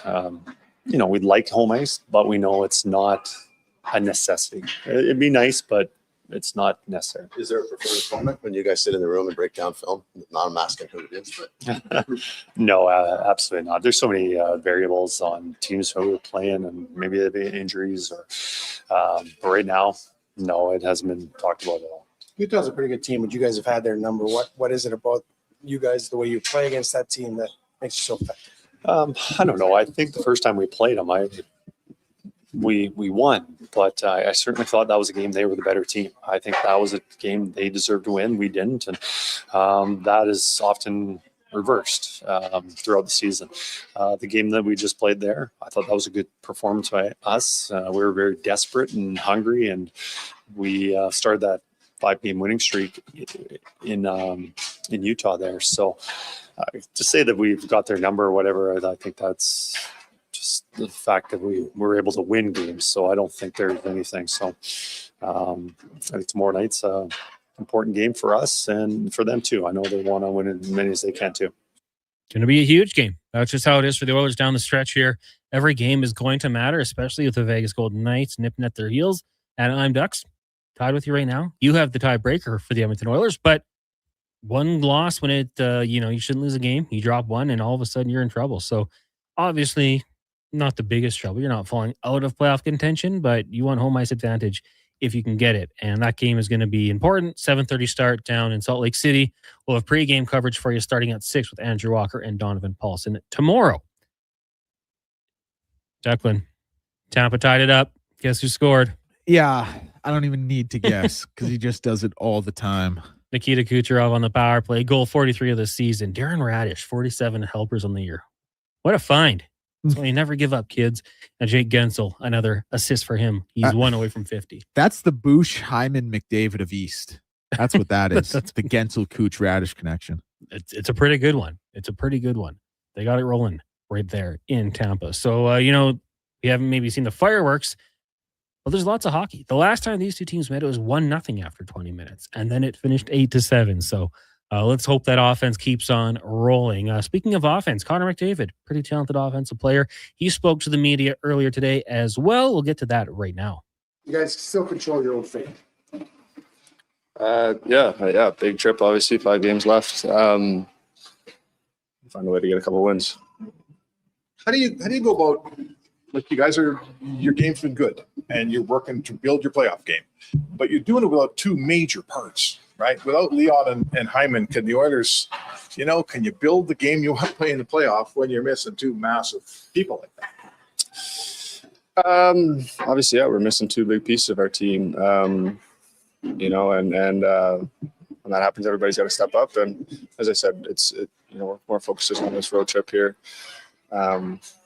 As I said, trying to get a couple of wins and kind of go from there. Like I say, you'd like to get some goals out of your power play starting tomorrow. Mm-hmm. But if you get a great power play going and then those 2 guys come back, you're kind of starting over again. Well, not starting over, but obviously we're missing them a lot on the power play. Power play hasn't been, nearly as effective. I still think we're getting looks. We're just not putting them in. So, power play obviously has to help offensively. Has to be a part of it. Obviously, we're working hard at it. It's been a work in progress, but those 2 guys are a big piece of it. Yeah, last one for me. This team and home ice advantage in the playoffs have never gone together as seamlessly as we would think. Mm-hmm. Obviously, you want to win games and play games and all that stuff. What's the most important thing about these last 5 games? Playing well or finishing first and getting home ice advantage? The most important thing is just getting the X beside our name. I know, we still don't have an X beside our name, and that's all we're focused on. Seating, positioning, it's not all that important. We feel good no matter where we start. But that being said, obviously we know our building, we know our home, our fans, and how excited they are. It is a difference maker. So starting at home would help. Utah's another one of those teams that you might play in the first round or whatever. Like similar to Vegas, is there like a feeling out thing or a message sending thing, or just seeing where you're at head to head against these teams recently? No, two teams that need a winner should have a playoff like feeling. I would think two teams that need points and the variability is so high right now between who we could play. I don't think it. Obviously, it's a possibility we play them.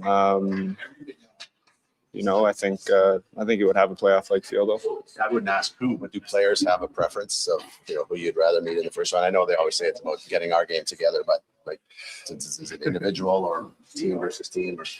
I mean, the answer to that question. It's about us. It's about our game. All the cliche stuff. So, no, it's not all that important. You've had Utah's number. You've had Utah's number. What is it about them and you guys that make you such a good fit against them? Yeah, I mean, I don't know what it is. They're a really, really good team, really strong team. Team that has a ton of skill. Every time we play them, it's an emphasis on playing a simple game and checking them hard and making sure that it's a low event game. They got some high end talent over there that can put the puck in your net, and we want to keep it as low event as possible. There you go. Captain of the Edmonton Oilers, Connor McDavid, speaking to the media before the team heading out to Salt Lake City. What a town. Didn't get on the score sheet against Vegas. That doesn't happen too often, and certainly hasn't happened as of late. He had a 7 game point streak rolling into that one. And hey, if you're at playalberta.ca, I would say sprinkle a little down on over a point, maybe 2.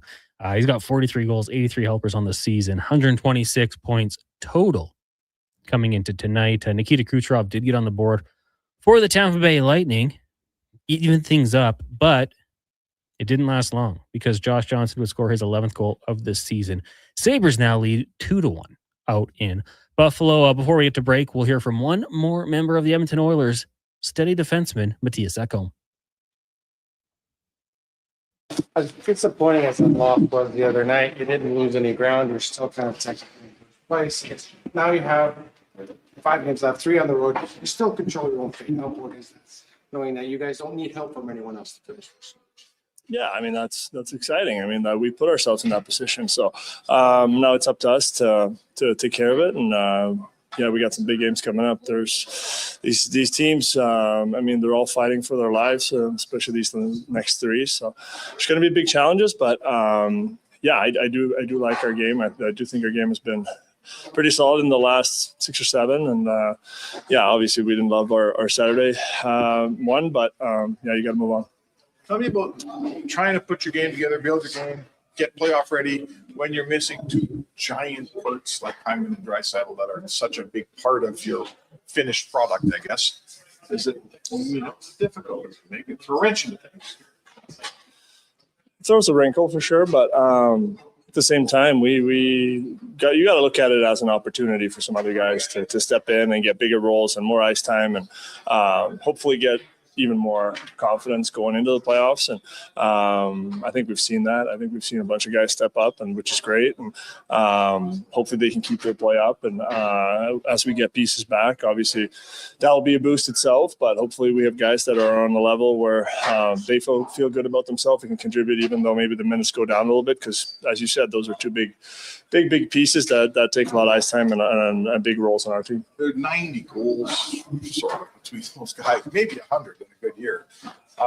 Do you have to play a different way when you know that much production is in the press box? Do you have to play it all a different way?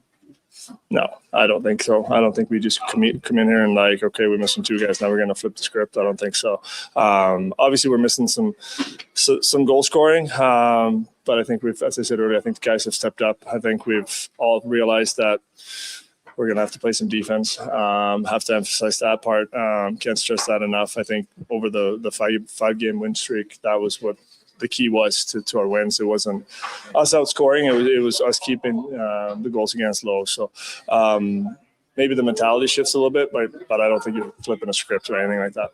Kind of what happened last year, right? You were missing a bunch of guys, and then the theory was that all these other players were going to become better fit. That's kind of what happened, right? Yeah. No, I don't think there's anything different. I think that's the good part here too, right?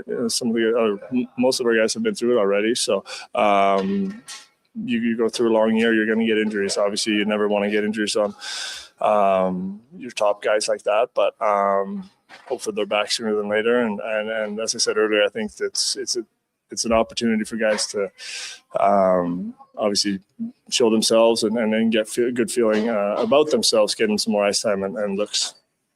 There you go. Defenseman Matthias Ekholm speaking to the media earlier today. Oilers and Mammoth tomorrow from Salt Lake City, 7:30 puck drop. We'll take a break. When we come back, we'll get to Cam Tate's 2-minute warning and wrap up the show. It's the Jason Gregor Show here on Sports 1440, streaming on YouTube, Facebook, X, Instagram, and Twitch. Brought to you by PlayAlberta.ca. Great news for your weekend project. CFI, that's Custom Floors Inc., is now open 6 days a week with Saturday hours from 10 till 2. Get top quality Canadian products from Beaulieu with the convenience you need. For your free estimate, visit CFI at customfloorsinc.ca. Getting your vehicle sparkling clean doesn't have to cost a fortune. Take it into Hughes today and pay just loonies a wash. Find us at HughesCarWash.com. Summer, it's coming. An unstoppable force that will turn your home into the Sweatbox.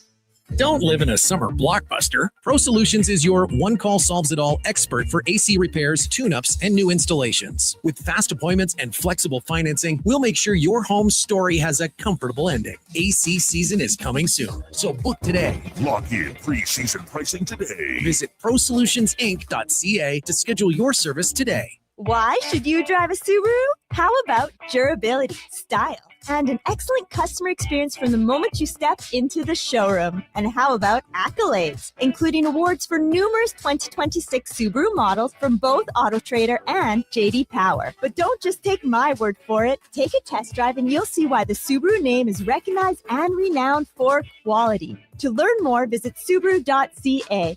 Welcome to Uncommon. Welcome to Subaru. You probably know Stingray for radio advertising. What about digital advertising? Yeah, we do that. Connected TV? We do that. Search and social? And that. Programmatic? Digital out of home? We do it all. Endless digital platforms to connect your business to more customers, to intrigue them, engage them, so they choose your product or service. Get started now at stingraymediasolutions.com and let us help your business grow. We are Stingray. That's what we do. Big guests, bigger takes. Jason Gregor brings the names you know and the stories you don't. Weekdays, 2 to 6 on Sports 1440. Don't miss a minute of the action on Edmonton's sports leader, Sports 1440. The Lawnmower Hospital. Contractors, spring cleanup is coming. It's time to get your lawnmowers, aerators, power rakes, lawn vacs, and more serviced at the Lawnmower Hospital. Hey, the longer you wait, the longer you'll have to wait in line later. Their service department gets crazy busy as the season rolls on, so get in now while it's calm. For quick service on top brands like Bluebird, Ryan Turf, Husqvarna, and more, check out lawnmowerhosp.com. The Lawnmower Hospital.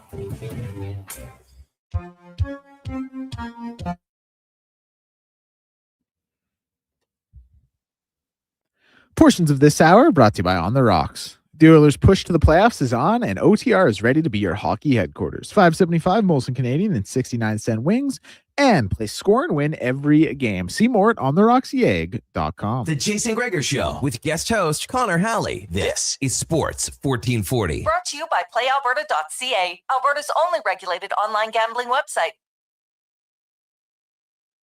Jason Gregor Show here on Sports 1440. Brought to you by PlayAlberta.ca. Tomorrow's Lotto Max, an estimated $75 million. Get your ticket, PlayAlberta.ca. Jays in action, trailing 2-1. Shohei Ohtani leading off the third with a single that turned into a double when Josh Fleming committed the error. And then Kyle Tucker just about hit a home run. but he didn't. It went foul. So Jays trailing 2-1. We'll join that game immediately following the Jason Gregor show on our AM feed only. But right now, let's get to Cam Tate's 2-minute warning, brought to you by Legacy Heating and Cooling, where the rates never change, no OT charges, furnace repair, and maintenance. Do it now with legacyheating.ca. And as we do every day here on the Jason Gregor show, let's get to it. Cam Tate's 2-minute warning. The best. I mean, the absolute best words in any sport. Any sport. Game 7. And it's in Edmonton. Tonight. Rogers Place. Talk to me now. Oil Kings. Saskatoon Blades. And speaking 7, that's how many seconds left. Third period. Sunday. When the Blades tied the game 2-2, gift wrapping it to overtime. Edmonton's got 14 players back from last year's playoff roster. 10 of them played in that Game 7, including goalie Ethan Simcoe. Cool under pressure? You bet.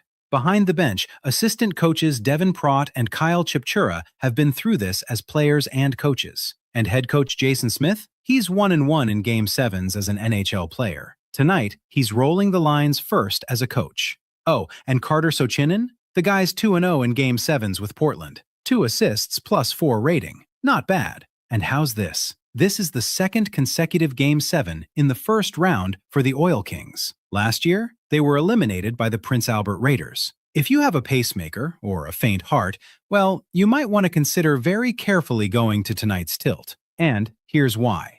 4 games have been decided by a single goal. Might want to invite your doc. Now here's my question. Who is in net tonight for the Oil Kings? The 20-year-old veteran Ethan Simcoe or 18-year-old Parker Snell? Both are 3-3 in the playoffs. Experience? Simcoe. Momentum? Snell. He won Sunday and was first star of the game. We all know the miles put on in junior hockey. Edmonton to Saskatoon, a 5.5-hour drive, or maybe 44 Timmies and 99 Timbits. And yes, we joke about that. But 8 years ago, on this day, we only need to say one word, a name, if you will, to be stopped in our tracks. Humboldt. May we experience safety on the ice, to and from the game for Game 7, and every other game we see or play. We're back with Carius tomorrow morning with something we call Cam and Eggs. The 2-minute warning. Haley, Kruger, Mac. This is Cam Tate, Sports, 1440. Great words there from Cam Tate, as per usual. Yeah, we talked about it earlier on. It was on this day in 2018, the Humboldt bus crash, which unfortunately took the lives of 16 players and staff for the Humboldt Broncos, 13 injured. It was just a crazy, sad event that happened. And I still, I'll never forget just I was on scrolling Twitter and kind of got some texts from people in the biz, and they're like, it's really bad. It's not going to be good. And it was true. The survivors have done amazing things, which has been really inspirational to kind of honor the memory of those lost. But yeah, I mean, I'm thinking if you're driving home today, you'll see some sticks out for Humboldt today. The goaltending question for the Edmonton Oil Kings. We did have Matt Baird on the program earlier today, and it's true. Like Cam's right. Both these goalies have started 3 games. I would be going Parker Snell for me, the rook. Momentum for sure. I do like that he's going to do a bus ride, get no sleep, and get right back out there. And NHL goalies can't go back to back, but that's a topic for another day. But I think that's the road I would go with. Ride the hot hand.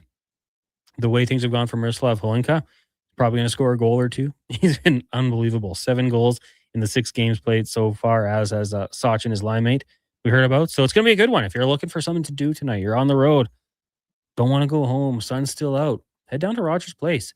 $20. Oilkings.ca for tickets. Freddie Freeman just went yard. Dodgers lead 4-1. Fleming, not a great start. Scherzer, 2 innings pitched, 2 runs allowed. The Dodgers team is dang good. In the NHL, after 20 minutes, the Sabres lead in the Lightning 2-1. Nothing changing there. Winnipeg and Seattle are underway. No score yet. Big game for both of those teams as the playoff picture closing for both of them. You got the Sharks in the Chicago Blackhawks tonight. That's an 8:00 start, so you can get to that one later on. And then Nashville taking on the LA Kings. That one set for 8:30. Big game again for both of those teams as they're trying to get that wild card spot. You got the National Championship, Michigan and UConn. You got Oil Kings hockey, baseball. Tons going on tonight. Deck, What's going to happen here? Are you leaning UConn? Michigan. Michigan, and by how many? That's my next question. Not 6.5. Less than 6.5? I don't know, man. Those free throws could bump it up a little bit. It's so tough to tell. I'll say 81-74 Michigan. The hook gets you 7 points? Way. Yeah. Oh, man. Hook will get you either way. That'll be something. Yeah, I'm looking forward to this one. And, the way they set it up down in Indianapolis, like at the football stadium, elevate the court, it's going to be something for sure. Looking forward to that one. 1-833-401-1440. As we did mention, the Edmonton Oilers, they're not going to be playing until tomorrow night, taking on the Mammoth. Puck drop in that one's going to be 7:30. Our pregame coverage will come your way at 6 o'clock with Andrew Walker and Donovan Paulson. It does look like Colton Dock is going to get back into the lineup. He skated on the third line today with the Oilers. So that's an encouraging sign. I think that, that youthful exuberance that he might bring in the playoffs, if he's on the ice, I think that's something to watch out for. That music means we're done. Big thank you to everyone. To Declan Kruger, Mackenzie McLennan as well. Sean Brown, co-hosting. We had Zach Lang, Matt Barrett, the voice of the Oil Kings, Eduardo Encina, covers the Tampa Bay Lightning, Kevin Woodley, Speck, and Cam Tate. Go check out jasongregor.com or Apple, Google, Spotify, wherever you get your podcast from. And make sure you check that one out. Tomorrow, it's game day edition. So, of course, we'll be joined by Speck. We'll have Struddy, Dave McCarthy, hopefully Terry Ryan. I know he's in Toronto. And we might even do some NFL draft talk since we're just, 3 weeks out from that. Before all this, though, we got to get to our final Sports 1440 update with Declan Kruger, brought to you by Go Auto. Shop over 15,000 vehicles at goauto.ca with 31 new vehicle brands and 73 locations to choose from. Find your car at goauto.ca. Good night. This is a Sports 1440 update. Toronto Blue Jays currently in action. They trail the Los Angeles Dodgers 4-1 in the top of the third. Other games around the league see the Nats lead the Cards 2-0. Red Sox lead the Brewers 3-0. Padres up 1-0 on the Pirates. Reds over the Marlins by the same score, and the Royals lead the Guardians 2-1. Finals from earlier today, just the one game saw the Rays over the Cubs 6-4. NBA action, Knicks lead the Hawks 43-36. 8 minutes to go in the second. Pistons trail the Magic 42-36 with just about 7:45 to go in the second. Two games going on right now in the NHL. Sabres lead the Lightning 2-1 at the end of the first period, while the Kraken and the Jets currently tied 0-0, 13:45 left in the first. College Basketball National Championship tonight, 6:50 tip between Michigan and UConn out at Lucas Oil Stadium. And in the WHL, the Edmonton Oil Kings and Saskatoon Blades will play their Game 7 puck drop 7 p.m. at Rogers Place. That's going to do it for us here on the Jason Gregor Show. I'm Declan Kruger. This has been Sports 1440 Update. It's Sports 1440, a Stingray radio station broadcasting on Treaty 6 territory.